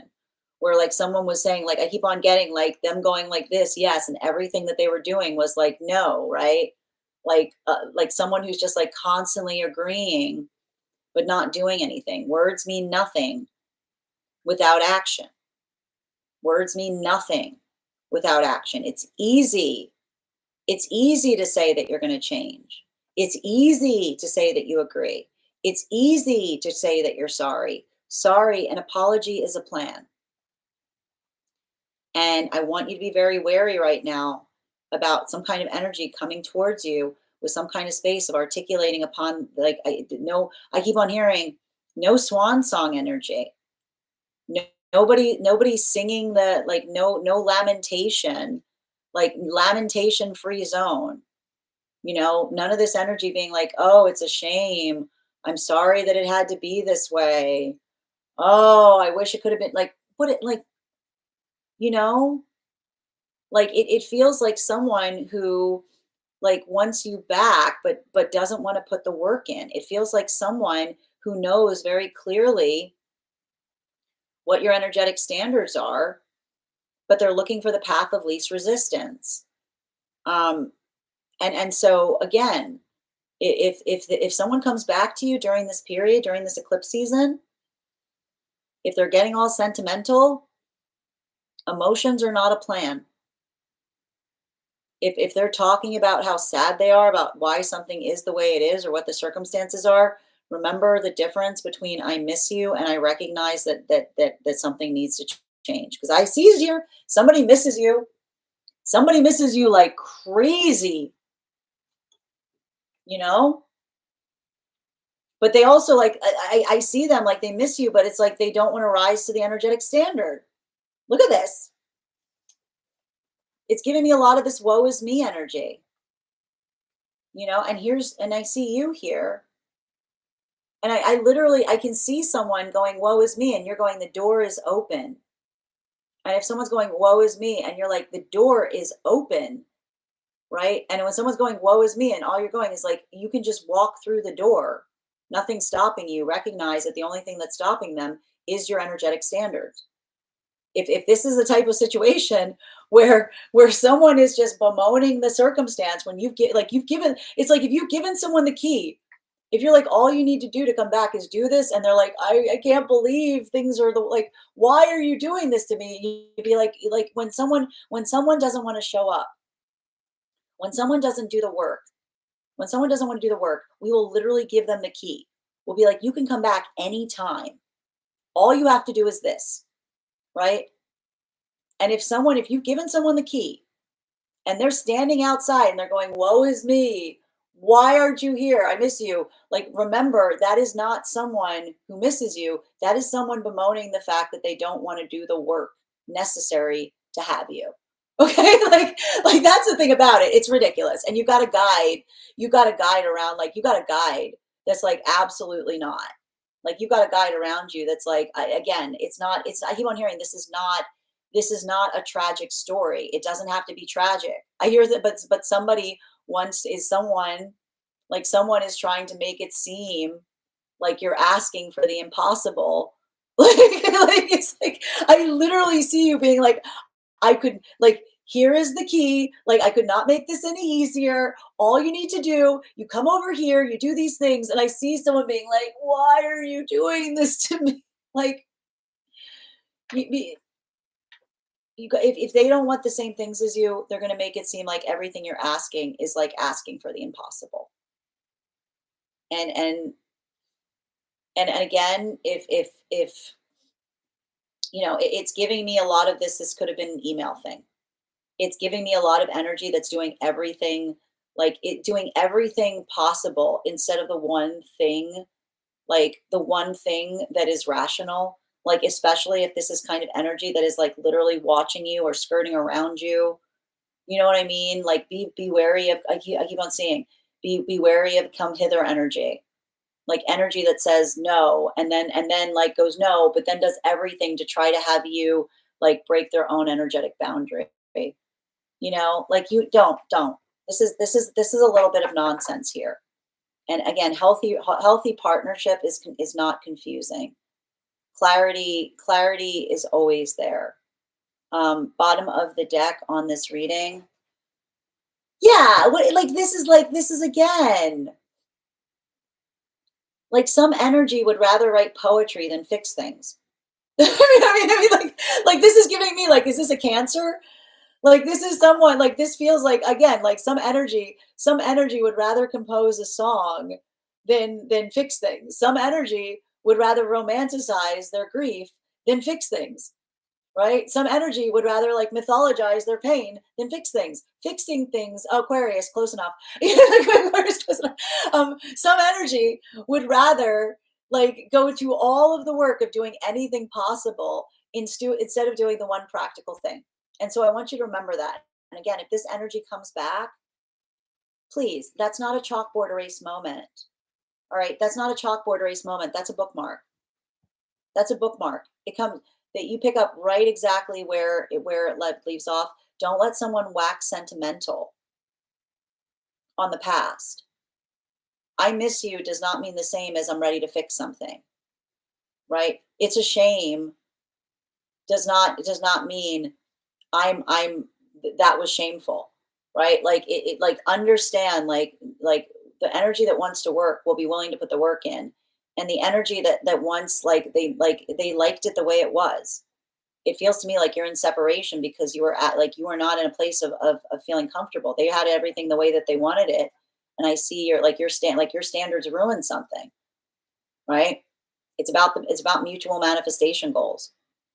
Like a healthy conversation about what something is should not break something that's healthy. It will always break something that is not healthy. And if there's something about this where someone refused to put words in terms of what it existed between you and them, it's not it's not asking too much to ask someone to define it. Thank you so much. But it will be for someone like again, like for someone who wants to have their cake and eat it too, right? Thank you so much for having that reading with me, Shashi. And if this message connected to you as well, it's very common for those who need these messages to be here to experience them. We are doing personal readings right now. I've got 2 spots left today. If you'd like to get on the list, the next person on the list for today is Ava. Thank you for winning our highest gifter. Ava, can you let me know if you'd like a general reading or if you have a specific question you'd like me to answer? All right. And I'm going to take a minute to read over some of the comments that came through as I was reading. I'm also closing the list right now. The list is closed, but if you'd like to book a private reading with me, you can book one on my site. All right, just reading over the comments. Hold on a minute. Fair. No problem, Grace. Thank you for that question. Is the higher self always like an ethereal 5D presence, or can a higher self be an actual person? It's ourselves. It's hard. It changes depending on the person. It really does. And sometimes like it really is, it's hard for me to discern because it has a lot to do with the perception of the self. It's like it's the ideal version of self. Whether an actual person for higher self would be someone, no. So typically, when I someone who's past is an ancestral energy. When I read for someone who's a past, they've got their own ego, and that's always like, it's funny because when I read for the higher self, it's often talking about the individual from the space of the third person. It's hard. It's a little bit. It's a little nuanced, but I do a lot of work in trying to ascertain what the directionality is of the energy coming through to figure out, because sometimes I'm conscientious about energy that crosses over, because it's not necessarily. Sometimes I've had moments where I'm doing mediumship, and that's why I always like ask for consent to do mediumship, because sometimes those who cross over are like have oppositional opinions to things. Sashi, we're in no contact, so no articulation at all. Thank you for confirmation. A need to know basis is so important in this energy. Yes, Belinda, we want the same thing. Beautiful song, as long as the equality is genuine. Watch what they do, not what they say. Tap to claim. Absolutely. This reading resonates so much with me. Kat, they don't want to do the work. It's not too much. It will be too much. Like, again, when someone doesn't want to do the work, they're going to make what you're asking for seem like it's impossible. I'm going to say that again. When someone doesn't want to do the work, they're going to make what you're asking for seem like it's impossible. A situation literally of their own making, sadly. I'm sending you so much support on that, Shashi. Mission impossible. Use your words. May, it's taking your opening. Yes. All right. This person has a master's in English. Healthy partnership is not confusing. You need to write a book. I know it does. It's gonna be a very short book. Like, that's the book. Like, healthy partnership is not confusing. And we're done. Not an Aquarius. And again, Aquarius. Like, again, yeah. It's like it's not ideal. Be like it doesn't. It's not about being ideal. Ideal is what we do with something. Hi there, Dwayne. Lol. What about a Scorpio? No, a Scorpio embraces change. A Scorpio, like, Scorpio, like Scorpio, it's more about being consistent. Scorpio don't have a problem with changing. Scorpios have issues being consistent in change. You know that to be true if you got Scorpio placements. Thank you, Shashi. Dwayne, afternoon, Dwayne. Growth shouldn't be scary. I mean, if some growth will be scary for someone who likes something the way it is, right? That is totally what tore down my connection. Sending you support, Heather. You're so welcome, Shashi. You have a beautiful day as well, Dwayne. I would love more insights on future relationship with divine counterpart. I got you. 4 cards for Ava, please. Highest priority messages from Spirit, please. Oh, you got 5 cards coming out. I keep on hearing priority, not an option. Oh, just priority, not an option. It's not gonna be hard. I don't know what this is from the past, but I keep on seeing the energy that's in alignment to you, like the words that you'll identify as priority, not an option. You're not gonna question. You're not gonna be questioned if you're the priority. You're not gonna worry about someone saying that you're what you're at. Like, this is and again, honoring and priority, not an option, by prioritizing your feelings. Like, I keep on hearing priority, not an option, and honoring your feelings, which is, again, not punishing you for having some. I don't know what it is that you're healing from here, but it feels like whatever this energy is from the past, it feels like it was kind of trying to get you in some kind of pick me energy, and they're saying that the way that you're moving towards that counterpart is in the moment that you move away from energy that's got you in some kind of pick me mentality, you pick yourself. you know there's something really important here. The guides are kind of saying this. If you feel like, again, there's a little bit of like having to navigate some of this water, like you don't have to. I keep on hearing you shouldn't have to feel like you need to extol your virtues. You shouldn't have to feel like you have to explain to someone why they should prioritize you.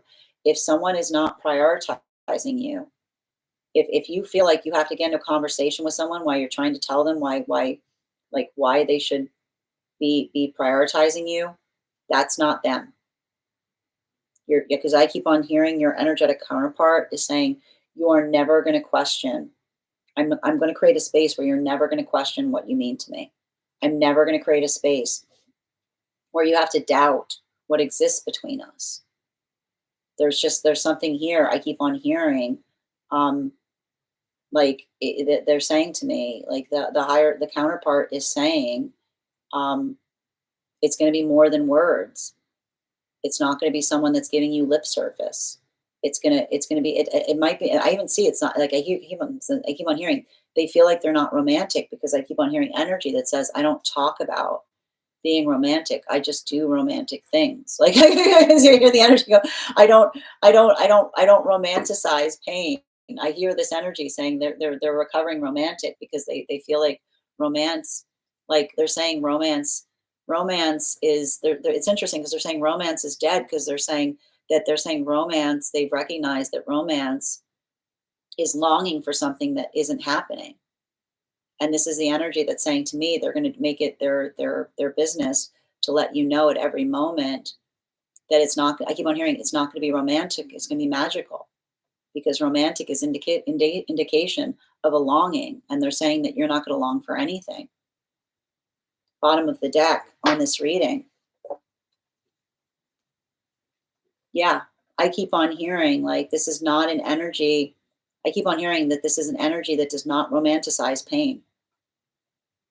You know, like I keep on hearing they're like, it's interesting too because I keep on hearing them say romance is dumb. Like it's funny that I keep on hearing them go romance is dumb, but the reason that they're saying that they keep on hearing they're saying romance is dumb because they're saying that romance exists in the space of feeling that something is missing and longing for something. So they're saying to a certain extent, like the reason I keep on hearing that this energy is saying romance is dumb because they're saying you're not going to have to long for anything. It's not going to be romantic. It's just going to be magical. It's not going to be longing for something. It's going to be having something. So it says like, you know, like continue to be consistent right now because this is the energy that says, like, again, judgment free zone. And the reason they're saying it's a judgment free zone is because you're not going to have to question it. You're going to know it's there because I keep on hearing the word. It's like, I keep on hearing you're not going to question it because it's going to be undeniable. Thank you so much for having that reading with me, Ava. And if this message connected to you as well, it's very common for those who need these messages to be here to experience them. We are doing personal readings right now. The list is closed, but if you'd like to book private reading, you book one on my site. Next person on the list for today is Heather. Heather, you get an additional card today. Can you let me know if you'd like a general reading or if you have a specific question you'd like me to answer? I feel like there's a lot of proximity with this energy. It does not feel far away.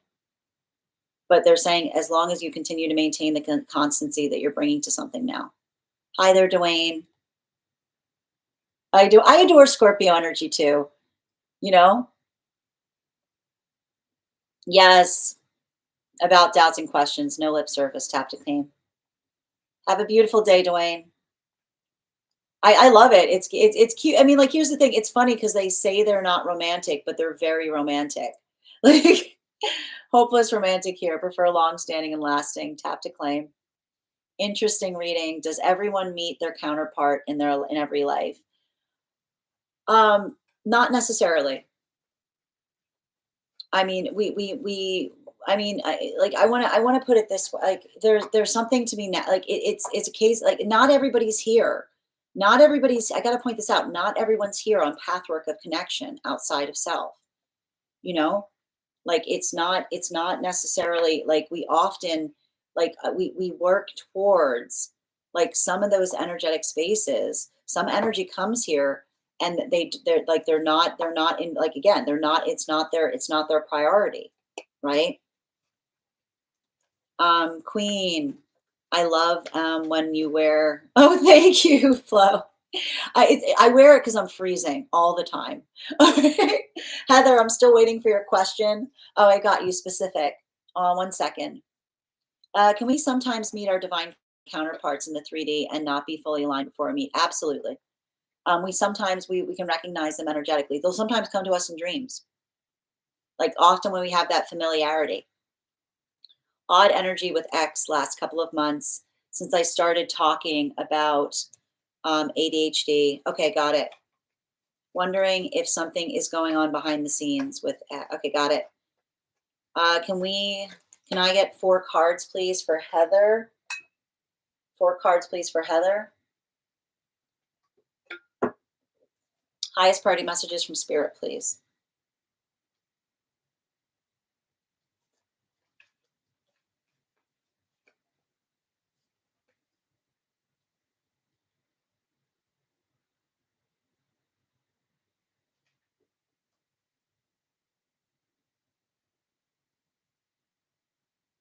I think there's something important that I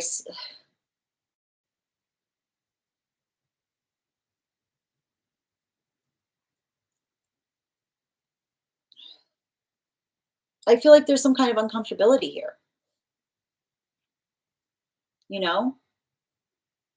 I don't know why, but I see somebody who has some kind of anxiety in relationality to labeling something, you know? Like I want to stress this. It feels like I see some kind of circumstance or situation um, wherein there's an anxiety point in in someone not feeling energetically disempowered by something is what I'm identifying. It feels like it's coming through in a good way, but I can see like I see someone that I keep on seeing like they're saying to me they don't want someone to lean on something. Like they don't want someone to feel like they're less than. And I need to point this out. It's not the fact that that's the case, but that's what I keep on seeing. They've got some kind of fear about that. Bottom of the deck.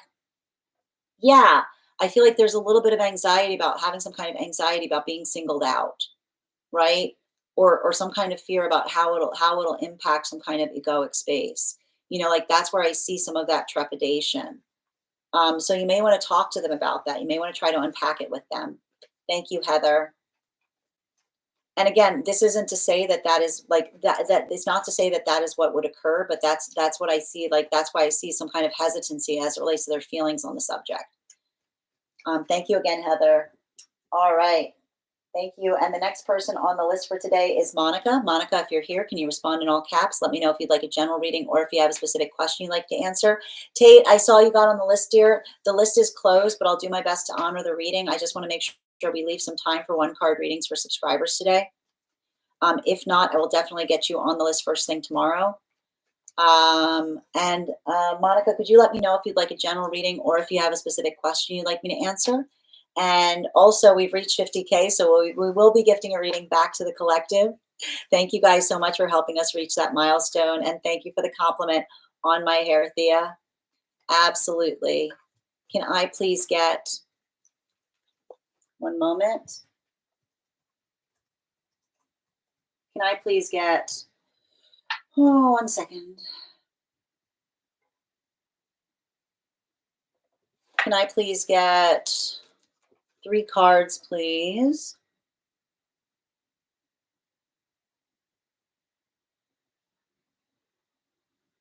General. Highest priority messages from Spirit, please. Thank you. Oh, I got 4 cards coming out. We're going to read all of them because that's what we do.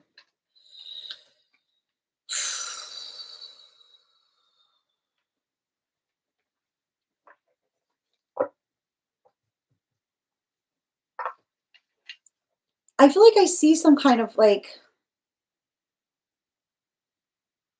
it's interesting too because like I'm not sure what you said general, but this feels like it's coming through in some kind of context of professional, right? Like this is giving me some kind of space in relationality of trying to get one's foot in the door in some way.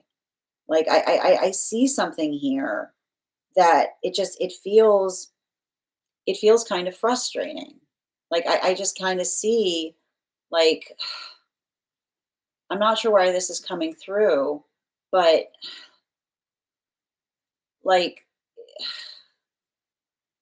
I feel like there's something that needs to be navigated here as it relates to um not like working in a space of being very intentional in relationality to what it is that you're trying to work for and create at this time. Because, one of the things that I see that has been happening for you, like particularly over like the last period of time, like I want to say like kind of over the last 7 month cycle to a certain extent, is it feels like I see a lot of focus right now as it relates to collaboration. And the thing that I keep on hearing, like the thing that allows us to have a healthy collaboration is, and I always like to point this out, it's a feeling of um how do I describe this best? Um wanting like how do I say this? Having but not needing is what's coming through. Like that phase, that space of that space of adaptability that creates the context by which we feel energetically confident in a way that doesn't create a sense of like frustration within us, because I keep on seeing like when we I need to point this out, like, and we had a lot of this work that we saw that was coming through during the like during the last like during the Mars retrograde. We had a lot of that work that we have that comes through via the warrior lessons. And what do we talk about in the space of a lot of the warrior lessons? We come into those spaces of recognizing and identifying that warrior lessons are lessons that require us to recognize how like working through pathwork of surrender. And one of the things that we identify as it relates to surrender is not giving up. Surrender is not often surrender is misunderstood as giving up. Surrender is not giving up. Surrender is working in the context of understanding that sometimes when we insist on things, we aren't able to clearly see what is happening. When we try to insist, it's like we try to force something to be something that it's not. We leave ourselves unable to see what is available around us. So, a lot of this work that I'm kind of seeing that's happening right now for you is making sure that you're not insisting upon things, right? Because when we're in that space that we feel like we are insistent, we often come into the space where we're inadvertently or accidentally blocking our blessings. So I want you to kind of build into those manifestations of saying to oneself that you have everything that you need, that the space of abundance is such that working in a collaborative way isn't something that you like. You don't need to collaborate in order to have some kind of point of success, but is something that feels like it amplifies, something that you can give more to, because everything I keep on seeing here is like a lot of this space that I see that you're navigating is finding your confidence, finding that, like, I feel like there's a little bit of that heart opening that's occurring during this time. And I feel like a lot of that is, it's like working through and having compassion as it relates to the fact that others around you are simultaneously struggling, right? Making sure like that's the problem with some of this energy that we're experiencing right now during the eclipse, is we can have a lot of these moments that we feel like things are happening to us, right? And we want to take things personally. But what's really happening is as we're like getting real stressed out because of the eclipse energy and we're over concentrating on the self, something completely different could be happening, right? So I don't want you assuming anything right now. I want you to kind of move into that space of like thinking about being like a peaceful warrior, which is like kind of building into that security of the self. Because something about being patient, something about being kind of kind to oneself, building into the space of compassion and appreciating, like building into that sense of abundance right now. I feel like it's going to move you into a space that it pays off, but you have to like make sure that you're not, I keep on seeing, make sure that you're not getting into any of this like push and pull space. Make sure that you're not getting to that space where like you're trying to force something that isn't ready. Because sometimes, like I keep on seeing, like sometimes when we try to force something that isn't ready, like we move ourselves further off of what it is that's intended for us. So I want you to just kind of be very focused on that right now. I also want you really focusing on your manifestation goals, and when you're working on your manifestation goals right now, I don't want you building them upon a person, right? Sometimes when we get very insistent upon who we desire to build into our manifestations, that can also block a manifestation from coming into fruition, because that ability of kind of building into the context of understanding that a healthy manifestation is not one that we insist upon, but we say to the universe, help me see. It can help us see both like what is in alignment to us versus what feels like we may have been moving towards. Like the clarity comes via the understanding. Like often when we're on our path work, it's in those moments that we recognize that we were trying to insist upon something, that we realized that something was waiting for us, but it just required us to kind of go through that path work of surrender to allow ourselves the opportunity to recognize what is around us. Bottom of the deck on this reading right now, like especially as it relates to a lot of this Eight of Wands and its reversal, right? Don't do something like there's a lot of this, like I keep on saying, like the thing about this eclipse energy is it feels, it's like it brings out the ugliness in us, right? It makes us feel energetically awful. It makes us feel like we're the worst. And it sometimes creates that provocation point where it feels good to get something off of our chest. But often in those moments that we get something off of our chest, we recognize and identify that it doesn't move in service to us or our highest self. So I want you to be very intentional as it relates to how you are communicating right now, right? Think about communication as like like I keep on hearing healthy communication allows for that space of compassion because it I keep on seeing like it builds bridges. It doesn't reach for weapons. And if there's someone coming towards you in that way that like it feels like it's very provocative, don't engage with someone. You know what I mean? Like don't let someone move you out of your own alignment. Understand and identify. Like it doesn't matter. Like don't get into that space of feeling like another person created that place that makes everything available to you to be able to react to, because all you do in that moment is you reaffirm that anyone can get you to do anything by just by coming to that space of provoking you. And I'm telling you right now, like there's something about this energy, it's very provocative. It's like having to navigate the triggers. Don't let yourself be triggered, you know? Build into that context of identifying and recognizing and feeling that need to communicate effectively. Thank you so much for having that reading with me. And if this message connected to you as well, it's very common for those who need these messages to be here to experience them. We are doing personal readings right now. The list is closed, but if you'd like to book a private reading with me, you can do so on my site. The next person we're reading for today is Aurelie. Aurelie, if you're here, can you respond in all caps? Let me know if you'd like a general reading or if you have a specific question you'd like me to answer. And I'm going to take a minute to read over some of the comments that came through as I was reading.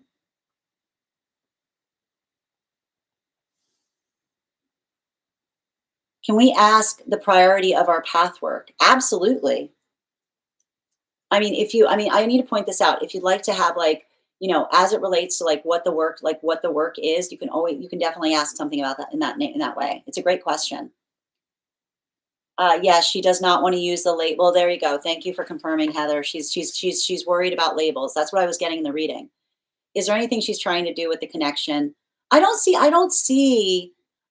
anything there in relationality trying to do something with the connection, right? I feel like the biggest anxiety point is what feels like making sure that you guys agree in terms of what feels like it's supportive to their. I feel like there's worry around the ego is what I kept on seeing. Thank you for the compliment, Thea. I got you, Tate. Good to see you. Hold on a minute.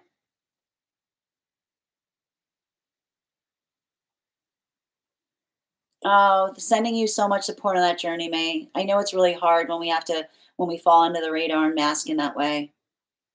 Teachers gave it and I didn't know what I had to. I'm sending you so much support, May. That's never easy. Thank you guys for supporting each other in the comments. I know this type of work is very difficult. You're so welcome. Hi there, Pops. I know. Did you see Strega? She was like, hello. I have an amazing job title, but I want to create art full time and just hesitant to do the finances. It's my purpose. Thank you. And so they're saying, like, one of the things I'm seeing right here, Monica, is like, I feel like there's something about that right now that is like it's coming through in the space of being able to find a productive channel, like almost coming through in that space of being able to, I keep on seeing um, like show like I almost feel like showing something or being able to present something instead of like I keep on saying instead of like I feel like there's something about this like not having to knock on doors but feeling some kind of certitude as it relates to kind of showing like what you can do may be helpful in that way because I keep on seeing that like it's like I keep on hearing it's like I keep on hearing the words like hard to break into but not letting it like hard to break into but don't let it break you like building into that space of identifying and being able to show what you can do in the process. Thank you again for having that reading with me and wishing you the best of luck on that journey. You're so welcome, dear. Looking for a general. I've got you, dear.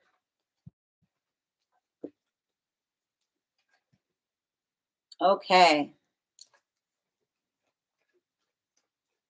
Can I please get 3 cards, please? 3 cards, please, for Aurelie. General, 3 cards for Aurelie.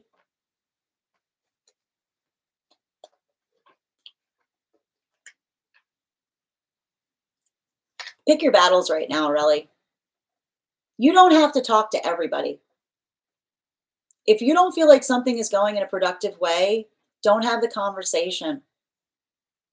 Again, like I keep on like if you've articulated to someone like what you are and are not available for, and someone is insisting, like you get, I keep on hearing you give someone the courtesy of saying something once. Whether like spirit's always like, if you choose to say it again, that's your business, right? Because it does feel like there's something about this here. Like your standards are not a negotiation. Your emotions are not a negotiation, you know? And I keep on seeing that I feel like there's someone around you who is overreactive, who blows something out of proportions, right? And if you and I need to point this out, if you see someone going through an energetic cycle, sometimes the best thing you can do is step back and say, you realize that you're like, you know, sometimes the only way to help someone identify that they're going through a cycle is by saying to them politely, like, I feel like we've done this before, you know? Like there's a little bit of this energy here. Um and I feel like um, you know, we anything is fixable so long as we mutually recognize where the work is. And if this is some kind of situation or circumstance where someone is trying to constantly hash something out with you, but you know, doesn't agree like doesn't agree with you in relationality to what feels like it's energetically productive. I just have to say this, our emotions are not each other's responsibility. The only emotion that is a responsibility of each other is confusion. Because confusion can be clarified. And so this really does feel like again, you know, you don't need to accept everyone's apologies, right? Like it feels like some kind of energy that wants to apologize, but you know, you know, I keep on seeing it's like the conversation you have to say to someone, like this feels like some kind of trust wound. And the thing about a wound of trust is, you know, we can appreciate that someone is apologetic if they've damaged our trust, but that doesn't mean that we have to let them back in. Like that's the whole point of trust. Like the whole point of trust is sometimes having to say to someone like, I wish I could, but I can't, right? And I need to point this out, energy that's respective of that like the way we apologize is our apology is not conditional on receiving something back from another person, right? That's why when we apologize, you know, even if someone says like, okay, but things can't be the same, we say respectfully, that's okay, right? I feel like there's a little bit of this energy here, like someone who's like trying to make something up to you, and like spirit basically says, you don't have to feel, you don't have to create a sense of discomfort in yourself. If someone just, and someone's saying like, why won't you let me be nice to you? It's like because you insist. When we care about someone, it's not about what we feel or what we want to give them. It's actively listening to what they're asking for. So if this is a situation where someone is like, trying to say to you, oh, you're being mean because you won't let me be nice to you, you can say respectfully, I don't have to let you do anything. It's because you insist on what you want from me that like it's like a little bit of that energy saying it's like politeness does not excuse overstepping boundaries, you know? Like if you've articulated what those boundaries are and someone keeps on pushing against them, they're saying that you don't have to continue that communication. Bottom of the deck. Yeah, a lot of the star card energy. Love is not in what we want to give. Love is respecting another's wishes. Love is not someone saying, I want to be nice to you. Love is respecting another's wishes. Thank you so much, Aurelie, for having that reading with me. And thank you. And if this message connected to you as well, it's very common for those who need these messages to be here to experience them. Esteban, you are the next person on the list for today. Tate, I wanted to ask if it would be okay if we kept your reading for tomorrow. I want to make sure I have a few minutes to be able to give the one card readings for subscribers. And if anybody wants to get on the list for today, you'll be read for tomorrow. I'm also going to give away the 50K giveaway. And Esteban, I would like to ask if it would be possible for us to push your reading to tomorrow as well. Just let me know. Effie, thank you for the follow. Sarah, these are donation-based readings, so if you'd like to get on the list, you can get on the list for tomorrow. I'm afraid the list is closed for today. We are about to get started on one-card readings for subscribers. All right. And thank you, Dada, for sharing the live. Blessings to you as well, Effie. You're so welcome, Aurelie. That works. Thank you, Tate. You can absolutely get a free card pull. So Tate and Esteban, I'll be putting you guys on for tomorrow, and I'll be drawing additional cards for both of you. Thank you for your consideration. All right. So what we're going to do right now, I'm also going to be doing the 50K giveaway, and whoever wins the 50K will have the reading tomorrow as well. So the first thing that we're going to do is first, we're going to do, thank you, Esteban. Can you let me know if you'd like a general reading or if you have a specific, thank you if you would like your one card to be a general or if you have a specific, and then we're going to give away the 50K. Love, one card for Esteban on love, please. Highest priority messages from Spirit. I mean, here's the thing, like, I feel like there's somebody who has a lot of emotions for you, but they have a hard time communicating them. Like this is giving me like it's giving me a lot of this like and I have to stress this. We heal ourselves. We've been talking about this for days. We heal ourselves so that our love feels like love.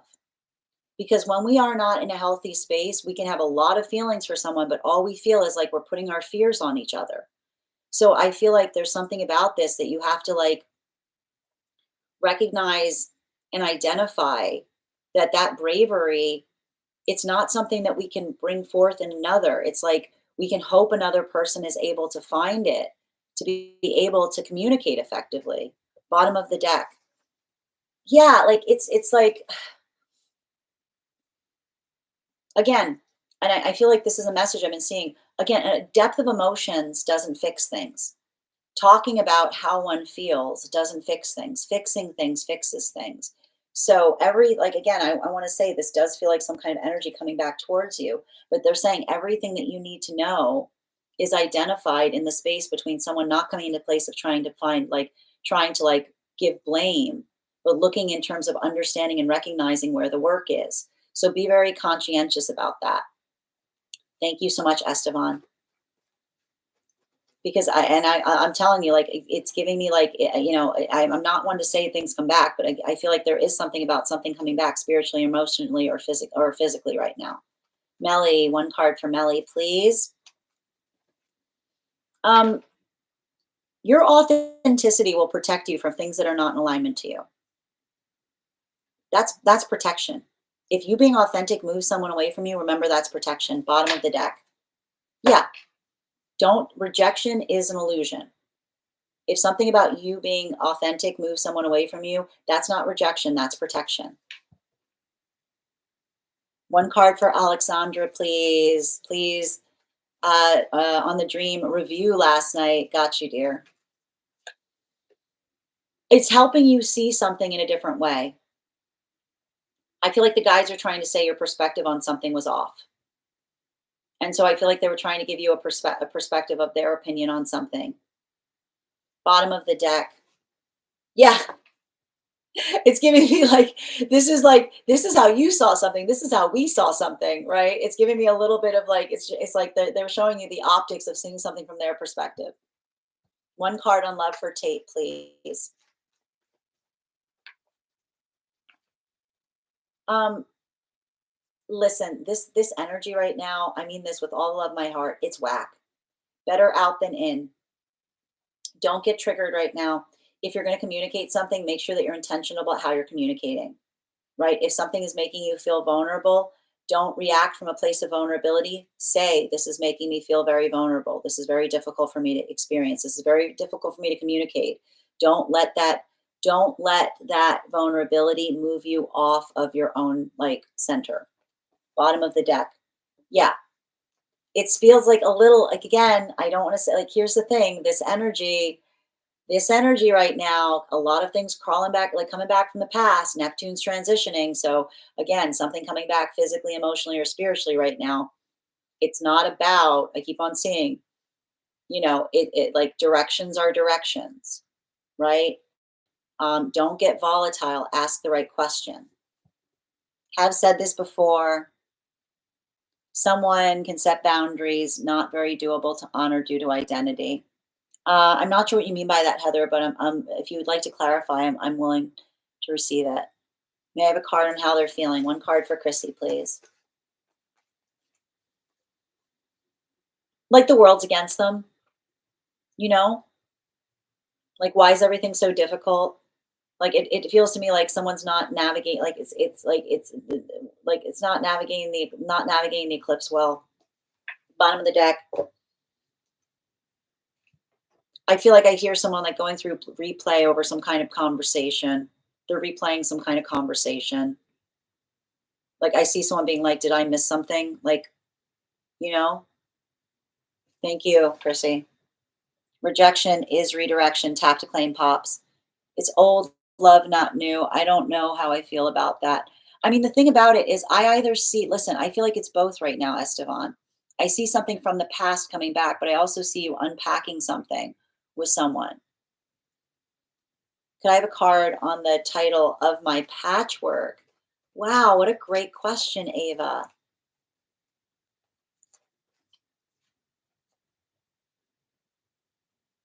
It's interesting because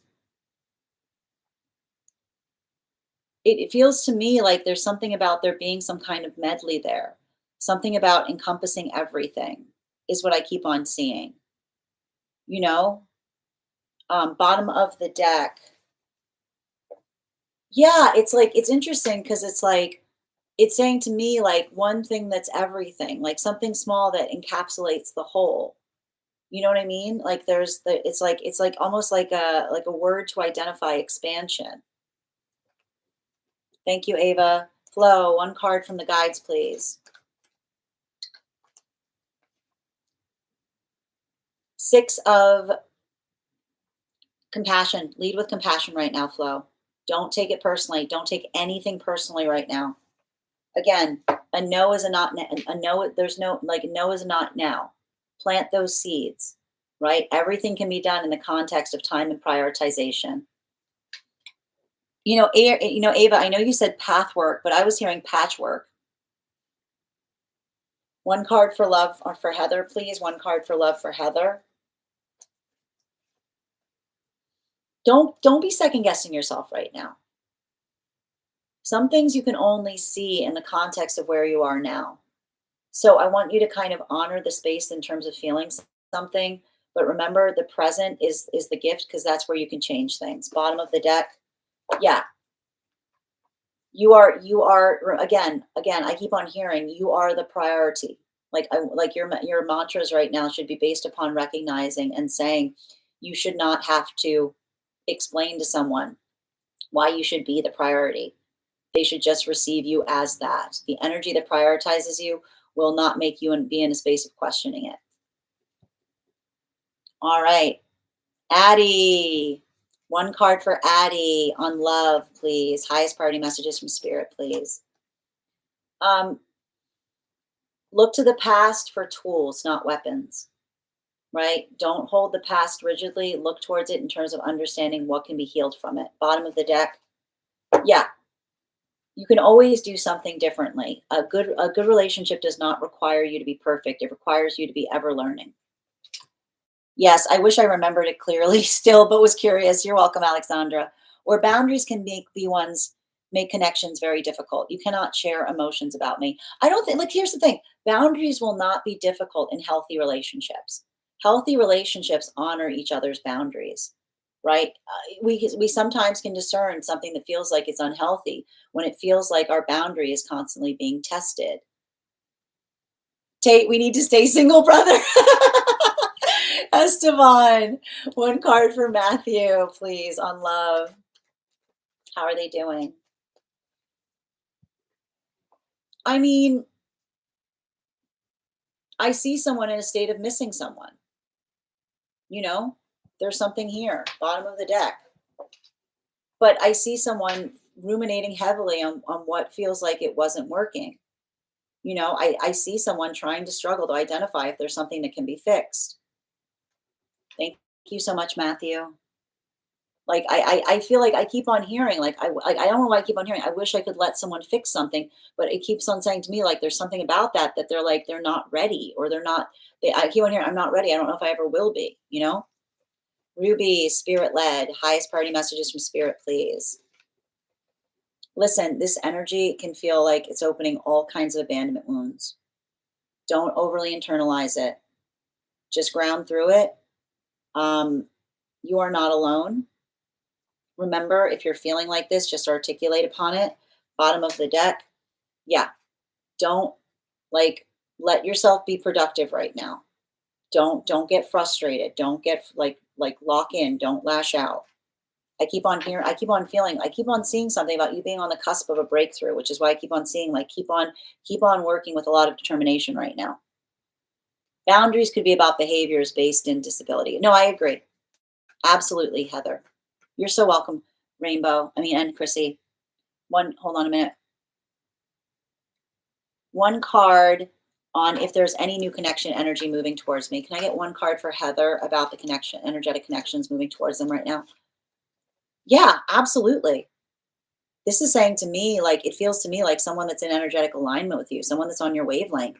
Bottom of the deck, someone that you don't feel like you need to over explain yourself to. They'll get it. It's giving tapestry. Yeah, I was getting patchwork. I was getting tapestry. Couldn't agree more, Flo. Yes, understood, Heather. You're so welcome, Ava. You're so welcome, Heather. What can be healed? You're welcome, Addie. Yes, I completely agree. Boundaries are something I do in response to behavior. No, and I need to point this out. Like, listen, we have healthy boundaries because when we have like healthy, I need to point this out. Our boundaries are our standards. Often when something is crossed, it becomes a boundary, and then we move it into the space of standards, right? So I feel like that's something to keep in mind. All right, my friends. So we have reached 60K likes, and I want to thank you guys so much for helping us reach that milestone. What I'm going to be doing right now is I'm going to be gifting a reading back to the collective. So what I'm going to do is I'm going to think of, and whoever gets the 50K will be on the list for tomorrow. If anybody else wants to get on the list for tomorrow, you'll be the fourth person read for. I'm going to think of a number right now between 1 and 46. The first person I see that posts a number will get the reading. The first person I see, not the first person that posts. Sometimes I see things in order different than you guys see them. Nope. Nope. Nope. Heather! Rainbow, congratulations, dear. You got our reading. Thank you so much. So you will be the third person read for today. If anyone wants to get on the list today, If you do so, you'll be the fourth person read for when we're back on tomorrow. Congratulations, Rainbow. I want to thank you guys. Final call right now for one card readings for anyone who is a subscriber. If you had not had a card pulled today, go ahead and put your question in the comments. If you would like to become a subscriber, you can hit that subscribe button. If you're joining us on the place where we keep the photos, the videos, you can also become a member, and that entitles you to a card. One card for Grace, please. Don't overread into things. Don't assume right now. Have the productive conversation. Ask the right questions. Don't let like bottom of the deck. Listen, a lot of these doubts and fears. Remember, the healthy fear is one that informs us in something that is presently there. I keep on hearing evidence based, like not working in the space of what feels like it creates anxiety. Thank you, Grace. Thank you, Grace. All right. All right. Yes, please. Is this job? Got it. Can I get a card indication as to that situation? Yeah, it feels like to me like there's something about that that feels like you would be very at home there. Like this is a very positive card. Um, I feel like there's something about um, it feels um, like it feels like it's requiring you to um, be very on top of things. It feels like it's requiring a lot of responsibility. But they're saying that in a way, like it feels like you're someone that can navigate that responsibility. My friends, I want to thank you guys so much for being here today and sharing in these messages. Just a reminder, if you missed the daily collective read, it'll be up later today over on the place where we keep the videos. It'll also be up on the place where we keep the photos.